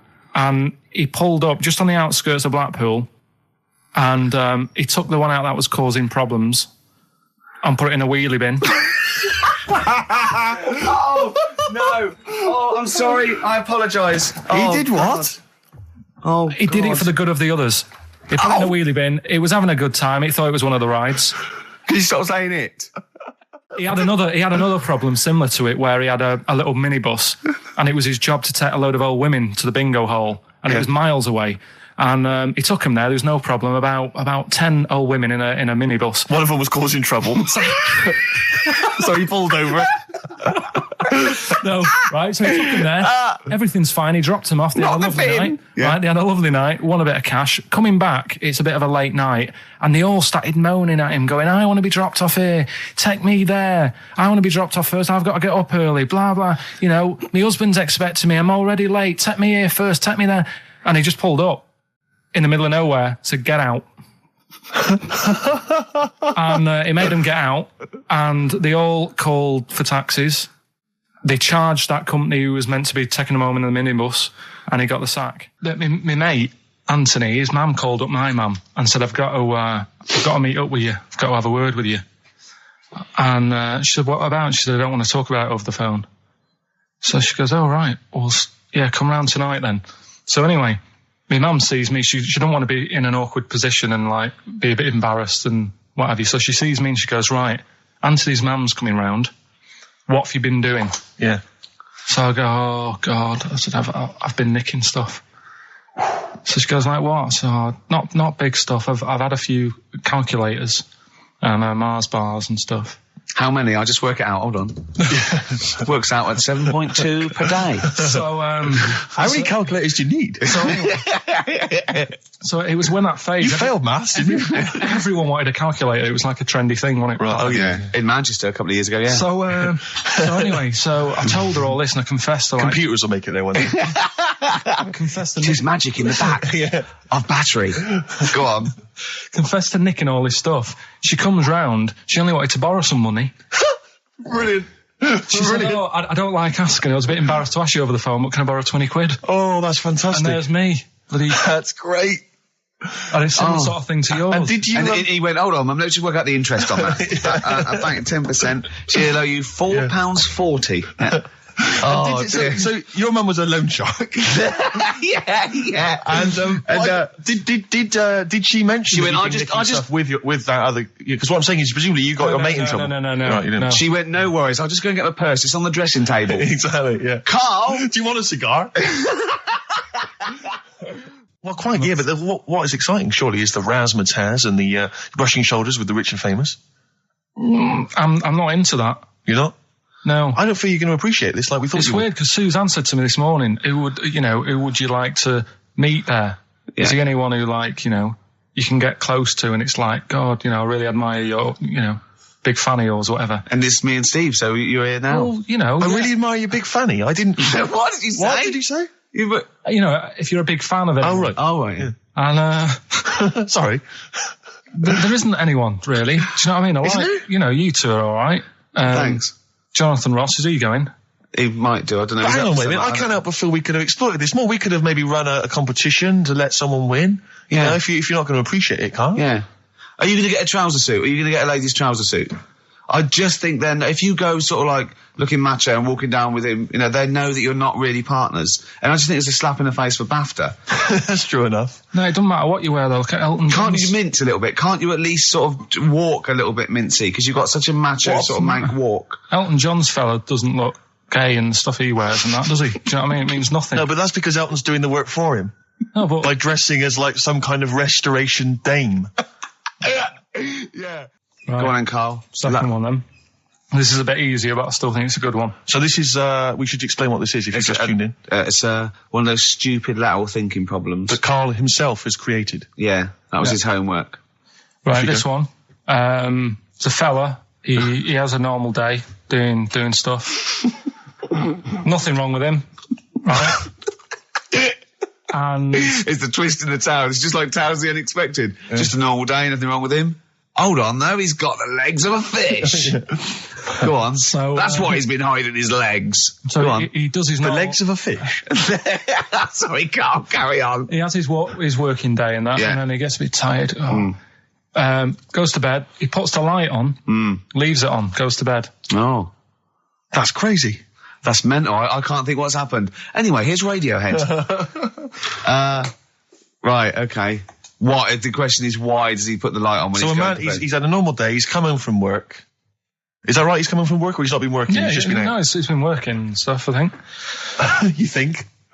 You've made it up, Carl. You can decide. So the question is, why has he put the light on when he's asleep? There's a reason that he's put the light on when he's asleep.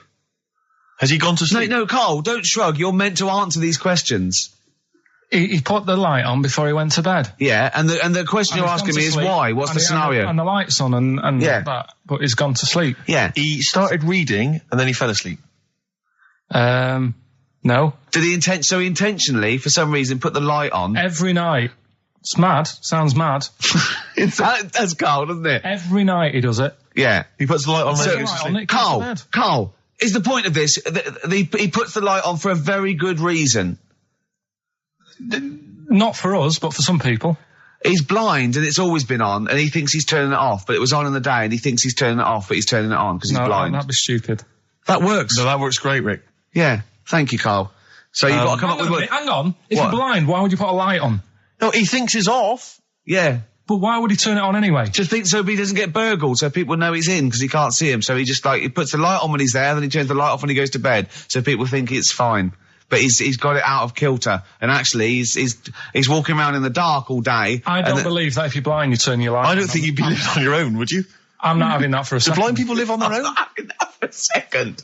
Well, some people do. Lonely blind people live on their own. No, if you got bad eyes. Any even women? Are there any blind women who are living on their own? Well, never mind your concern for the partially sighted or sight impaired people coming to London. Get on with this. Yeah. So there he is. Yeah. It's like, a bit tired. Yeah. Just put the light on. Get to bed. Yeah. So he turns the light on and he goes to bed. Yeah. Oh. Should we play a track? He's not sleeping on the job. He's a lighthouse keeper. Well done. Is he a lighthouse keeper? That's not it, Carl. He's a lighthouse keeper. Right. Why wasn't the light on all the time? Because it's light in the day. You idiot. Play a record. What? Play a record. You're a buffoon. No, actually, the light isn't on in the day, is it? No, Rick? it's not. I think you're the buffoon. Yeah. Carl has won!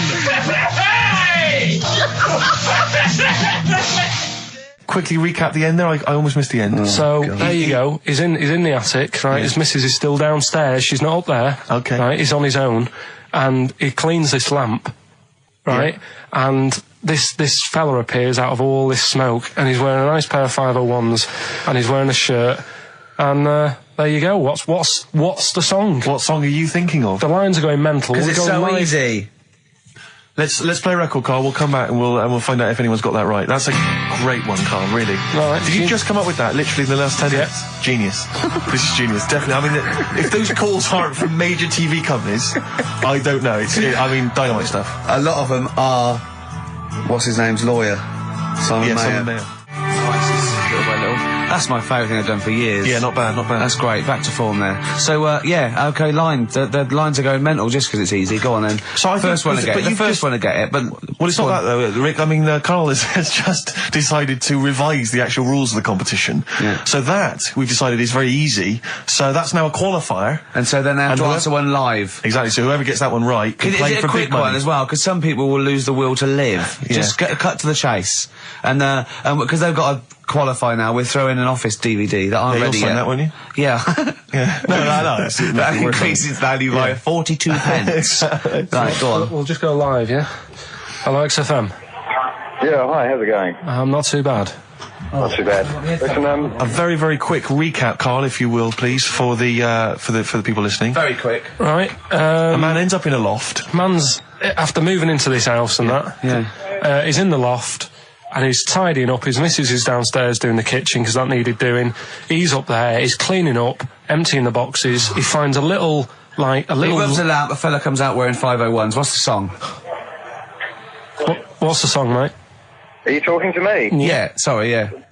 Well, look, I'm sitting in this bar, right? I'm not ringing up relating to anything that's going on right now. I'm after one of these armbands to go and meet Bowie on Monday. Can you help me out? What? What? Piss off. You can't say that to our public. Yes, I can. What I can't bear is people begging, Rick, on the radio. You know, I can't bear it. Is that the Australian People bloke just who's got the Bruce scrounging Springsteen for tickets? Hello, XFM. Hello. Hello. Are you phoning up for an armband? No. No. Okay, great. Jean Genie, of course it is. Well done. Well done. Right, what's so your name? everyone else can ring off now because this. Well, she might not take the challenge. What's your name? Hello. What's your name? Christina. Christina. Right, do you want to take on the challenge? Yeah. Yeah? Oh, Right. so this is for. She's already won a couple of CDs. This is for the Office DVD. Right. Okay. Signed by Ricky Gervais. So she said, yeah, it's a nudist beach. So I said, well, why? What? I said, we're all it's all mixed up. Normally on a nudist beach, it's a nudist beach and you don't go wandering on there when you get your clothes on and that. So it annoyed me a bit, because there wasn't any signs. So this fella's getting closer. Well, the knob out was a sign. Yeah. Right, so he's getting closer. And he walked past me, it was an old fella. And he walked past and he had a hat on and a little pipe. And a big rucksack on his back. Right, so he got me thinking. Not strictly naked. I'm walking along and I'm thinking, right, why do people want to do this? So straight away, I wasn't on holiday anymore, because most of the time when I'm on holiday, I don't think about anything. Right? Your mind's a blank. I just switch off. Right? But all of a sudden, this has got in my head now, and I turn around to look at him, and check out his arse. And this bag, right, I swear, it was massive, right? What? You had a massive bag? The bag. His rucksack? His rucksack. Oh, right, okay. When he said there was an old couple coming towards me, I said, what was lower, the bloke's bollocks or the woman's tits? And he said, well, that was another point, she might as well have worn knickers. Because I was so naked to see it. That's what he said to me. So you saw the bag? So it annoyed me, yeah, because the whole idea in it, this is what I think, I mean, I might be wrong, right? Might be wrong. Chances you never have been. You never have been before. Being nudist, right? What's it all about? Because my auntie Nora, she same thing, pumped her with loads of drugs. She used to have a cabinet next to the bed is like boots. She's got loads of stuff, right? For all sorts of stuff. And, I mean, she's not that old, but she's on loads of stuff, right? She's a bit coked up, is she? She called up my mum once. And, yeah, you told us this. Go on, tell it again. And she said, oh, how are you doing and that? She said, all right. Bit worried though. My mum said, wow, what's up? She said, I've been breaking wind. So she goes, well, you know. She says, no, but this one is going on and on and on. And she was like, she was like, what do you say? What's like passing wind, farting for 5 minutes. one thing, not like, you know, trumping and then nothing. Yeah. Continuous drone of a fart. I'm eating. Hey? I'm eating. So am I. Carl, you have to carry on. Right, yeah. We're all eating. Those crisps, food crisps. So last week, yeah, you were playing your feature, that song, I Shouldn't Switch Off Because I'm Enjoying the Story. Yeah. And we played Living for the City, only you played the single mix, which doesn't have the entire second act, if you will. Yeah. So, Carl, you've not heard it before. You're excited before. You're excited to hear the second act, because as far as you're aware, there was a young guy, he's living with his family, they're fairly impoverished in Mississippi, but, you know, they're happy, they're getting on all right. But you're not even aware that he's moving to the big city. No, it just fades out. Well, that's the city in question. I mean, I've liked this song for, must be, you know, 3 or 4 years, and I've always listened to the single version. I had no idea that I didn't know the full story. So, yeah. It's not, I mean, and I know your attention to detail, you like to know the full story, like, where everything was. Well, the whole idea of the feature is to say, you know, you've got to listen to the song. Where was the lead plate thing? Where was the lead plate thing? That was like a few years back. Where was it? In Britain and Scotland. Yeah. It was a problem all over the world. They had to deal with it. You're making it up now. Is it something you saw in Lord of the Rings? Yeah. Right. So anyway. Yeah. So the Lion and the Witch, yeah? Go on. Go on. So far then, what did we learn in this story from Stevie? We learned so far from Stevie that there's a young lad, as I say, he's got a family, he's fairly happy, except they're very poor, and they struggle to get by, but they're happy and they're doing it anyway. He's moving to the big city. Carl, this is the bit you didn't realise. Just play the track. Okay, here we go. So this is halfway through. This is halfway through the tune now. You've not heard this before, have you? That's okay. Sorry, I accidentally played an episode of Kojak. By mistake. We were going to play a song. Oh, what did you make of that then? Yeah, what's happening there then? Eh? He was living with his family, he was fairly impoverished. He's moved to the new bus he was on, was it? Right, so what's your take on it, Carl? After hearing that, what I've worked out by it, the first part that we heard last week, everything's alright, but it's not that great living in Mississippi, right? So he goes, I'm gonna go to New York. There's plenty of work there. Yeah. They'll sort of accept me as, and everything. So he goes there, and the weird thing is, he's hardly, been in New York for a second. He gets on a bus, all of a sudden some copper's arresting him. He's like, what's going on? And then he's got 10 years. I mean, what you can't hear, because the levels are quite bad. I mean, I work with sound. I can't really hear what's going on. You're criticising Stevie Wonder, I'm sort of guessing that he didn't pay his bus fare or something. And 10 years. He got 10 years for that. I really don't know what was going on. And the last one. Got that one. That's terrible. That's terrible. Okay, quickly. Oh, God. And the last one is that bloke who does. Come on! It's making me laugh. Come on, Carl. Be professional. Right, the last one. Right. I can't do it. It's making me laugh. Oh, come on. I'll come and read them then. No, hang on, Come on, Carl. Right, here we go. They don't do this on Blockbusters on TV, do they? No, come on. That bloke who does sport on telly. He's got a little kid, right? Initials DC. What? Is that, I'm completely confused by that. Was that the clue? Yeah, that bloke who does sport on telly. Yeah. He's got a little kid. Initials DC. Okay, is that a band? Or an artist? It's I'm not a cheese. This is a well-known sandwich. Is it? What is it? Is it a band or an artist? So just quickly recap. Okay. It's a Come on, Carl. Right, come on. Quick recap. The first one is B. I don't think them birds should be around in this area. Right, that's B. Right. Second one, he doesn't like women yet he's got a few kids. It's a bit weird. That's PD. And the final one, that bloke who does sport on the telly, he's got a little kid. Right. DC. All right, and it's ricky.gervais@xfm.co.uk if you want to enter for Hellraiser. Oh, I'll tell you what, continue to do a little theme of some old stuff people haven't heard of. If you're under 30, you probably never heard of this band. It's also a new thing I want to introduce. It's Show Up Camfield. Camfield talks the talk, he doesn't walk the walk, he doesn't play some rock classics on his show because he's scared.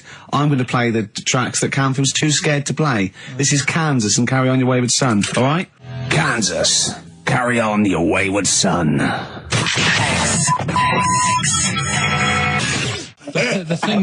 thing that I wanted to tell you is money for old rope. Do you know what I'm saying?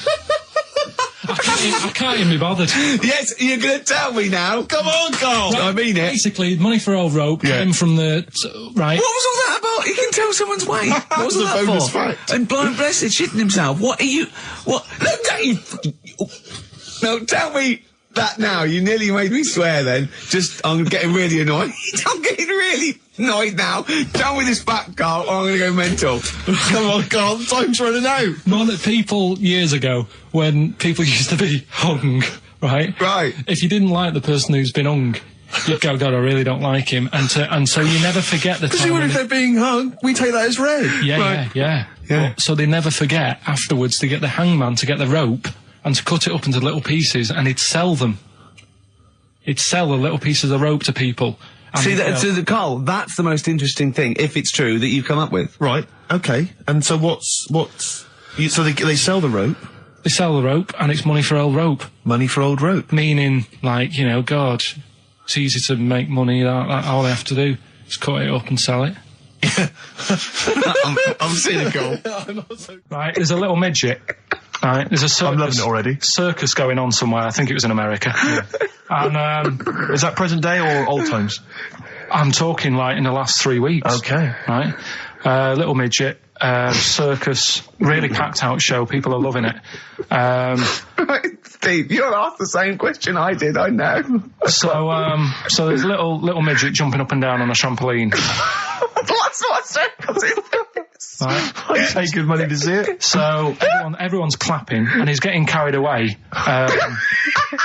Because he can't believe they're loving it. I didn't know they'd like a little person on a trampoline, but they love me. But you know what it's like when, if there's a crowd of people sort of encouraging you to sort of go higher and stuff. Yeah. And I'm sure he knew it was getting out of hand. But he was jumping and he was coming down, they're all going higher, and he's going really high in the air, right?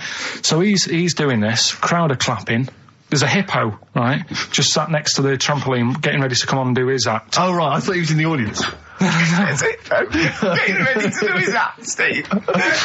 So he's a ventriloquist. What do you mean he's sitting by the trampoline waiting to do his act? Because why does he sit in the dressing room and they go, 5 minutes, Mr. Mus, 5 minutes, Mr. Mus. So anyway, right, so the hippo's there. He's getting annoyed, is he? Because the midget's He's going, how can I follow this? This is really annoying. They're going to be, no. So he's thinking, he's already done the trampoline, my pogo stick out, he's never going to work. Yeah, go on. So there's a hippo waiting. See, it's a great story, and I just know he embellishes it or he gets slightly wrong. Go on. So there's a midget jumping up and down. The hippo's getting annoyed. The crowd are going mad. The midget's loving it. Can't believe his luck. Although you think he probably knows he's dicing with danger. Yeah. So next thing you know, they're all saying hi. He gives it one big, heavy sort of landing on the trampoline, goes really high, but goes off at a funny angle. Oh, hypotenuse. Okay. Yeah. And sort of flies up. Hypotenuse! Sure. Flies off at a funny angle. Oh, dear. Hippo's there, swallows him whole. Crowd are clapping, thinking that's why the hippo was waiting there. Rubbish. Rubbish. Alright, that's Aqualung. Good time's gonna come, innit? Right, Carl, come on in, educating Ricky. So, don't let the cat out of the bag, that's where that comes from. Comes from a crafty butcher. Right, go on then. So the next little headline is, Wash Up With You. Wash Up With You, go on. You want to know about that? Yes. It's a survey that they did. This week. They? Yeah, some university did some survey. Brilliant. Did a world test on washing up. Yeah. And each country were given 140 pots to clean. Brits were the quickest. Yeah. Turkey were the slowest at washing up. The Turks. It's not because the little fellas that work in the kitchens with no, is it? They can't reach. Spain were the cleanest, and the Germans were pretty good as well. So. I don't know where to start with this. Honestly, Steve, I don't know where to start with that. Look at his face. It was really light, right? We've had the parrot, right? These are things that I found. Found the parrot, right? I've told you about the dog in the car wash. Right, you didn't tell me about that. You said there's a car wash for a dog. That's all you told me. Yeah, the parrot, you said there's a parrot. What? It's a problem at funerals. Yeah. That's nothing. That's nothing. Do you understand? And they used to eat cats. What else have we got? Travis on XFM 104.9 on Ricky Gervais with me, Steve Merchant, Karl Pilkington. We're doing Educating Ricky. Right, final one. Come on, Karl. Right, what was it? It was, why don't they just get a diary or some paper or something to write on? Yeah. Because snappy. I couldn't think of a heading for it. It's basically, Go on. people who have tattoos, I've never understood it, right? That they have something put on their arm. Right, sorry. Have we started the educate? Is this part of it? Are you educating me? This is something that will be useful in my life that I didn't know about. Yeah. Go on then. No, it's just that they've got a machine out, right, that does tattoos. You come up with a design you want, and you sort of this machine scans it, and you put your arm in this thing, and you press print or whatever, and then it does the tattoo on your hand. Or on your like loads of little needles that follow a pattern? Yeah, computer. basically, yeah. Is it a real tattoo? It's a proper one. The fella said, well, as long as it goes out, it pierces the skin with a I just wondered if it's one of those kind of, those kind of... No, it must be lots of little needles or a moving needle that can go Sorry, along but it. how is this cleaned, in between each person? Dunno, probably, I don't know. Well, no, as long as it's only that, if it's one needle, it's just the head, isn't it? If it's one needle that moves, and does it like loads of little... What are we gaining from a machine doing it? Just because they're not going to sort of mess it up. But hold on, how do you keep your arm still? Because your skin moves slightly, so the machine it's won't... sort of strapped to your arm. Right, and so the fella, the fella said that the tricky thing was in all this, it was the fact that, nobody would let him test it out on anyone else, so he had to do it himself. But did it work? Because the thing is with the tattoo artists, they can see when your skin's moved, and they can see what they've done, and they keep wiping it and looking, whereas a machine's just got to trust itself. Yeah. So, I think one needle could go wrong. If it was a lot of needles, that it just came down, 1,000 needles that was an imprint. Yeah. But obviously I'm asking someone who's hasn't delved any further than there's a machine that can give you a tattoo. That's all you've got at the moment, isn't it? Well, I'm... yeah, basically... That's all you've got? I mean, that's what I've got, because I'm not a fan of tattoos. I don't... But where did you read this again? This was... Internet? This was on the internet, yeah, it was, yeah. Okay. And I just don't understand why people do it. That's what got me attention. Because me... Sorry, what have I learned from this? That if you wanted to get one, you know, you can get one done by a machine now. Well, you'd think it'd be Bughead, wouldn't you? What? Well, you'd think it'd be Bughead, wouldn't you? You'd think it beat... No, you'd think it'd be... Yeah. You'd think it'd be Buggered, wouldn't you? Bughead. Bughead. This can't be... If this is anything with a bug living without a head, I'm not interested. Because we've done it. All you've done is fun. Let's just do what a cat. So it is that. Right, do that one first. Which one are we doing? No, do the Bughead one. Right, well, the Bughead one. Well, we've talked a lot about animals and that, haven't we, without heads. Surprisingly, we have. I think a disproportionate amount on it. If you're a new listener and this is the first time you listen, you'd be surprised. Yeah, we've done all that. We've covered worms. The way if you cut their head off, it grows back. If you don't cut too high above its neck. We've covered the chicken, the fella who blinked. Yeah, I can't go into it again. Right, let's not go into it again. We've had the chicken with no head that lived for 8 months. Yeah, and we've had the cockroaches living for a week without an head. Right, okay. Well, it's a bit more on the cockroach front, really. Right.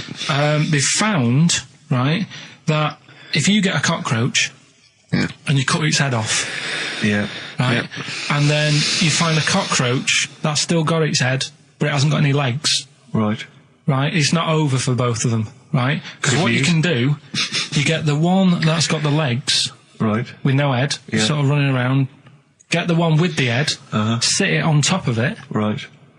Get a little tube, okay, so that the fluids. So is this auntie's go out of the room? Finish. This is like Blue Peter. Let him finish. You can get this for Christmas. Right, you get a little tube. You sit that on top, so the bodily fluids are still running between the two. Right.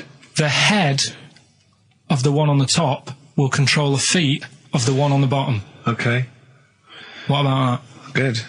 And will it continue to live? Yeah. Okay, you don't know that for sure, do you? That was just a question that he wasn't expecting. Well, what do you think of that? Good, yeah, it's great. Yeah, just a primitive nervous system that can, yeah. Did you expect us to be more impressed and excited by that? Well, did you fall off your chair when you read that? Did you literally topple off? Snowbird from Mark Ikes are part of his covers album. He's so happy that the XFM listeners understand his stupid clues, and he knows it annoys me. We'll be giving out the answers just quickly, just in case someone sort of missed one of them. I'll just quickly do them, yeah? Yeah, go on. First one, there's a load of letters. There's a load of letters there asking for advice. Put them on Claire's desk. Oh, a Merry Christmas. Ask your mum if you should. Oh, a Merry Christmas. And a couple of people were arguing in the supermarket. It was Christmas, that's why. Counter, and that's B. Okay, we'll give those answers out shortly. Yeah. Right, here's the last clues of the year. You had, there's a load of letters there asking for advice. Put them on Claire's desk. Go on, that was F. That was for foreigner. Foreigner. I don't know what you mean. Claire Rayner, she took advice, she gave people advice, so that's a foreigner. That is shit. Right. I'm sorry. That may be Christmas, that is absolute garbage. A lot of people got the right answer. I know, that annoys me even more. Yeah. Actually, a bit of extra monkey news if you want it. Okay, always. Do you know the, Monkey news extra. Go on. Do you know the Halfords ads? Halfords ads? I don't think so, no. What happens? Halfords, they've you know, they sell nuts and bolts and stuff. Right. They were using monkeys in the ads. Okay. Yeah. And what happened? Don't they sell bikes, Halfords? Well, mainly. Bicycles and motorbike stuff in that. Okay, so they're using monkeys in the advert. What happened? I can't handle it. What? I can't do this. Look at him. Look at him. I don't care what he's doing. Well, basically, right, they've, there was a load of hassle because they were using these monkeys in this Halfords advert. Yes. Right. And what happened? Get to the point. It turned out it wasn't a problem because they were mechanics in the first place. Well, they were monkey mechanics? Yeah. What are you talking about? Mental. What are you talking about? It's not a story. Right, anyway, listen, let's get back on to... They were mechanics in the first place. Right, listen. Right, so they're making this documentary. Right? And stumble across a little gang of... Get on with it, please. Little gang of monkeys. That's the first time I've ever laughed. I'll hear that. I know. Well, brilliant. What do you want, a cake? Come on. Can we play a song? Oh, I don't understand what is wrong with you, you freak. It's making me laugh. Just tell us the story. All right, then. All right. So anyway, right, so there's this documentary being made. They found a little gang of monkeys. Right, play a song. I don't know what's going on here. I apologise. It's as if you were looking forward to monkey.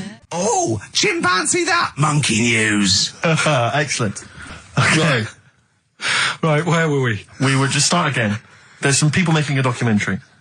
For what? Okay. Making a documentary in the jungle and that. Right. Stumble across a little gang. Okay, come on. All right. A little gang of monkeys. Yeah. Oh, come on. So the camera crew are there filming it. Yes. Everything's going normal. There's nothing odd about it. Okay. They're not running a restaurant, they've not got any barber shops, nothing. No. Just regular monkeys going about their business, yeah. So anyway, what normally happens is the monkeys sleep with a partner. They already do what? They don't sort of sleep around and that. Once they find the girlfriend or the boyfriend or whatever, yeah. they stick with them, right? Okay. But anyway, they were watching this one, right? And it's going around a bit, sleeping around. Oily. And it was getting fatter. They thought, this is a bit odd. Yeah. Right? So, followed it round. And, see it having it away. Turns out, little prostitute.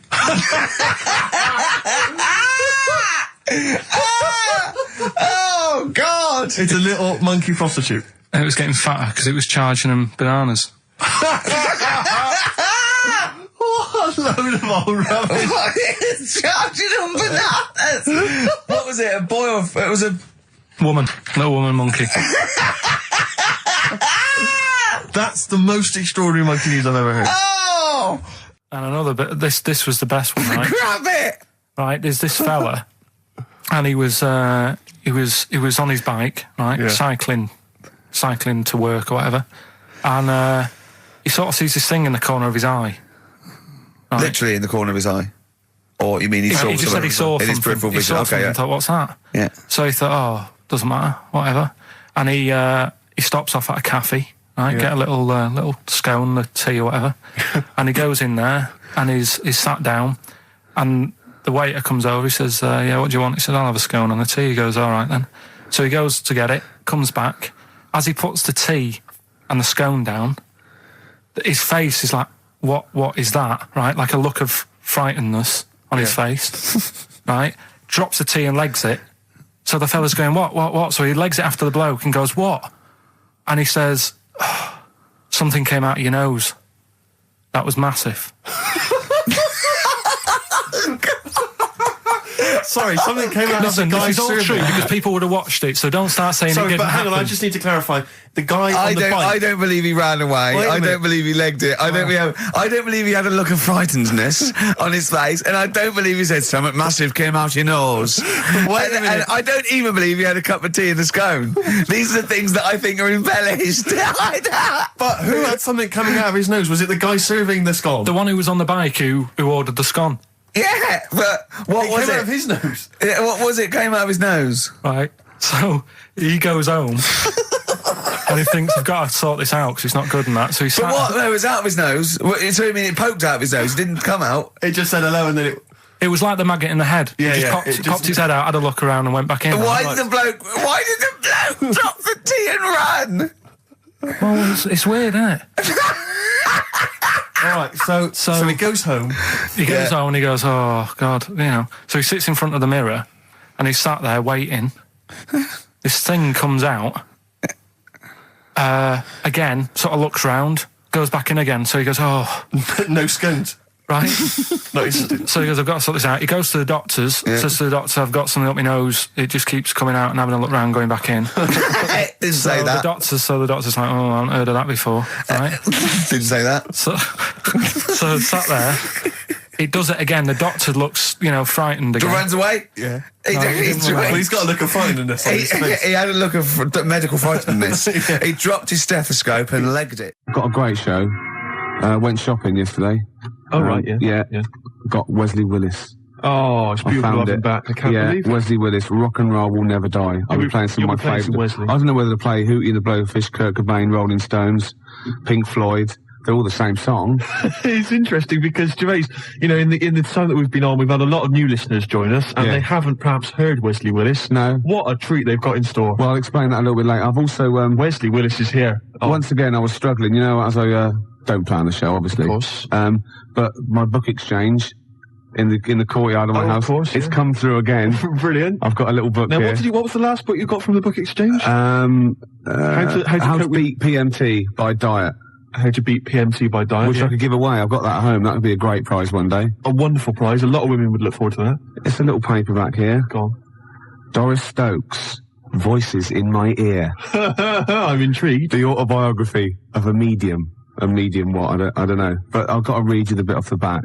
You'll love this, okay? She's helped to solve murder cases. She filled the Sydney Opera House 3 nights in a row. Doesn't say with what. Once, she even had to convince a man he was dead. Now she's written her own astonishing life story. Her name is Doris Stokes. I'll be reading little excerpts from that. I don't know if you've read it, but why did she have to convince a man? I don't know. It's in there. And how did she do it? I don't know. Well, that's just one of the little questions we'll be asking on XFM. Are you 104.9? Before you do 4.9 Ricky Gervais Show. I'm Ricky Gervais, and I've got Wesley Willis's, one of his greatest LPs. I think he's actually recorded about 4,000 songs. Now, the thing is, this is quite true. He's a chronic schizophrenic and is often troubled by demons that dictate what he can do and what can't be done. The demons sometimes prevent Wesley Willis travelling on airplanes, telling that his music is no good, and on occasion have forced him to destroy musical instruments. Now, can I just stop you there? I don't think it's demons telling him his music's no good. I think that's members of the public, anybody who's bought one of his albums. And he's released 14 CDs, by himself. He just makes them up and sells them. It's fantastic. This is the first track on Rock and Roll Will Never Die. It's called Hootie and the Blowfish. Excellent. It's classic. It is. Blowfish, Hootie and the Blowfish, Hootie and the Blowfish. After High Llamas, I'll play Kurt Cobain. Excellent. Kurt Cobain. That's Kurt Cobain. That's actually by Wesley Willis. Really? Is that Wesley Willis? Yeah. Fantastic. Well, I'm going to try. I think he's written a song about Nirvana as well. Let me have a look on here. I've got the album here. No, I think it's on this particular album. Oh, no, you're right. No, Kurt Cobain is track 2. Track 3 is Nirvana. Oh, well done then. Not quite simply Nirvana. Perhaps we'll listen to that. I wonder if that's sort of different. I wonder what kind of interpretation he gives to that particular band. And I wonder how he sort of utilises it. I don't know how to work this machine. You don't have to do it? Well, perhaps we should leave it, Gervais. Come back to it. Don't feel pressurised. I know we're keen to hear Wesley. I know. Don't feel pressure. Look, it won't let me do it. There's no pressure on you. Gervais, I know you're getting a bit panicky now. I can see the sweat on your forehead. Well, why doesn't it do what I think? Well, why do I have to actually press buttons and it doesn't know what I want? No, but that's because you're not Doris Stokes, Gervais. You cannot use telekinesis to run this radio show. Oh, this should be. So it's Nirvana. Very similar to. Well, it would be, wouldn't it? Yeah. About 5,000 people were at the show. Right. Because it was awesome. It was a knockout.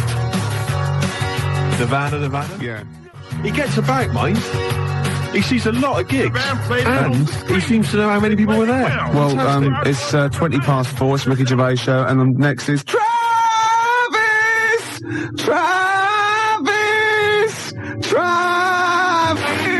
Gervais, you're never going to be Wesley Willis. But Steve, my chauffeur and researcher, you're meant to have found out why Doris Stokes had to convince a man he was dead. Gervais, I've been looking through Voices in My Ear, the autobiography of Doris Stokes, the famous medium, and I must say it's a fascinating read. It's not a biography, and it's by someone. Yeah, I know. It's not by Doris Stokes. Doris is too busy contacting the other side, Gervais. But to basically, let me just answer that, on the back it does say that once Doris had to convince a man he was dead. It's not as interesting as it sounds. He was dead. Well, obviously. And she saw him, and he wasn't, she a big group of people, and he was like a ghostly figure, and he said, I'm not dead. She went, you are dead, get out. You've had a similar argument with someone once, weren't you, at a dinner party? Yeah. Yeah, you proved her wrong though, didn't you? So she just, that happens a lot though. Some people don't believe that, you know what it's like. Yeah. You go to the afterlife, no one tells you. I know. You're walking round, you're dead, mate, don't be stupid. You know. Exactly. She had to actually push the coffin lid down, apparently. It's Viagra he died of. I'm reading here about one of her first paranormal experiences. She moved into a house with her husband. There were ghostly apparitions there in the house, right? And it was haunted. She didn't mind. There was an old ghost called Polly. Yeah, Polly the ghost, Anyway, so Mrs. Johnson from nearby comes in, and she's brought she's making a cake basically, and she says, we chatted for a moment. Any more trouble lately with the ghost? said Mrs. Johnson. No, old Polly's been quiet for quite a while now, but the words were hardly out of my mouth when the bowl of eggs I was baking with was torn from my hands and hurled across the room. Instinctively I dived after it, did a flying tackle on the bowl of eggs, and caught it before it hit the ground. Now I must say that Doris at this point has already lost a pair of tights. No. Polly's already had a pair of tights. Oh no. Now the eggs are in danger. Oh God. You can just stop that, Polly, I yelled furiously and slammed the bowl of eggs on the table. She'd already cost me a pair of stockings. She wasn't spilling my eggs as well. Oh, that's got to be a euphemism. That's got to be a dirty book. Doris Stokes there, fighting the paranormal. You can't lie with the dead, say what you want. Can we? Yeah. You can't libel the dead? No. So we can slag off Doris Stokes? You could say she drank buckets of, just after the break, we've got Oasis. You mean to tell me you can't libel the dead? You can't libel the dead, no. I don't believe that for one moment. You can't, it's true. That's ridiculous. It doesn't mean you can say, there's certain stuff you can't say anyway, whether it's true or not.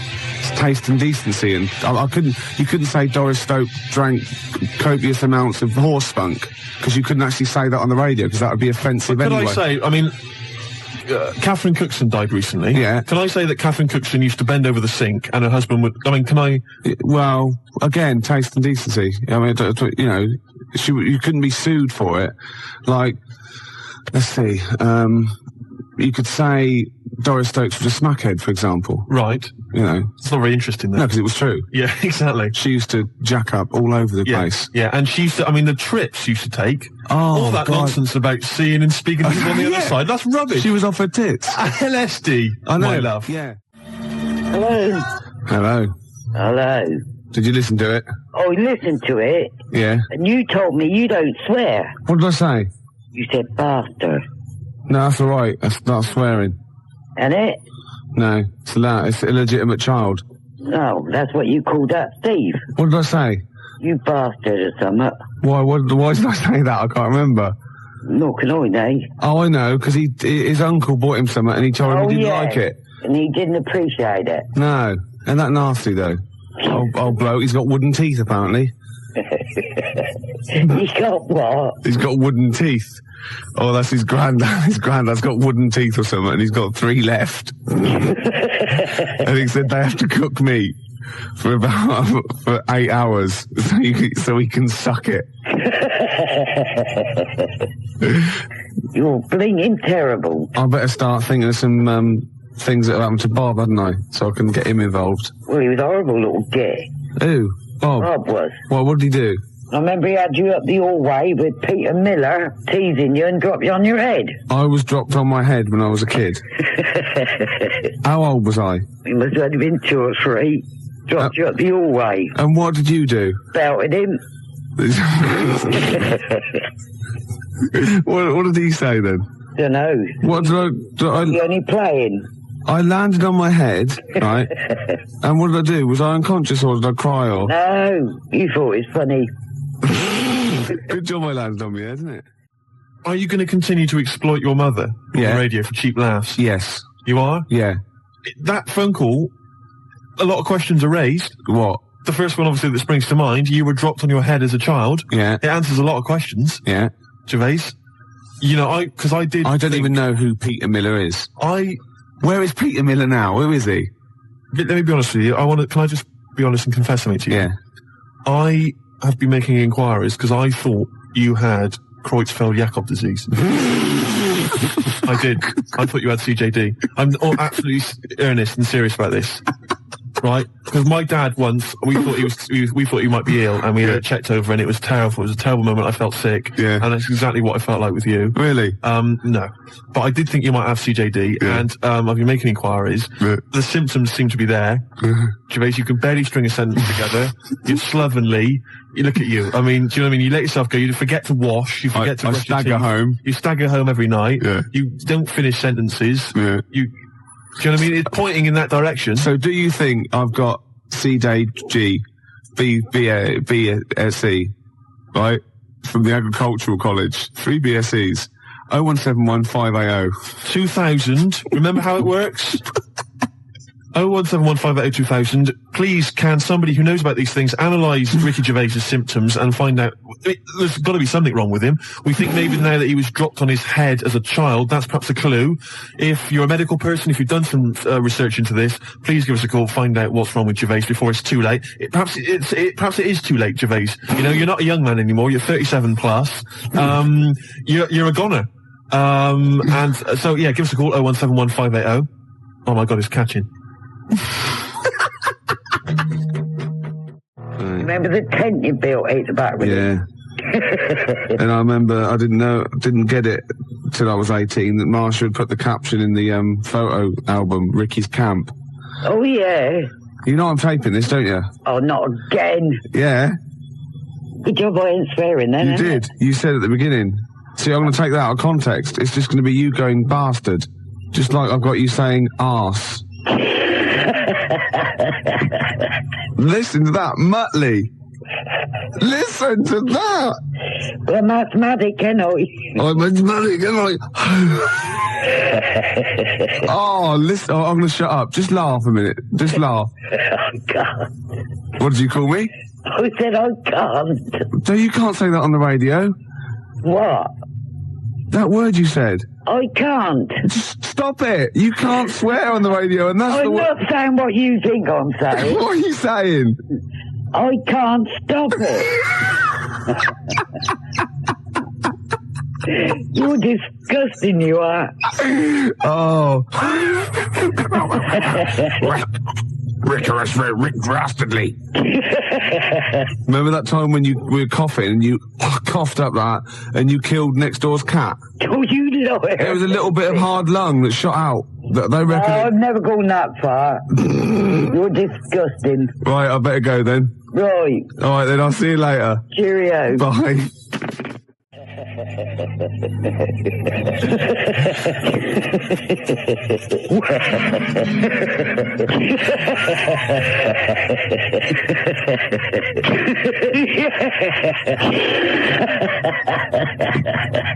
Classic Smiths. It's terrifying. What? It really is. Your relations. I mean, all right. So my relations. All right, their faces aren't symmetrical, but at least I don't have wheezy, weird laughs like that. Yeah, I know, and drop people on their heads. Drop people on their heads. Right, I got to tell you, I wish I was taping today. She called me today. She went, "Ain't heard of you for a while." I said, "I called you last week." "No, you didn't." I said, "Well, just before Thursday." "Yeah." Anyway, I went swimming Wednesday. I went, "Did you? Where?" She went, "In the fish pond." Totally true. What? She went, "I fell in, it was up to my neck," and I could hear my nephew shouting, "It's only 2 foot deep." Like, it's a little fish pond with it is. It's like about, it's not even 2 foot deep, it's about 8 inches deep. She went, "Well," I'm pissing myself. She's going, "Well, I was cutting back the lavender, right, and 3 frogs jumped at me." 3 frogs jumped at me. I know she meant, anyway, right, so... 3 Frenchmen hiding in your garden. Yeah, that's what I was going to say. I thought, no, that's a racial slur. But anyway... No, because French people do... like to hide in lavender and frighten 73-year-old women. They do. It's a well-known fact. I know they lurk around, ready to attack. In stripy white and blue t-shirts and berets with onions. Anyway, these 3 frogs dogs. I mean, I'll tell you, who is it? That dead president of France. What's his name? With the big nose. You know what he used to do? Well, exactly. He used to drink bucketfuls of anyway, right? You can do it because he's dead. He's gone. Anyway, she went, and I went in. And I fell in, and I was sitting on the bottom, and it was coming up to my neck. And she went, and I tried to get out, but it was all algae on the side. I kept slipping back in, right? My dad says, Lee, help your nan. And she said, and I got out and I said, put Lee on. I was speaking to my nephew. He said, she went into the pond, right? And she said she floundered around, right? And she got out and she ran to the kitchen. She dropped all her clothes and ran upstairs naked because she thought she might have leeches on. Leeches? She's not Humphrey Bogart in The African Queen. She said, it wouldn't have mattered if it was ace full of company. I'd have still stripped off and run upstairs. Oh, she said, I didn't drop the scissors. And she said, I had to throw my slippers away. So we're laughing at the fact that your elderly mother fell, slipped in a pond, could easily have injured herself quite seriously. Who knows? Now she could have sort of leeches. Yeah, she's probably got leeches. Any kinds of the Frenchmen scarpered. There was no sign of them. Gone. Well, they're like that, aren't they? The French. All they found was they just left a beret. I'll tell you, the French. I mean, any sign of trouble, Gervais, they're out of there. Oh God! I just like the idea of just running into the kitchen and stripping off just a ball of slime, and they're upstairs. I couldn't wait to get in the bath, she said. Yeah, and two ladies from next door, from the women's guild, just sipping tea. Oh, there she goes. There goes Mrs. Gervais. Naked as the day she was born, covered in algae.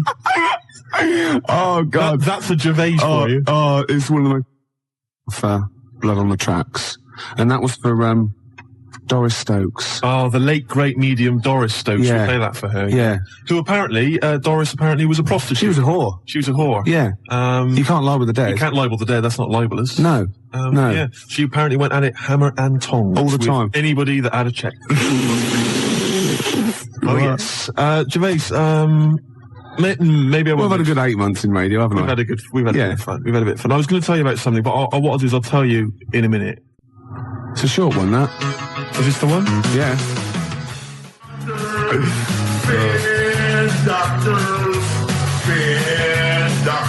How does he not run out of ideas? It's incredible. I mean, they just flow from him. Yeah. It's incredible. That, of course, comes from the classic Wesley Willis album, Rock and Roll Will Never Die. Just reading the sleeve notes, Gervais. And Rock and Roll Will Never Die represents the best of Wesley's previously available material about rock musicians. His personal quote is, "This CD whoops the llama's ass with a belt." Not sure I know what that means, but anyway, apparently... Doris Stokes knows. Hey, you can't label the dead. No. Well, Wesley says... Wesley carries copies of his CDs with him when he travels, just in case he meets someone with $10 in their pocket. Oh, excellent. And that's a beautiful track. Track 8 on that classic album, and of course, Spin Doctors. Let's hear a bit more. Instrumental break. Beautiful. You see, he's a talented musician. Very similar to Nirvana and Kurt Cobain and Hoogie and the Blowfish. Yeah. Different sentiment altogether. Oh, it's completely different. This one is about the Spin Doctors. Hey! Yeah. Well, that's enough. That was for Laura. Anyway, wrote me a lovely letter. Remember we listened yesterday, last week, sorry, I was going about, and we could do the best of Ricky Gervais. Yeah. So I could just, get bits off the login tape and package it up, and we wouldn't have to come in, we could, sunbathe or something. And she said, maybe you could do, the best of Ricky Gervais, all the things that didn't happen. All the things we said we were going to do, and then didn't. And, there are quite a few. But she goes on as well, because we're talking about reincarnation, and she believes in the Hindu view of karma. So if through your life you do good things, you build up your good karma, bad things, bad karma. Then when you die, they mount it all up, top it all up, and you're reincarnated if you do nice things. It's a wonderful existence. Lovely, probably good looks, everything. Everyone loves you.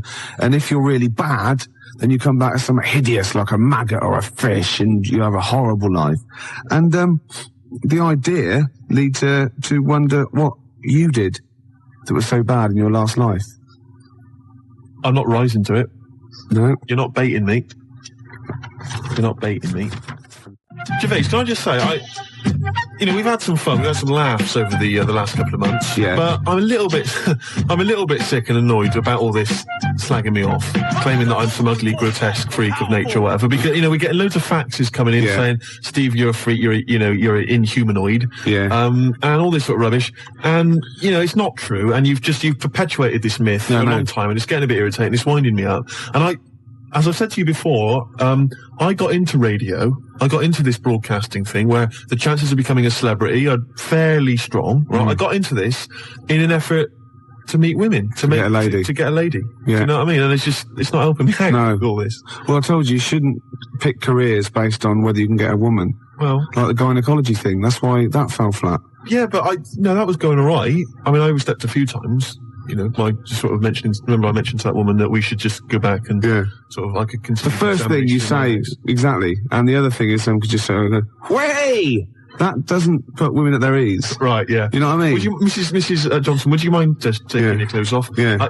Hey, look at that. Say, look at that. Dear, can I film this for the lads? Yeah. You know what I mean? I did have, I ran into problems. This is Happy Mondays. Yeah. Kinky afro. Would you just stop now with the... Of course I will. You're a good looking fella. Wow. The classics, Gervais. I just got to thinking, I wonder if I think I mentioned this before, it'd be great to contact Wesley and get him to do a song about the Ricky Gervais show. Ricky Gervais! Ricky Gervais! What? You've pretty much done it for us. Yeah. Beautiful. Gervais, coming in on today... He had a radio show. There was about 100 people listening. Yeah. Well, yeah. I think he's been a bit generous. Yeah.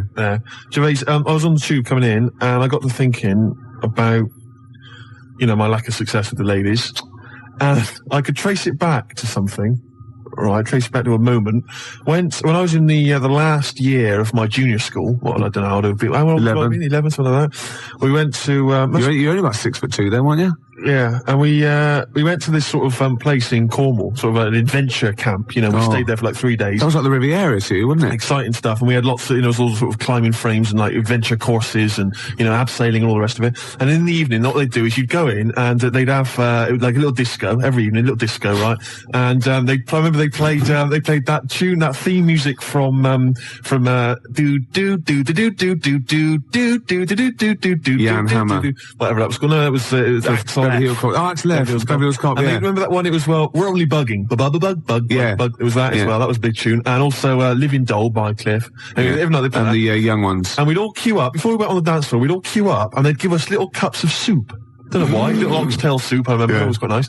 And then what happened was I don't know. We must have been a bit older because the guys. Doris Stokes used to spike kids' soup with heroin. That's true enough. That is absolutely true. You can't libel the dead. No. And we must have been slightly older because all the guys started to ask the girls like to dance with them, cheek to cheek style. It was the first time that this had happened, and suddenly I saw like girls and guys dancing together. Couldn't believe it, right? Yeah.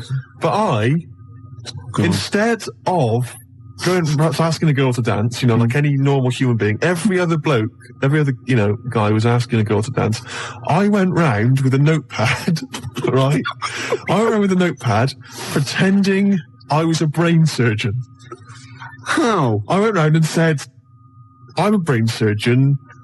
I want to analyse if you're mad so I can do surgery on your brain. And I would ask them a series of questions. How old were these girls? This not just the girls, this was blokes as well. While they were dancing, smooching or whatever, I'd go up to them. What did you think this would achieve? And say, can I ask you a series of questions? I'm a brain surgeon.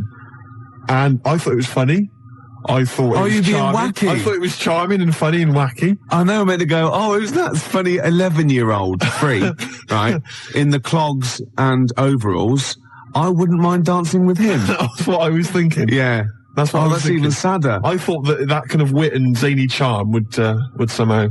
I'll stop you there, Steve, because you're boring me. After the break, some Beatles. I shouldn't be so blunt, should I? Yeah. It doesn't help, does it?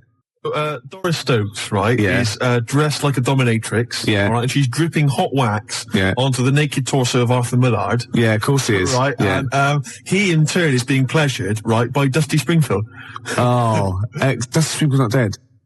What? You twat. Dusty Springfield's not dead. Yes, she is. No, she isn't. She is. Of course she's not. She's dead. Of course she's dead. Of course she's not dead. Who am I thinking of? I don't know. Dusty Springfield's alive and well. and playing with Arthur Miller. No, she's not dead. Oh, God. Wow, excellent. Oh. It was going so well, wasn't it? Oh. I like the bit up until then, though. Yeah. I like the idea of her and Mullard. Well, that's all true. In a farm. We can't do that anyway, still see you can't do that on the radio, talking about that sort of thing. I think I'll tell you what though, if we're going to pick on a dead person, why pick Doris Stokes? I don't know. The one dead person you don't pick. I know. God. I'll have to convince her she's dead. But even in real life, she'd harness the powers of the dark side, so we don't really want her to get on our, She liked the dark side. Getting on our That was her backs. favourite. She's getting on our backs. Don't get me started on that. Oh, goodness me, it's just nothing but innuendo and libel. I don't believe it. We're in trouble now. Oh, God. You should have picked someone like Scylla, who is dead. Yeah. Muff Shandy says turn it up. Earplugs are gay. Earplugs are gay. Hear what I say now. Earplugs are gay. Get them out the way now. Feel the need to make the bleed. My brain needs noise to speak. Mother. The new single by Muff Shandy. Earplugs are gay. But what I was going to go on about, what I was actually going to say is, I don't know if I can say the word twat. No, you can't. But when I was a kid and I first went to senior school, I started to learn all these swear words that I didn't know. Of course you can say the word twat. Right. You're not meant to. I started learning all these swear words, and I went home and I started using the word twat. I just thought it was a slightly stronger version of twit. Yeah.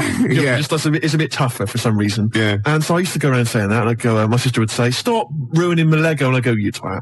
Yeah. And make your bed, Steve. No, you twat. I'd say to my mum, right? And I didn't realise what it meant. Right. And my dad, right? He didn't really know much about swear words, so he started using it as well. He started going, "Oh, you twat, Steve." And do you want to clean the bath? No, you twat. And we just started using it all the time, right? Yeah. So then at school, Mark Johnson told me what it meant. Yeah. Right? Obviously, I'm stunned. I'm thinking I can't go around calling my mum a twat. Yeah. So I didn't. I just stopped using it. Yeah. Like that. Just stopped using it. But I didn't have the guts to tell my dad what it meant. Oh no. So he carries on using it, and to this day, we were driving along. He'll say to my mum, "Elaine, watch where you're going, you twat, you great big twat." And I just want to say to him, "Dad, don't say that to my mum, because she knows. Oh, she knows what it means." Oh no, but really? She's not going to say to him, "Oh God, Ron, would you stop saying that word?" Because same thing happened to me. My dad still says "fouch." Does he? Yeah. Oh, felching. Talking of that, right? It's Doris Stokes. Yeah. She's got this huge 4 sailors and a big sailors. bucket and like a weight and warm jets and hurricane. So they haven't actually told you it's your last show? No, it's not official. They wouldn't, would they? They'd be mad to. Yeah. They usually tell you, when you come off, they go, "That was your last show." You know what I mean? See, I'm annoyed because if I'd known it was the last show, I'd have, led on something special. What, a buffet? Yeah, we could have a nice little buffet, invite round all the listeners. Yeah. Into the building. Yeah.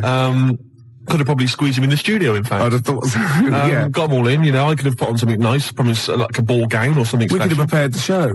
We could have... No, that was never going to happen. Stupid. Rome, do the jerk. Good advice. See, not all rock and roll's just like bland nonsense. When in Rome, do the jerk. Shall I give it away? As it's the last show? Man alive. Yeah? What a way to go out. Yeah. Giving away the autobiography of Doris Stokes. Voices in my ear. Incredible. Lovely. A paperback from what, 1972? I think so. Remember, Doris Stokes was the medium, an elderly lady, about sort of 60, and she filled stadiums in the 70s and 80s. And the point was, you went along, bereaved people basically paid a lot of money to speak to their dead loved ones. And don't forget Doris Stokes, the whore, because you can't libel the dead. You cannot libel the dead. Doris is gone. We're gonna say what we want. Yeah. So that's gonna. Apparently, she wasn't even very good. No. No, you'd pay your money, and she just used to lie there, nothing. You didn't even get a bit of a sort of contact with your elderly father, Pig. Yeah. She's helped to solve murder cases. She's filled the Sydney Opera House 3 nights in a row. Once she even had to convince a man he was dead. Brilliant. So, be thinking of a prize for that. I mean, the phone line's 0171 580 2000. Might be your last chance to give us a call. But you could win Doris Stokes, Voices in My Ear, the autobiography of a medium. Brilliant. by Linda Beardsley. You've really thought this through, haven't you, this final show? How does that work? Beautiful. We're going to give away that grubby old tatty copy of Doris Stokes' autobiography. Man alive, we're really going out with a bang, Gervais. Okay, let's give some more stuff away. We might as well let's give some of the good stuff out of the library away, the stuff we're not nicking. Let's just give away the XFM library. We'll go and get some stuff then, because I want some of it, and then we'll give the rest away. They could call in anyone they like. All right. Yeah? Just for the Hobbit. Just for the Hobbit. Just for the under Hobbit. Just for the go on all the way, dirty boy. Just for the Hobbit. Just for the Hobbit. Just for the under Hobbit. Just for the that's wonderful. Just for the taste of it.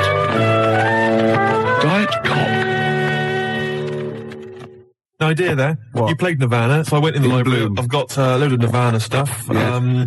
I've got Bleach, the Unplugged album, Insecticide. It is like someone reading French, isn't it? You don't know anything about it, do you? You don't know what you're doing. You don't know how important Nirvana were. You don't care. You don't know how to pronounce. That's fantastic. From the muddy banks of the Wishkah. Whatever that means. What's that? Hormoning? Yeah. Never heard of it. And obviously, never mind. Cobain. I'll tell you something, Gervais. He's dead. I thought to myself, you've got Nirvana there. A lot of people have already got those. Yeah. What they haven't got, a lot of people have, is this signed copy of Nevermind. You can't give that away. No, look, I'm reading on the inside sleeve. Chris Novoselic, Jesus. David Grohl, and Kurt Cobain signed that. Yeah. And I didn't get that from the library. That's from upstairs in the office. Yeah. Well, that is obviously someone's personal copy, probably the boss's. So you can't give that away. Well, Gervais, I think the time for morals has long since gone. No, don't give all the rest away, because that's. Oh, come on! No, you can't give that away. That is someone's prized possession. I guarantee there's somebody out there that would put aside those moral questions and accept this. What you mean? You're going to ask people, do you think you should have it? Yeah. 01715802000. Do you think you should have it? Even though it's someone's prized possession, mind you. So is this radio station. There's a fact here. If there was one man I would like to be stuck in a Stena stairlift with, it would be Steve. How about it, honey? Love Thora Heard. Oh, beautiful. No, it's good to know Thora's listening. Yeah. She's got Thora has got a finger on the New Music Pulse. Yeah, she's got one finger on the new Music Pulse. She's got the other on that emergency buzzer thing in case she has a fall. Your hip would break. I think it's a fake. Do you? You see, you can libel the living. Oh, right. Yeah. Let's leave it a few months, and then we're... I got a break here, then some... oh, no. We're never working radio again, that's the thing. Just for the Hobbit. Just for the Hobbit. Just for the under Hobbit. Just for the, oh my word, you dirty old slapper. Just for the Hobbit. Just for the Hobbit. Just for the under Hobbit. Just for the, go on, convince me I'm dead, you hoe. Just for the taste of it. Doris Stokes. An hour to go, Steve. Yep, it's going very well. I've got one of these live read things to give away. It's good, actually. Got 2 pairs of tickets to give away to the Llama Farmers gig at the 100 Club, 2nd of July. And they're supported by Seafood and Gel, and they're both good bands. I know you've no idea. The 2nd of July? Yeah. That can't be right. It's the 10th today. Yeah, but when I say 2nd, I mean 16th. Right. See what I was doing there? Right. I was just taking 14 off. Right, of course. Yeah. As any professional DJ would. Of course you do. Do you know that? Right. Do you know that you take 14 off? Is that off? in the DJ handbook? Yeah, I take 14 off. Oh, right. So any date that you read out, or any number, presumably, you always take off 14? Yeah. For any reason? Yeah. That's why people say, oh, Gary Crowley, he's 32. Right. See what I mean? They've taken off 14. Yeah. I understand. Carry on. Sorry to criticise. At the 100 Club, on, well, when I say the 100 Club, right. The 86 Club. Sure. The 86 Club on Oxford Street on July the 2nd. Yeah. Right, yeah. Which is, actually, that's just 5 days away. Yeah, incredible that. 01715802000. It's beautiful, isn't you know what I mean? I can't believe I haven't got a job at the end of this. Oh, God. They're gonna sack you, and it's the most justified sacking in the history of man. Can you imagine going to the European Court? Going to the European Court. I was unfairly sacked. Gervais, I'll stop you there. Yeah, the judge would go. Yeah, he's European. Ricky Gervais. Yeah, XFM. Well, yeah. Yeah, okay. Yeah. Take the book and read this. Of course you can't, can you? What's that? No, forget it. Yeah. I swear to tell the truth. Oh dear. Under an hour to go. This is for you, Steve. This is, Stevie Wonder. No, I love it as well. It's a great choice. And, it's just to say thanks because, you know, you've been good for me. Cheers. It's been great. I couldn't have done it without you. No. And I just think, if you'd have been sort of normal looking, or you could have got a girl, it wouldn't have been as funny. Because that's been most of our material. Let's be honest. You know what I mean? So just don't ever change it. Okay. That song as well, Blood, Sweat and Cum. Let's have a listen. Can you play it for me? Yeah, okay. Got Canfield to voice it, because he's a bit like Vance. The stunning new single from Brain Mangle, Blood, Sweat and Cum.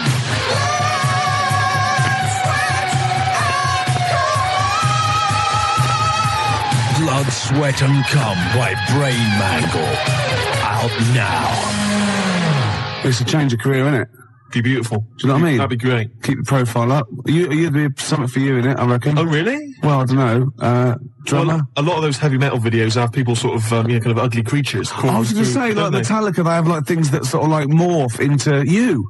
Exactly. That'd be amazing, wouldn't it? That'd be great. I could see myself. That's a new career opening up for me. Oh, God. That'd be amazing. I'd be like horror films. He'd be like the special effect that isn't a special effect. I know. But they'd save so much money. You wouldn't need like computerised morphing stuff. You wouldn't need like makeup. Prosthetic makeup. Oh, that'd be amazing. I could become a star of zombie films. Oh, God. Do you know what I mean? Seriously. But we'll do the heavy rock thing first, yeah? Alright, so anyone out there, any rap company, I'll do Earplugs Are Gay or Blood, Sweat and Cum.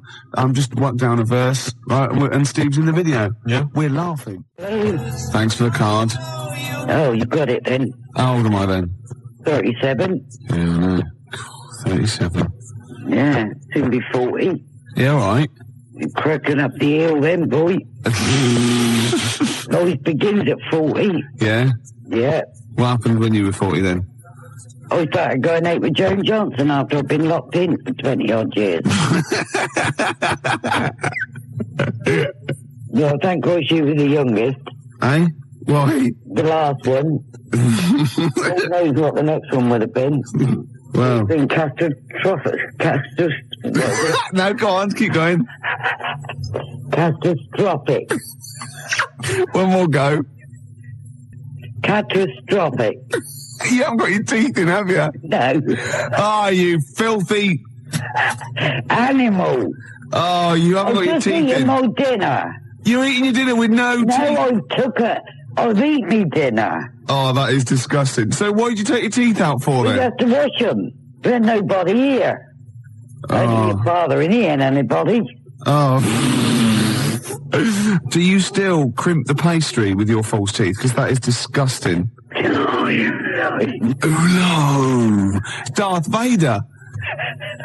It's like Darth Vader. You are disgusting, Rick. Oh, God, I can't believe you haven't got your teeth in. Well, it's difficult to say catastrophic. Oh, God. Well, let me hear you say it. Catastrophic. That's it. Yeah. That's what I meant. Yeah, I know. Right, all right then, I better go now. Right. Right, see you later. Cheerio. Bye. Best ever Ricky Gervais show. Almost certainly. Almost. That was for Becky, who's having her wisdom teeth out tomorrow. Don't envy her. Oh, no. No, do you know what they do? What they do is, right, they tie you down and you look like Hannibal, and no, it's fine. They've got anaesthetic these days and everything. Apparently so. Not in Bristol though, do Not they? in the West Country, no. They still tie it to a door? Well, to be honest, if you've got dodgy wisdom teeth, you're a witch. It's as simple as that. It's as simple as that, Gervais. You know, they wheel you out to the ducking stool, Bob. Yeah. And he still works there, does he? He does, yeah. With his two brothers, also called Bob. I know. Get on with it, get on with it. And this is a different Becky and Laura. They wondered if I showed you those nice pictures they sent through. Oh, what were they of the apes? The apes. Yeah, you didn't laugh, did you? Brilliant. Well, that's you, Steve. Ha ha ha. I got facts here from Bernard. He says, I'm a regular listener and I want to know, why is Ricky being taken off the air? Bernard, if you don't know the answer to that, you're not a regular listener. Which is a shame, because you've had a few other faxes and stuff. I had a letter. This is the first letter I've had for years. It says, we love Steve. We pledge our alliance to all forces, amphibian or insectile, and we worship the grand fish monster. So I'm getting kind of positive mail like that, and it's too late. It's too late in the day. That is positive. That's a lovely letter. A lot of people, most people would like, envy you. The fish monster. Yeah. Oh, that's Believe fantastic. me, that is a sign of affection. Yeah. Michael Schumacher's won the British Grand Prix in a very confusing finish. Matt, can I stop you there? Have you got any, fun stories? Yeah, Matt, haven't you got any sort of, Two Ronnies style news stories? No, there's no fun. It's news, there's no fun. No, Two Ronnies style, a man with a meat cleaver has been terrorising nudist colonies. Inspector Wilson of Scotland Yard has had a tip-off, but he expects to be on duty tomorrow. Or Scotland Yard had all its toilets stolen, police have nothing to go on. That's what we want, that's what everyone's after. Oh, right, no, nothing as interesting as that. Okay, go on. Carry on as you are, sorry. Okay, right. News with nothing really silly. I'm Matt Johnson. That was good. That was good. It's all right. Yeah, you want stuff like, a lorry load of wigs has crashed on the M4. Police are combing the area. That's what you're after. You're in news. Can you libel the dead? I'd rather steer clear of any controversial comments, if you don't mind. Okay. No, I didn't mean you. I didn't expect you to. I don't think you can, but I'm not sure. What do you think of Doris Stokes? I think she was a very talented lady who brought joy to a lot of people. That's fantastic. So you don't think she's a prostitute? Absolutely not. Steve? Yeah. We gave away those CDs. Hey, great giveaways. Just good radio, isn't it? We've got CDs to give away. Tickets and that's good radio. Do you remember who won them? What, last week? Yeah. Well, no. Right. I've got to get them back. What, are these the CDs that we took from the library? Yeah. I've got to get them back. 0171 580 2000. If you won those CDs, could you give us a call? Well, why should they bother? They're probably busy listening to them. Do you know what I mean? You can't give something away and then take it back. Yeah, I need big time. I've got to get them back. We've had a bill for the computer as well. That's mine. No, it's not yours. It is mine. It's not yours. I procured that. That is mine now. No, that technically counts as ownership. Listen, Gervais, it's not yours, all right? I've told you this before. I've explained this to you 100 times. What? All right? If you urinate on something, it is not yours. It does. In the cat world. That's what cats do. That is what cats do. They go around their territory. That's theirs. They urinate on it. That computer's mine. If a cat urinates on something, right? Yeah. In its cat philosophy, it owns that. I agree. That's a sort of what do you call it? A sort of territory thing. What's the difference? You're not a cat. No, I know. You're not a cat.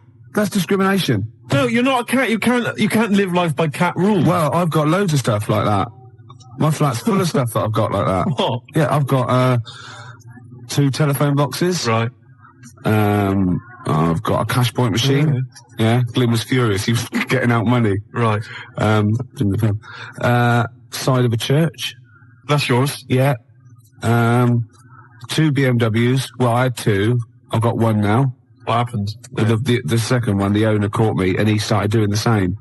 And because I started first, I finished first, so he finished last, so it was technically his again. Is that how it works? Yeah. If I piss on something, then that's mine. Yeah. But if someone else pisses on it, then that's theirs. Yeah. Is that how it works? Could you say urinate? This is XFM 104.9. Not yours. They are. They're not. They're my shoes. Yeah, and they're mine now. No, they're not. I can't believe. This is why I don't want to do this anymore. Why? I can't believe you. They're my shoes now. That is ownership. That counts. In the cat world? They're my shoes now, and some of the carpet is mine as well. In the cat world? Yeah, wow. You cannot live your life by the rules of the cat world. I can. What does your girlfriend What's this? Oh. Not many people can do that. God. You see, because I just think it's a wonderful thing. The YMCA doesn't get enough publicity, good press. Yeah. And the Village People did them a favour. I mean, why on earth they wrote that song? Well, to publicise the YMCA. I mean, who thinks, I don't know, people have done the police force, they've done... Hold on, wait a minute, this is very good, but I think you mean this, so you don't know what that song was, you think that they were actually some sort of advertising for the YMCA, were you? Well, I don't know, it just seems really odd to me. Well, if I remember at the time, the YMCA complained at the time because of the connotations.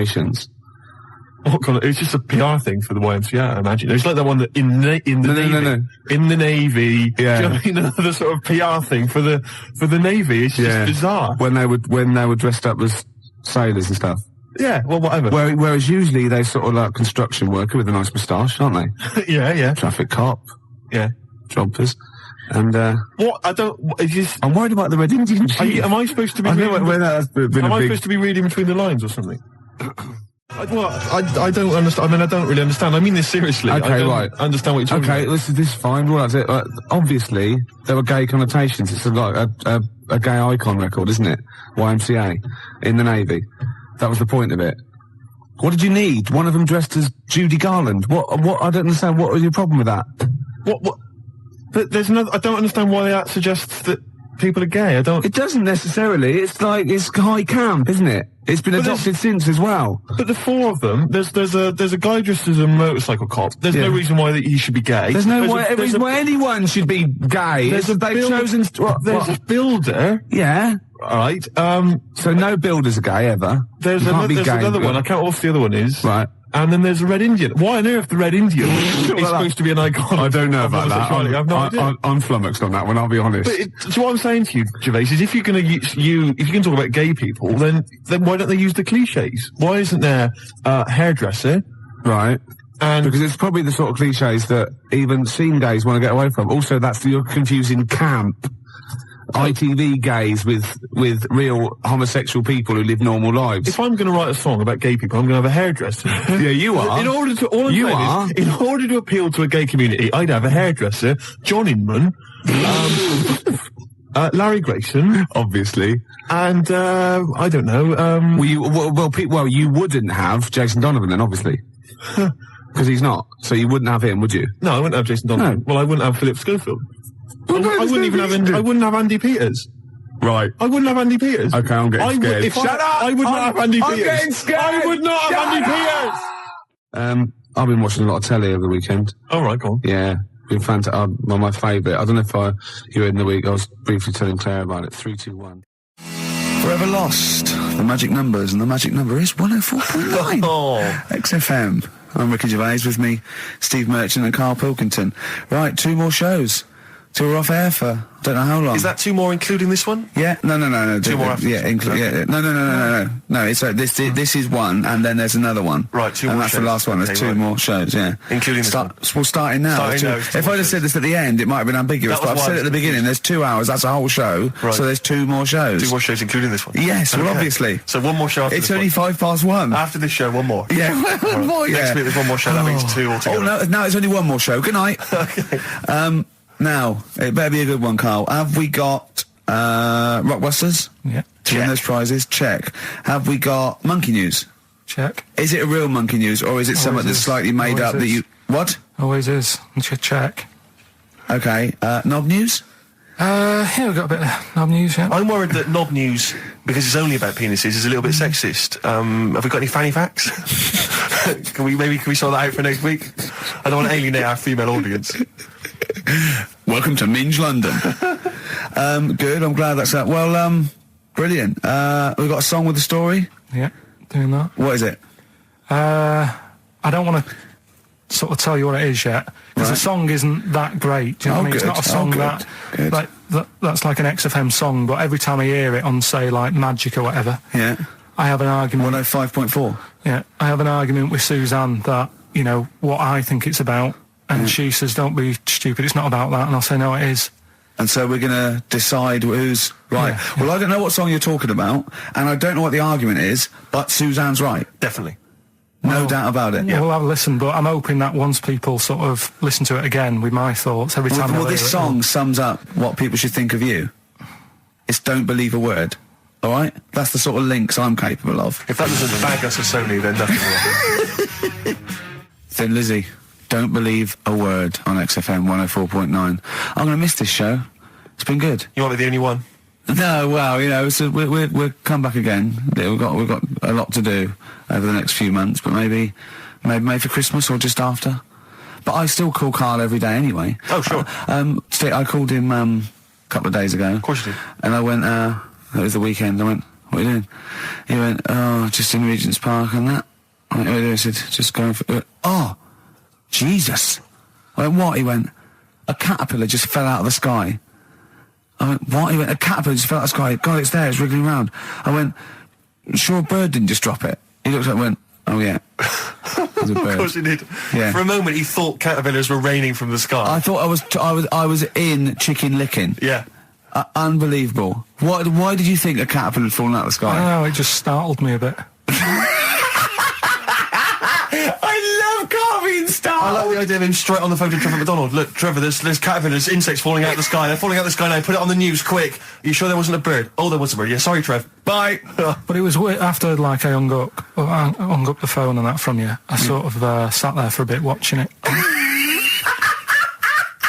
I imagine him cross-legged, just in front of it. But do you know what? Because of his shape, the shape of his head, and his sort of IQ, I bet the caterpillar was thinking, Mama. Yeah. Do you know what I mean? Yeah. It's unbelievable. Go on. It was sort of running about all over the place, right, Steve? So the caterpillars have loads of feet and that, don't they? Wow! Well, they have 6 legs. They're actually larvae of insects. They have 6 legs. But they have little sucker things to hold on to the back of cabbages and that. No, they've got more than that. I'll tell you, they've got 6 true legs. Trust me. Trust me, I'm a scientist. And you were thinking what, Carl? Well, but they've got little pods. They've got little pseudo pod legs and little suckers. Yeah. But it was running about like everywhere, right? Mental, but sort of running off to the left, and then it sort of went back to where it was. Then back, went right and what have you. I'm just thinking, whoever gave them the legs, right? What's the point if they don't know where they're going and that? Do you know what I mean? If you can get about... Imagine that sentence. Did you hear that sentence? Can we play that sentence back? No, I don't think we can. Imagine who gave him that legs. Whoever gave him them legs, what's the point if they don't know where they're going and that? And that. Always and that. And that. But maybe you just, to be fair to the caterpillar, with all its legs, okay, and you didn't know where it was going, it had just been plucked from its house by a bird, shot up into the sky, and then dropped from 80 feet, hitting the ground. Onto the head of a weird, bold-shaved monkey. It was probably concussed. Yeah, it's one of them things again, though. But it still knew more about the world than you. How does that make you feel? I just think it's a waste of time having all them feet. It's the same thing as the... Now it's got feet now! It has a nightmare buying shoes, doesn't it, Carl? All the, what was it you were saying about leeches and that? Because we were talking about insects. Well, they're not insects. They're not insects. What are they? Well, I think they're probably, probably platyhelminths. Probably sort of like a flatworm type thing. That's what you were thinking, wasn't it, Carl? Yeah, I'm not sure about that. I don't know what the phylum is, but they'd be, What was the leech? What was an interesting? Well, there's an experiment where you get a maze for a leech, and there's a bit of blood thing, and it eventually finds its way to the blood. Okay, and then it knows. Okay. And if you put it back to where it starts, it knows where it goes straight towards it because it's learnt it. If you liquidize that leech and feed it to some leeches who have never done the maze, because of a thing called chemical memory, they find their way straight to the blood. That is extraordinary. It's extraordinary. Yeah. I mean, it's incredible. We should try that at Hampton Court one weekend. but maybe with some tourists. We'll just blend up some tourists. Or the people on them, I'll tell you who would do it, those people who go on Celebrity Love Island. Any of them. They will do anything to get They will be liquidized. People have enemas, they will do they wank off pigs, they will do anything to get on telly. What about that? Be liquidized and fed to another. Get one D-celebrity slapper, liquidize her and feed her to another slut. So we blend and see if she can find her way and see if she can find her way to Channel 5. Yeah. What a brilliant show, hosted by Jimmy Carr. Of course. That'd be amazing. The Kinks, Better Things on XFM 104.9, Steve Merchant, Ricky Gervais, Karl Pilkington. But do you know this, we're talking about the leech thing. Sure. Right. You're saying put them in a blender. I'm not saying that. Well, someone did. Yeah. Why were they doing that in the first place? Do you know what I mean? How did they find out that if you put leeches in a blender? I don't know. They probably kept notes. I don't know. No. But what made them? Were they just having a laugh? What made them go? Was it a party? It was a couple of 40-year-olds. They were at a party. It was a couple of research scientists. They'd been given £1 million, and the boss was coming around to say what you're doing, and they were just making a smoothie, and they went quick. So Mr. Yakamoto's come round, throw in some leeches! What are you doing? Just leeching. Just feeding these leeches to some other leeches. Alright, well that looks like science, I'm off. Well, that's what they do. Here's another £1 million for next year. Bye! Yeah. That's how they work, though, isn't it? A lot of these scientists... That's exactly how they work. I'm just saying they're getting away with murder. Go on. Well, just the way they do sort of spend loads of time. And he can't say anything in front of him because everything's got a point with him. You can't have a conversation with Carl because he always sort of puts in a curveball.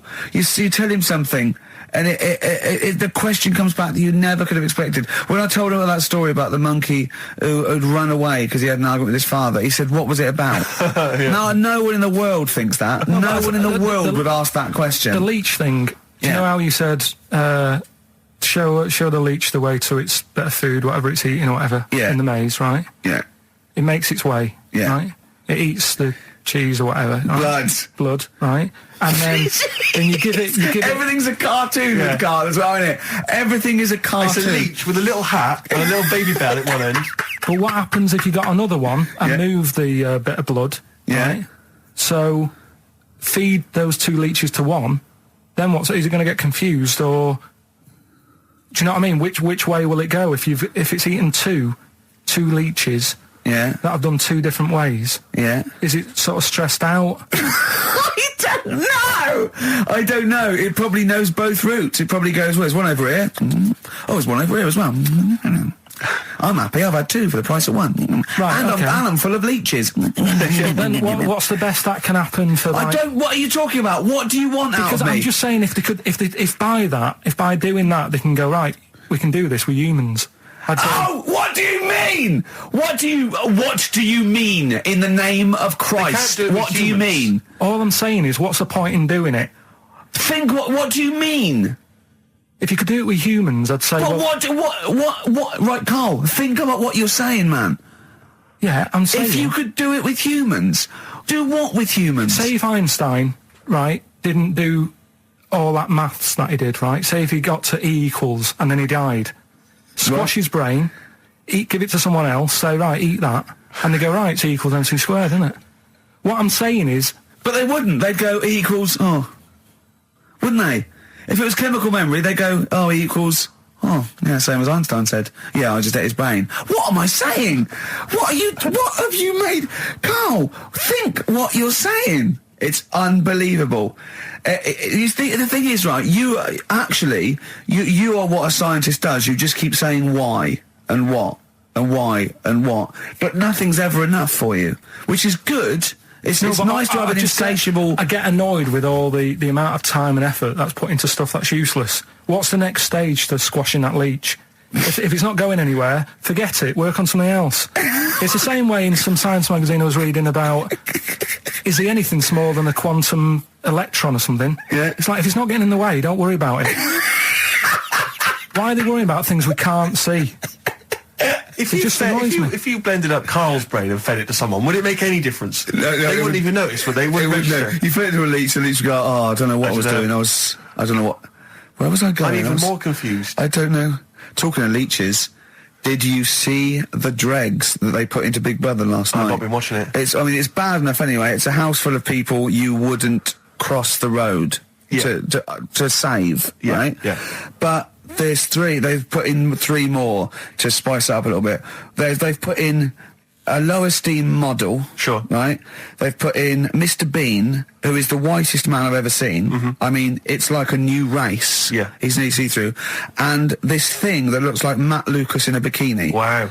Unbelievable. The fat things on her back, I thought she was coming towards me. Really? It was unbelievable. And the first thing she said, she went in, she looked in the mirror, adjusted herself and went, oh, me minge. That's the level. Do these people have relatives? Is there anyone in the world who knows them, claims to be a friend of theirs? Families. Do they have family there, or the family just moved away? No. They're probably their family. Their family are probably quite proud of them because they're on the telly. It's probably like saw your daughter last night saying "all me minge" on the telly. Yeah, she was on the telly, wasn't she? Yeah, she was on the telly. What about the bit about "all me minge"? She got one out immediately. Went, got it out, lobbed it out. It's unbelievable. It looks like an experiment. I can't watch it anymore. It's just too much now. Because I can't relate to those people in the first series. I always remember it seemed like a genuine social experiment. Yeah, exactly. There was intrigue, there was drama. Yeah. It was genuinely great hypnotic television. Now it's like putting ants in a jar and shaking it. I don't know what's. But even now, I couldn't watch that once a night every week. No, I know. It's just. It is unbelievable that what people are willing to do now and the title, because they've just put in people. I mean, it's unbelievable. It really is. You don't care about anyone. But I suppose what's good is that I think you watch it now because you want one of them to fall over and hurt themselves. Yeah, or just choke on a chicken bone. And no one else in the house knows the Heimlich manoeuvre. That's a good idea, isn't it? Yeah, feed him more chicken. Send him more roast chicken. So we got a wonderful celebration for you. Pushing the Senses by Feeder on XFM. Ricky Gervais, Steve Merchant, Karl Pilkington. Right. All right. How you doing, Karl? Yeah, all right, yeah. Another holiday?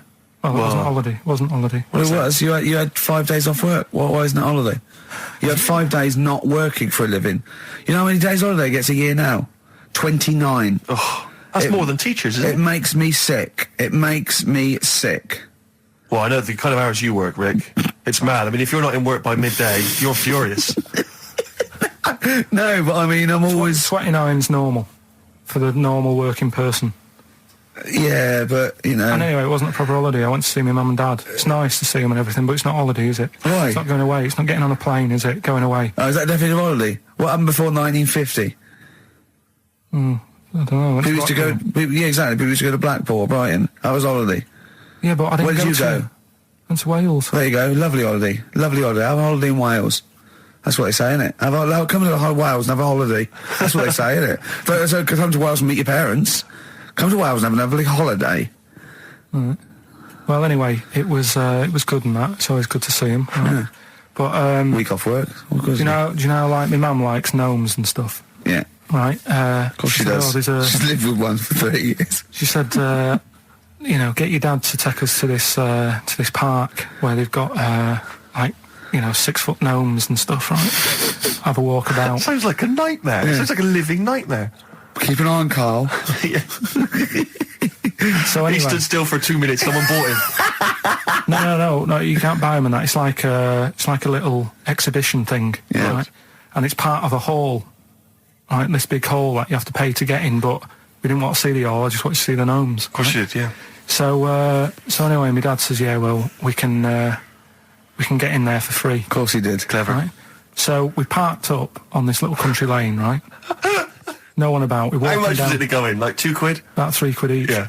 But he said, well, yeah, but if you don't have to pay, do you know what I mean? You enjoy it even more, don't you, when you're walking about and you're thinking, I've got this £3 in my pocket, no one's having it. Yeah. Right? No, looking over shoulder for a bloke with a peak hat saying, can I see your ticket, please? I wouldn't enjoy it more, no. Go on. Yeah, but you don't worry about it, do you? You got a bit of money now then, Rick. You've changed. So anyway, so we had to walk across about 4 fields. For £3! Right. And what happened was, we're walking through all these fields and what have you, big grass and muddy bits and all that, 'cause it'd been raining, and climbing over fences and stuff. And we're in this field, right? And I look to my right, and there's about 30 cows all staring at us, right? And Suzanne started to panic a bit. She said, we shouldn't be here. Dad says, of course we can. We're allowed to go wherever we want. You know, all this land, it's ramblers' rights and all that stuff. Yeah. And take a cow if you want, unattended. Serves him right for leaving him in the field unattended. I'm having one. Yeah. And keep us fed for a week. Anyway, these cows start surrounding us. Surrounding us. Oh, brilliant. Oh, no. Face off. And Suzanne's panicking, going, this isn't right. We're not going to make it to the fence in time. They're moving faster than us, and they started sort of running a bit. Wow. And it's like some kind of bovine West Side Story. A gang of cows coming at you. Don't worry about it and stuff. But my dad had to sort of stand there and wave a stick at him. Of course. And we got away, but Suzanne was having a bit of a sweat on. Got away. Saying, we could have got killed. Sure. And my dad saying, no, it never happens. And I just wondered if it does, if there's a risk of... Yeah, it is rare, but there's been a couple of cases of being trampled by cows. They're not aggressive, they sort of run through you. Well, they're aggressive if they've got a calf. They don't have kids. What? You had kids with them. Kids, yeah. That's goats you're thinking of. Yeah. Maybe they were trying to sneak into the gnome thing, and they were worried that, like, if too many people did it, like, they thought some cows, we can just sneak in. They were trying to, no one's expecting cows. And the cows were going, walk upright like you're human. Don't walk upright. They thought you'd blow their cover. Yeah. Yeah, people have been killed by cows before. Yeah, that was like the highlight, and then... So when you arrived there, you were presumably covered in mud, looking like something that had just come from Glastonbury, staggering around this exhibition. It wasn't that bad. It was just like a woods, and it had like a funny sort of funeral, like a graveyard thing. Right. Yeah. With bodies sort of hanging out the ground and that, and we had these 6-foot gnomes. Right. And then we just set off again, walked back. But we're sure this wasn't a dream? No, it was good. But then I got back, right, Steve, and called up Ricky. I said, right, are you about? Have a chat and that. So he said, I'll just come round. It's a nice day. Have a drink and what have you. So I got round there at about 6:30, right? Go up to his door, knock on his door, right? He stood there with his tackle out. Oh. Yeah, what did you make of that? What was wrong with that? What do you mean, what's wrong with that? Why were you looking at it? Why were you looking at it? I tried not to look at it. But again, you're always sort of attracted to it, aren't you? Kind of like... I've never been attracted to another man's tackle. I don't know what you mean. You can't help but have a little sly look. Well, especially when it's there. When you ring the bell, and I mean the one on the door, right? And that's hanging out. And does he dress to the left or the right? It was to the left, right? Yeah, it was left, yeah. Just popped it out of my shorts for him. Just popped him out of the shorts. Should have seen the state of him. Shorts on, no top, cigar. Looked like someone out of The Sopranos. It was a mess. Yeah. And then... we sat on the balcony drinking wine, didn't we? Did you pop it back in, or was it still... Yeah, I popped it straight back in. I've got the laugh. Sure. I've got the laugh I wanted. Yeah. He walked in, he went, it's not that hot. Straight away, it's not that hot. Oh, brilliant. Then, was that knob news, or is there more? No, it's got more knob news. That's just a taster. Just a taster. Listen, let's play some adverts, let's play some great music, and maybe we should have some early knob news. Early knob news coming up. XFM. Landed by Ben Folds on XFM. I'm Ricky Gervais, Steve Merchant, Karl Pilkington. We've had a couple of emails, Rick, saying that there have been reports of people actually being killed by cows. Yeah. So it is actually quite a lucky escape for Karl and his family. The worrying thing about that is it's tragic, and anyone dying unexpectedly, it's terrible. But what makes it worse is when it's something like being killed by cows, because there's a slight humour aspect. Yeah. How were you killed by a cow? Yeah. Like, for example, if you were killed by a falling safe, yeah, the vicar might laugh. Yes. That's my worry. Yeah. Well, I read a story in the paper of a man who fell out of a window and died. He fell out of, he was like a third-story window and he fell out. But it was slightly amusing because at the time he was mooning. I know. For a laugh, he was mooning someone and he fell out. I know. So when he fell, even though it was tragic, he obviously had his trousers around his ankles and his arse out. I know, the thing, there was a kid who died, got hit by a truck mooning. But you know, the worst thing about that is, it's not funny enough to be killed for. No. Mooning isn't funny enough. No, it's just not a good enough gag. Do you know what I mean? It's a witless sort of thing to do, and then to be killed for it. If you'd just done a 2-hour impromptu Eddie Izzard style, routine, and then you got tragically killed, that would sort of make sense. But doing something that's mooning, it's almost karmic because it's such a bad joke. Yeah, it's like in some weird universal karmic way. It's like if you hadn't been mooning, maybe you wouldn't have got killed. I know. If you hadn't done such a lame joke, maybe you'd be okay. Yeah, but that's it. But there's lots. Yeah, you don't want to be walking along. You don't want to be walking through the garden and stand on a rake and it flips up and it hits you so hard, and it's like a boing noise as it hits you. And it hits you so hard that it kills you. It kills you. Yeah. Or you fall out of a window and a cactus goes up your bum. You don't want that. You're killed by a cactus up the arse. I know. Or you're at a concert and a fat woman stage dives. Yeah. And she just squashes you. How did he die? He was squashed by a big hefty. Mama Cass just jumped on him. Just big fat woman squashed him to death. Yeah. Tell you what. Yeah. Tell you what though. Right, talking of fat women. Go on. I'm not having a go, but did you see Michelle McManus on... Oh, man alive. Yeah. You are what you eat. What are she eating? Girls allowed. Look at that. It was unbelievable. No, but to be fair, she did... Did you see her in her bikini or whatever? Yeah, well, yes, but she was always a little bit... Yeah, but give me a little bit. Well, no, she eats too much, right? But what I did like about it was that she had a go. You know, she did lose her. Hard and that, yeah. Huh? I quite liked her at the end of it, really. Yeah, she's not an unpleasant woman. She's a lovely woman. But I mean, like I said before, there was that interview in Heat magazine where she, you know, I tend to eat 11 packets of Doritos a night. Yeah. 11 I mean, yeah. Come on, Michelle. Yeah. That's too much, isn't it? Unless you're trying to win some kind of competition, like trying to find some kind of, you know, a golden ticket in one of the packets. There's no excuse. What could you possibly be trying to win to eat those every day? But she's not. It wasn't her who annoys me. It's that doctor in it. That woman. She does me head in. Yeah. I can't be doing with her the way. Well, she's not actually officially a doctor, is she? No, and her bedside manner's not very good either. No, it's like the fear tactic. That I think you want a little bit of. And what does she look like? I mean, she doesn't look like the sort of peak of health. She's got that weird sort of witch-like crone face. Well, it can't be good for you hanging about all that poo all the time. She's always delving into that every day. I used to be told, you know, don't mess about with dog poo because it can make you go blind. Yeah. She's constantly at it. Yeah, I know. Yeah. Rubbing through it, and it annoys me the way it's like, you know, well, let's have a look at your poo. Let's see if you're eating the wrong types of food. The person's about 33 stone. Yeah. It's obvious. Yeah. Do you know what I mean? Yeah. Don't need to look at that. It just whine. And I'll tell you the thing that, I mean, I've never had it done anyway, right? But the colonic thing. Did Michelle have that? I didn't see it. Yeah, she had that done. And they're showing it. She sat there sort of lying down. She's like, oh.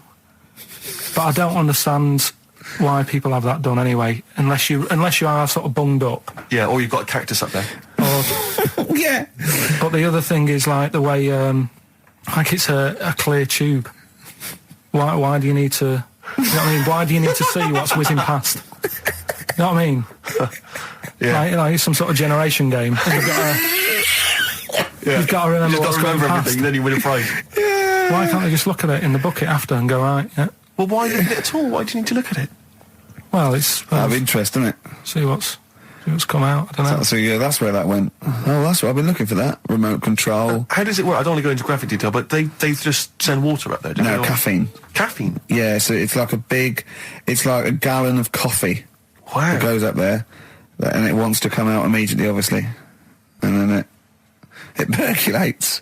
But when did that happen? How did someone sort of go, tell you what you want to do? I think it was first invented on distraction to win a car. I don't know, do I? I suppose they thought there's stuff up there that's not coming out. It's for... they find things up there, though, isn't it? They did that thing that they find things up there that they swallowed when they were 5 and that, don't they? Lego bricks and stuff. Exactly, yeah, marbles. But I mean, meats and things can stay in there. It gets caught in a little recess in your 30-foot of tubing, and it doesn't come out. Talking of meats, I saw an advert on the way in today. Question to both of you: who eats pepperami? I don't know. Have you ever eaten a pepperami? It's disgusting. I've never seen anyone eating a pepperami, buying one. I've never heard anyone say delicious pepperami earlier. I don't associate it with anyone. I've never seen anyone eat when one. you think what is it, just sort of like curdled, salty. It's sort of like, do you want to try a big long blood bogey? Yeah. I won't. No, it lasts forever. Oh, that's scary then. Yeah. You just keep it. Keep it under your couch. It'll be just as nice in a year's time. It does look like something you'd find down the back of the oven when you were cleaning out. One of those Gordon Ramsay documentaries. Yeah. Yeah, exactly. Because I always associate it's pepperami, and it's the those nutrition drinks, which are it looks like a dog food tin. I think it's just called something like nutrition or Nutri drink or something. Oh, yeah. And you always see some empty ones on a brick wall near a council estate. Oh, right. Which I think the only people who eat them are homeless people. Oh, really? I thought you were going to say the bodybuilders. No, it's because you buy these, you can see them in regular newsagents. It's not a bodybuilding I don't believe a homeless who's just got a quid because who runs in and buys an isotonic Nutri drink. It's not isotonic. No, I think it's basically if you don't want to eat a meal because you're too high on smack, it'll give you as much as you can possibly need to keep you alive until your next hit. And tell me, Steve, doesn't Special Brew do that? Or am I barking up the wrong tree with that? I don't know. Because they seem to be getting a lot of nutrition from Special Brew. The people who make Special Brew now, they've just resigned to the fact that it's only homeless people who are drinking it. It's like, well, we may as well just market it chiefly at them. What's the advertising? Takes the edge off when you can't find smack. Yeah. Are you trying to sleep on Tottenham Court Road?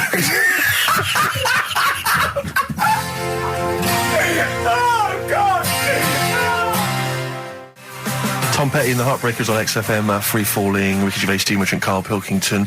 Coming up after the ads, Rick, you'll be loving it. Go on. It's Knob News. Excellent. XFM. New Order, World, XFM 104.9, Ricky Gervais, Steve Merchant, Karl Pilkington, and it's Knob News time. We're all very excited. Now, last week's Knob News was what, Karl? Do you remember? It was a man who grew a knob on his arm. Sure. No, he didn't grow it there, did he? He put it there. Well, I know that, but yeah. Just popped it on his arm. Yeah. A bit. Yeah. This week. Just a recap of the week's news. Right now, it's the headlines. Well, we talked about it before. Do you know the little mouse that had an ear on its back? Yeah. Sure. Right.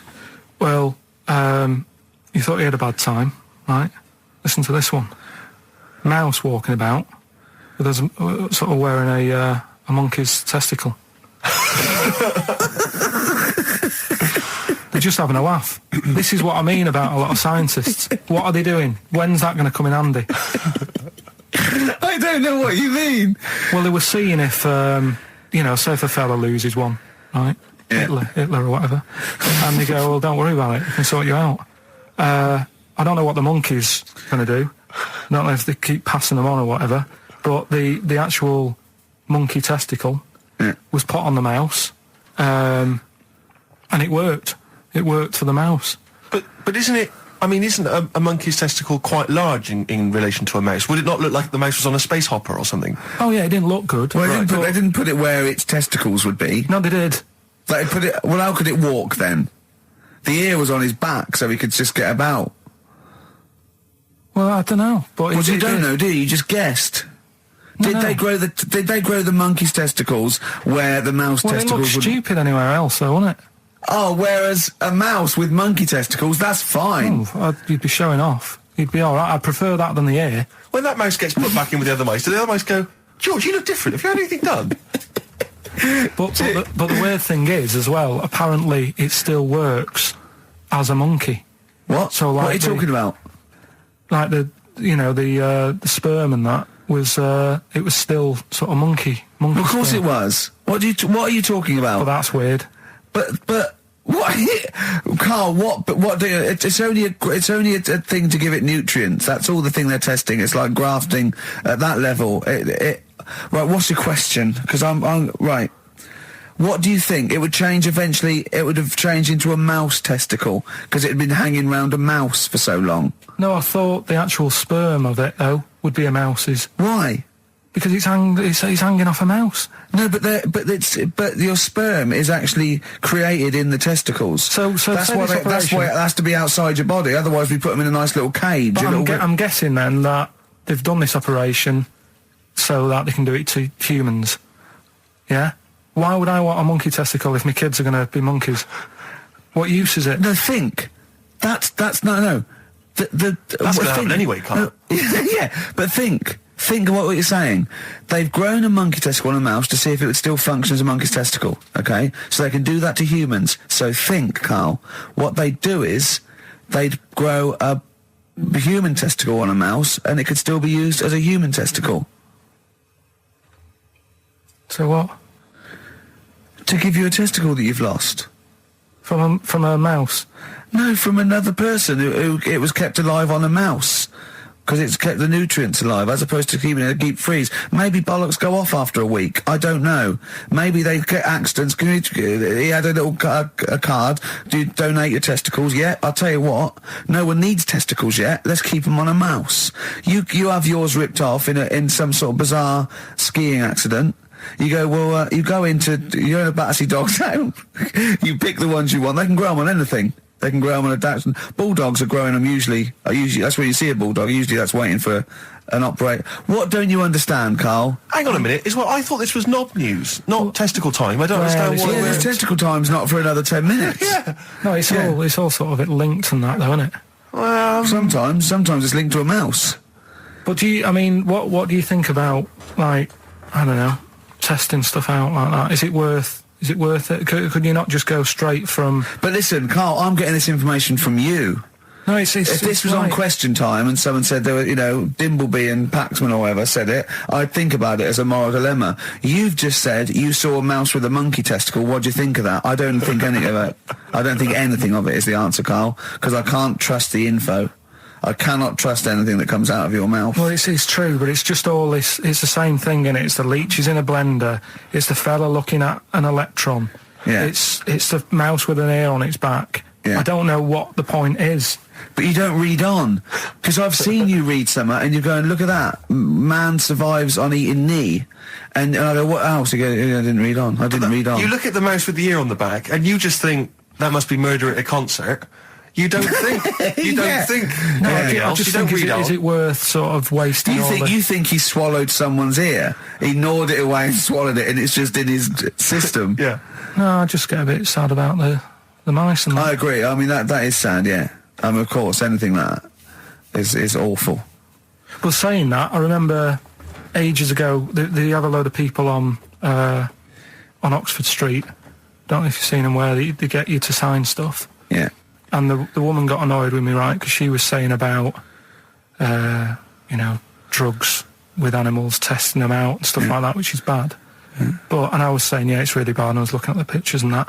But I said, what would happen, if like the drugs, aspirin, and the monkey's got headache, is it such a bad thing? She got annoyed, didn't want to listen anymore. It's a good point, though, isn't it? At what point is it cruel to test stuff out and things? Yeah. Give it some Nurofen. It's happy. Yeah, well, I bet that mouse had headache. Because everything must have been loud. The other mice squeaking must have done its head in. Yeah. Oh, that would give him a Nurofen. Turn that radio down. Give him a Nurofen, please. But listen, are we going to get Rockbusters out of the way quickly? Go on then, quickly. Might as well do it. It's not going to take long, is it? Right then. So, 3 clues and that. Yeah. Initials of a band and artist. Yeah. And win some stuff. Steve can go through the... Ladder 49 better be in there. Oh, let me just quickly... it's Ladder 49. You get on with those clues and I'll tell you what's happening. And this is the last time. The winner of this... No, we'll do it again next week. Oh, is it? And then there'll be 6 people and we just draw someone out of the hat to win the signed Homer, the Nigel Tufnell, and the Us as Flanimals. Right, you ready? But they've got great prizes. They've got Alias, they've got Alias, they've got The Aviator, a Batman cartoon series, M. Night Shyamalan's The Village, atrocious film, and Ladder 49, there it is. Brilliant. It's in there. Joaquin Phoenix, John Travolta. Their greatest challenge lies in rescuing one of their own. Brilliant. Right. Go on then, Carl. Right, the first one then. When I'm ill, I throw up horse food. When I'm ill, I throw up horse food. How can that work? What's going on there? The initials there, I-H. Right? It's a band or an artist or a singer. Something like that. I-H. They're the initials, the clue. I've got it. When I'm ill, I throw up horse food. Right? I've got it. Right then. Well, don't say anything. Works, doesn't it? No. Second one, that garden tool, it's not yours. What are you doing with it? Right? Yeah. That garden tool you're messing about with there, it's not yours. Yeah. Give it back. Right? What's that? N-D. N-D. Right? Artist or a band. What's going on there, right? Third one, that male sheep sounds fed up. Why is he fed up? Right? T-R. T-R's the initials. That male sheep sounds fed up. What's going on? If you know the answers to them 3, email in ricky.gervais@xfm.co.uk or you can text in 83XFM. Right? Great prizes. You can win yourself a copy of Ladder 49. Foo Fighters, Best of You on XFM 104.9. All right, Carl, you calm down now about science. It just does me head in, a lot of this stuff. I think I would have been better off sort of growing up in the 1940s or something. Why? Where there isn't as much science going on. People just live, don't they, for the moment. So you know what I mean? Well, what if you'd had to go to war? What? Alright, maybe 1945 then I'd be happier. Just after the war. Just that bit after the war and before they started messing about. What year would you want to be born? When was the war over? 45. Right. 46 then. But there's Born 46. There's rationing for another 10 years. 56 then. But there's a lot of science going on in 56. Oh, forget it. It just annoys me, all the messing about. They're always messing about with stuff, and I sometimes think, is it doing any good? Is what I mean. Mouse with ears, mouse with monkey's testicles. They're messing about with a mammoth now. Go on. Well, they're just saying, well, they're managing to knock one together. Who are? And you just think, some scientist somewhere. Andy. No, but it's just, do you know, I mean, we've done it before about the do we need them thing. The amount of creatures and insects and that are knocking about. You've got that caterpillar that I mentioned walking about, it doesn't know where it's going. Get rid of them. The mammoth. The world's busy enough. It's crowded. It's overcrowded now. How much room are they going to take up? Do you know what I mean? Why are they doing it, Carl? Do you know? All you know is that they're trying to muck around with them. Because they can, because that's all it is, isn't it? Because they can. They're messing about. Someone's being paid to do stuff. What else are we here for? If not to try stuff out. What else are we here for? What do you mean? Well, what are we here for? Just to enjoy life, isn't it? Well, some scientists enjoy knocking a mammoth together. No, but don't worry about the mammoth. It died out. Maybe it died out for a reason. Why didn't Noah save it if it was important? Because Noah, what do you mean? Noah's not true, is it? Oh, I don't know. There might have been some truth in it. What truth in it? That he put 2 of every animal that existed into an ark. How big was this then? Why didn't they eat each other? Yeah, I know. I'm not saying. Imagine the noise, Carl. Yeah. No, trying to get a bit of kit there. There's points to that where I go, that didn't happen, because where could he have been where there was a hamster and an elephant and a crocodile? Where was he? Do you know what I mean? But none of it's true. What bit do you believe? What do you mean? It got a bit wet. What are we talking about? The mammoth or the... No. What is up with you? No, it's just that we had a lot... seriously, have you got brain damage? No, it's just that we had a lot of topics going on there. I just don't know which... we were talking about Noah. And then you suddenly go, I know where it was, where did we... What? The mammoth or Noah? What? What you did, none of it's true. What? Think of it. Oh, God. Think of the first thing. Build an ark. All right. Can I just clarify, what's an ark? It's a big boat thing. Right. I've never had any experience of carpentry. Just build a big boat thing. But I don't make... Just have a go, don't worry, you'll be alright, I'll make sure it's alright. But once I've built that, I mean, how big should I build it? What am I... Very big, it needs every animal, 2 of every animal, go on. Every animal. I mean, the boat building, fair enough. I told you to make it big. Right. Don't worry about the fish, they can swim. Okay, but so all the birds. Get the flightless ones though, they're drown. Get the flightless ones. They would not the penguins. They're flightless, but they can swim. But all other animals. I should be writing this down.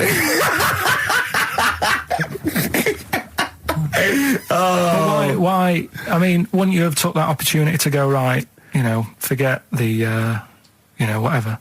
Man, the jellyfish didn't need to get in it, did it? But there's other animals where you can. We don't need to be here. No. Because Carl is actually having a little argument with his own head. It's like, you remember that comic strip, The Numbskulls? Yeah. Where there's loads of people in there doing different stuff, that he can hear them. Yeah. And sometimes his own mind puts him off. Yeah. Like just then, he has an argument with himself and it puts him off. Right, what's your question? I'm just saying, don't mess about with a mammoth. Whoa. Good. Okay. Well, what a platform. It's good. You know, we've got a radio show, got our own radio show. People are spending money to advertise it. People are actually bothering to listen. And the words of wisdom coming out of your mouth is don't mess around with a mammoth. Brilliant. Great. No, but just going back to... You sound just like Bob Geldof. I can't be bothered with this. He's trying to say... What can't you be bothered with? Just because I think I've got a good point. What? Don't mess around with a mammoth? That's not a point. Don't put your daughter on the stage, missing word. What are you talking about? It's just that I think there's too many animals knocking about. I mean, I know you love your cat and what have you. Waste of time, though. What do they do? Well, they frighten you. Well, yours is mental, though, isn't it? He's sitting there, and the cat right behind him, and he nearly shut himself. Well, your cat is crazy. It does go for it. It loves... It's got claws, big old claws. Of course they have. It's a cat. Yeah, but no, most cats don't come leaping at your ghoulies every time you sit down with a lovely warm hot cup of tea. Aren't they pointless, though, Steve? Well, I've always had a problem with pets generally, the idea of But pets. cats the most. I was saying to Ricky about, I don't know why, out of all the animals that Dick Whittington could have took with him on his journey. Again? Forget the cat. Forget it. What's he gonna do? Okay, you've got to walk to London because the streets are paved with gold. You can take any animal. What do you take? It wouldn't be a cat, because it keep wandering off. You do double the distance. Try to get it back. Come here. They don't listen to you. I can't be dealing with them.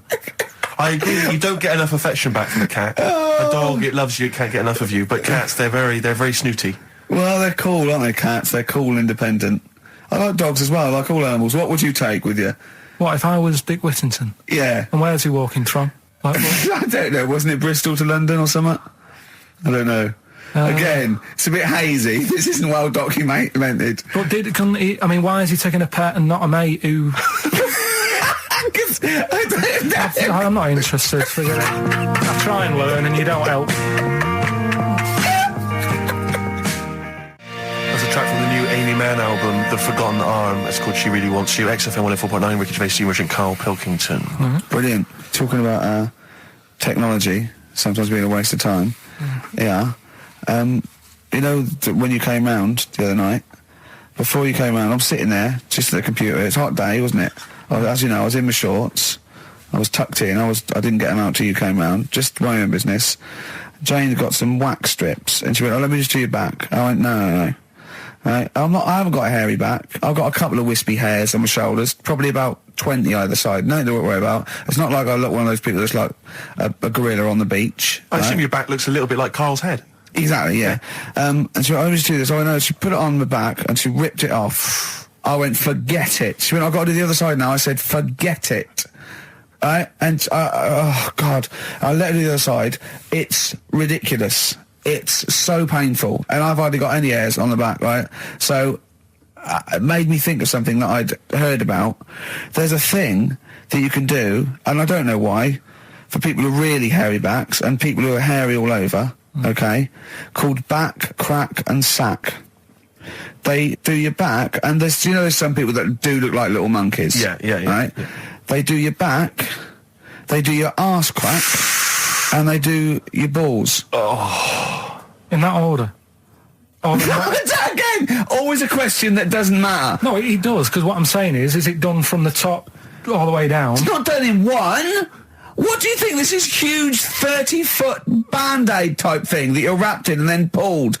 It's done a little bit at a time, isn't it? Right, well, again, it still matters which order. Because if it hurts your back, it's definitely going to hurt the sack. That's what I'm saying. I think... What is it called? Back... Crack and sack. Or sack, crack and back? No, it's called back, crack... I don't know. It's probably a marketing person said we've got it in order. You could probably choose which order you want them in, Carl. It's back, crack and sack. It should be sack. Sack, crack, back. Definitely. It should be sold like that. Why? Because, like I say, if you're lying there, look, you've had half of your back done. If you went, "Oh, forget it," right?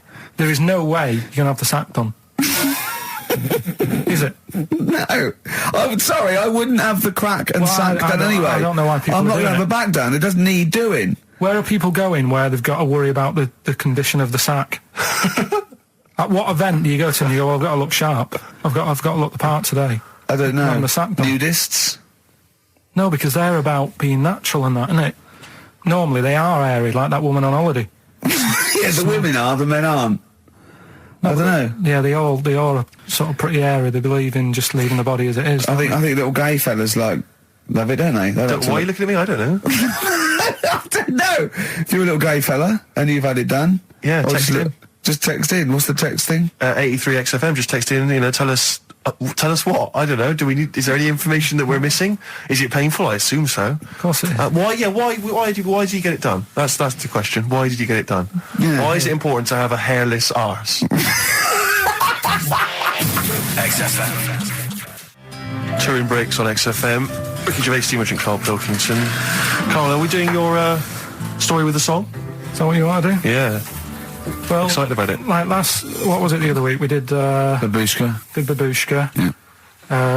Pinball Wizard. You said if he's deaf, dumb and blind, he doesn't even know he's playing pinball, which is... I just don't got to put him money in it. That's all I'm saying. Let him play pinball, but don't waste 20p or whatever. Good point.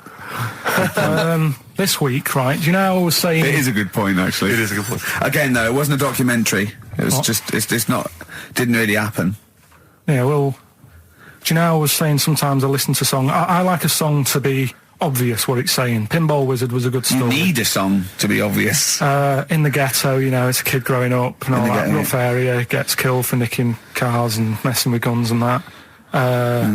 Living in the city, growing up in New York, rough area, how you cope with it and that, right? But they've got to be as simple as that. Otherwise, I'm not that I've got a brand new combine harvester. It's about that machine. It's brand new. Yeah. It's brand new. But even though it's new, he's willing to lend it out to other people. No, but what I mean is, if you start trying to be clever, the story's lost on you, innit? Yeah. Not necessarily me or Rick, but yeah, sure. Go on, we know what you mean. Go on. On Primates, yeah. Well, this song here, right, it's not an XFM song, and you'll probably hate the song, to be honest. Go on, what is it? What's the song? Yeah. It's Wonderful Tonight. Right? Eric Clapton. Okay, it's alright. It's a sort of bluesy sort of ballad from the late 70s. Yeah, it's alright. But I'm always arguing with Suzanne, because every time I hear it, I'm getting different pictures in my head. Yeah. Of, like, what's going on, right? Okay. And I'm convinced it's about, like, this little crippled fella in a wheelchair, right? And he's knocking about with his wife. And we don't say cripple anymore, do we, Steve? Do we say cripple? I don't think we've said that since, 70s? I think it was the 70s when we stopped. Alright, just a little fella in a wheelchair then. Okay. And the story, it's all sort of, you know, how he's being pushed about by his... Again, that's not literally... By his wife, she's wheeling him about. What do you mean? She's wheeling him about. They go to a party. Everyone sort of looks round and looks at him. What makes you think that he's in a wheelchair? What's the clues? What's the words? There's loads of little things. There's like, well, like I say, something about his wife walking around with me and all that. Well, of course she is. She's pushing him about. But walking around. If someone said, "Oh, she was walking around with me," I'd think they were both walking round. There's a few. But that's not. There must be another. There must be a reason why you suddenly thought that fella's in a wheelchair. Right. My wife's walking around with me. Put on your makeup, and I feel alright. No, and she's always saying, "Do you feel alright?" And that she's always asking him how he is. Yeah, but she's just listen. Let me play it, right? And try and picture the scene, right? But now I'm only thinking of a little fella in a wheelchair. Well, have a listen to it, and you know, just everything that's been said. Okay. Understand why I'm thinking what I'm thinking. No, never. Right, you ready? Yeah. No clue yet. Yeah. He's just sat there watching, probably. No. There's no. Wait until he's done. Yeah, no clue. Okay. No, that's all right. Right, that's just a woman getting ready, and he's fine. Yeah, he's just sat there, and he's got a great pair of legs. Right, well, he's sat there in the wheelchair watching. No, he's not in a wheelchair. Listen. Right? Yeah. Everybody looks at him. No, her. He's saying she turns heads. Walking around with him. Yeah, walking around with me. We're both walking around. Are you all right? Yeah, nice thing to say. He's all right. Huh? Yeah, he is all right because he's got a great pair of legs. Right, he might not have any legs in that, but he's happy. He has got legs. Right. He has got legs. I don't know why you think he's in a wheelchair. There's no clue whatsoever. It seems to be based solely on, do you feel alright? Yeah. Which she's just saying say that because they're together at a party. Maybe he doesn't know anyone else there. Leg. Right? Just so he can't drive. Because he's drunk, probably. He's had a great time. He's been dancing. Puts him to bed. Because he's drunk. Well, is he though? He's turned out the light. His hands work. Is that it? Yeah, there's no clue. But the thing is, that's what I'm picturing. But that doesn't mean it happened. You picture people that are half man, half moth. It doesn't mean it's possible.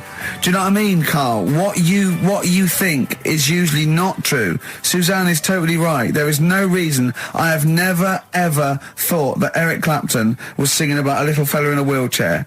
And the one clue in that, there's two, isn't there? Are you all right? Oh, let me say that, little cripple. Right, and, I'll give her the car keys. Oh, why is she driving? He ain't got any legs. Pushing him around and that. No, pushing him around. So we'll do one more next week then. Okay. XFM. Jack Johnson on XFM. Carl. All right. Yeah, we were talking briefly earlier about something that you'd been reading. Well, it's just that you're always having a go at me saying, you know, you're never happy. True. You know, what cheers you up? What's the best thing that can happen for you? And stuff like that, right? Yeah, sorry, I've never said to you what's the best thing that could happen for you. No, but I'm like trying to encourage you. Steve's, and you have a bit. I've started reading more and I'm doing more science stuff, even though some of it does me head in. Like I say, knowledge is almost annoying.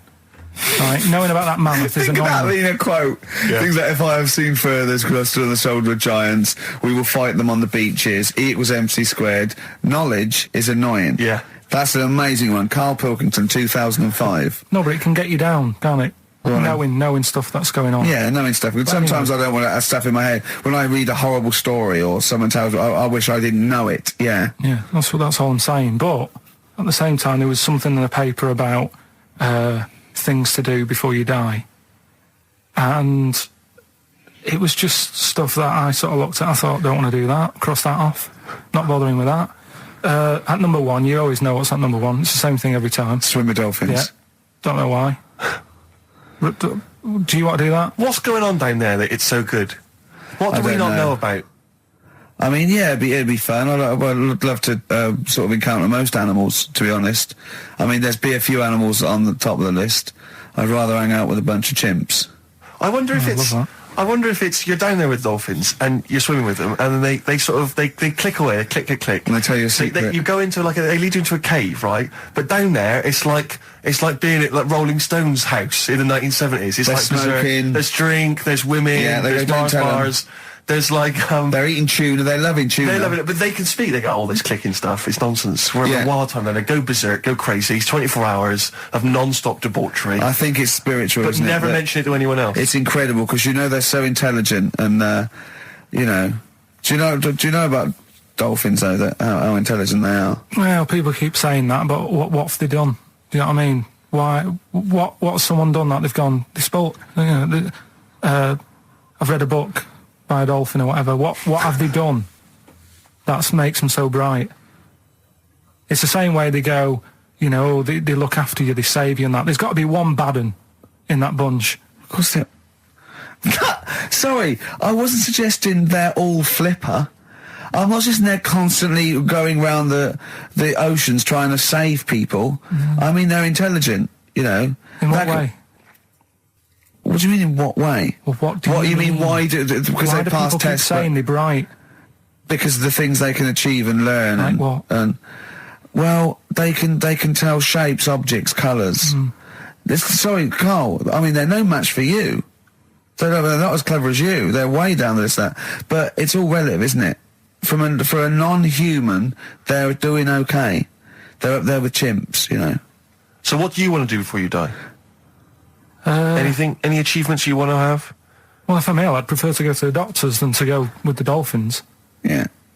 Why are you suddenly ill? It's not, when they say things to do before you die, they don't literally mean the day before. They mean you croak that you want to experience life. You can do it over the next 20 years. Is that what you thought you meant? Like, literally Is the that 24 what you hours meant? before like you a die? priest there going, give me the lift. What is it, Grandad? Dolphins. No fit state, Grandad. Get me in the water. Get me down to Brighton. What do you think that list means? Well, yeah, that, before you die. You're incredible, Carl.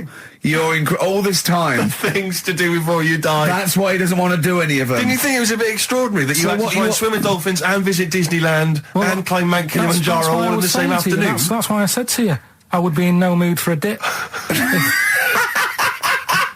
That's incredible! Always a new twist on things. Always a new twist on things. But you say about travelling and that, you like travelling and stuff, but why? Because I've seen and experienced extraordinary things. I went to Kenya once. I met a man who was a vigilante. He was cleaning up his neighbourhood because the police were too corrupt to do it.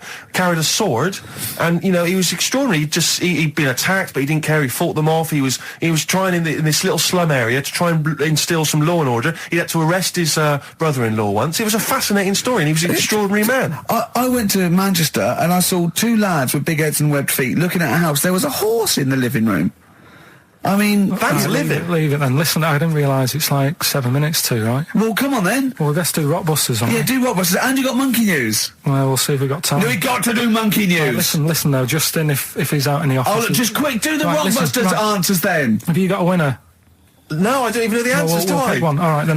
The first one. I just dropped a plastic cup. Right, the first one was, when I'm ill, Yeah. I throw up horse food. Right? Yeah. That's the clue. The initials were IH. I got this one. And that I must say, too. that was I sick haze, because when you're ill, you're sick. What do horses eat? They eat hay. I sick haze. I sick haze is the answer. You got that. Second one, that garden tool. That garden tool you've got, it's not yours. What are you doing with it? Right? ND. That was different. That was what's a garden tool? A rake. Right? If it's not yours, what have you done? You've nicked it. You've nicked Drake. You've nicked that rake. Nick Drake. Nick Rake. Right? So that's ND. You got that? That's fine. No, that's fine. That's fine. The third one, that male sheep sounds well fed up. Go on. What's up with it? That was TR. Yeah. That was that ram. That's a ram. That's a male sheep. It's fed up. It's moaning. Ram moans. Ramones. The Ramones. So they got that as well. Let's give it to Jenny McKean from Isle of Wight, because she's got all three of those answers. And right, straight onto Monkey News. It better no, let's play a record. We've got to do Monkey News. It's only 5 minutes to go. We've got time for a record and then some Monkey News, surely. Bit of XTC. Making plans for Nigel XTC. Okay, let's play the jingle. Oh, chimpanzee, that Monkey News. Right, this happened in Pittsburgh. Right, there was a rock band, and they've got this studio in Pittsburgh and what have you, and they're laying down tracks and stuff like that. And in the studio that they use, right, there's this monkey works there.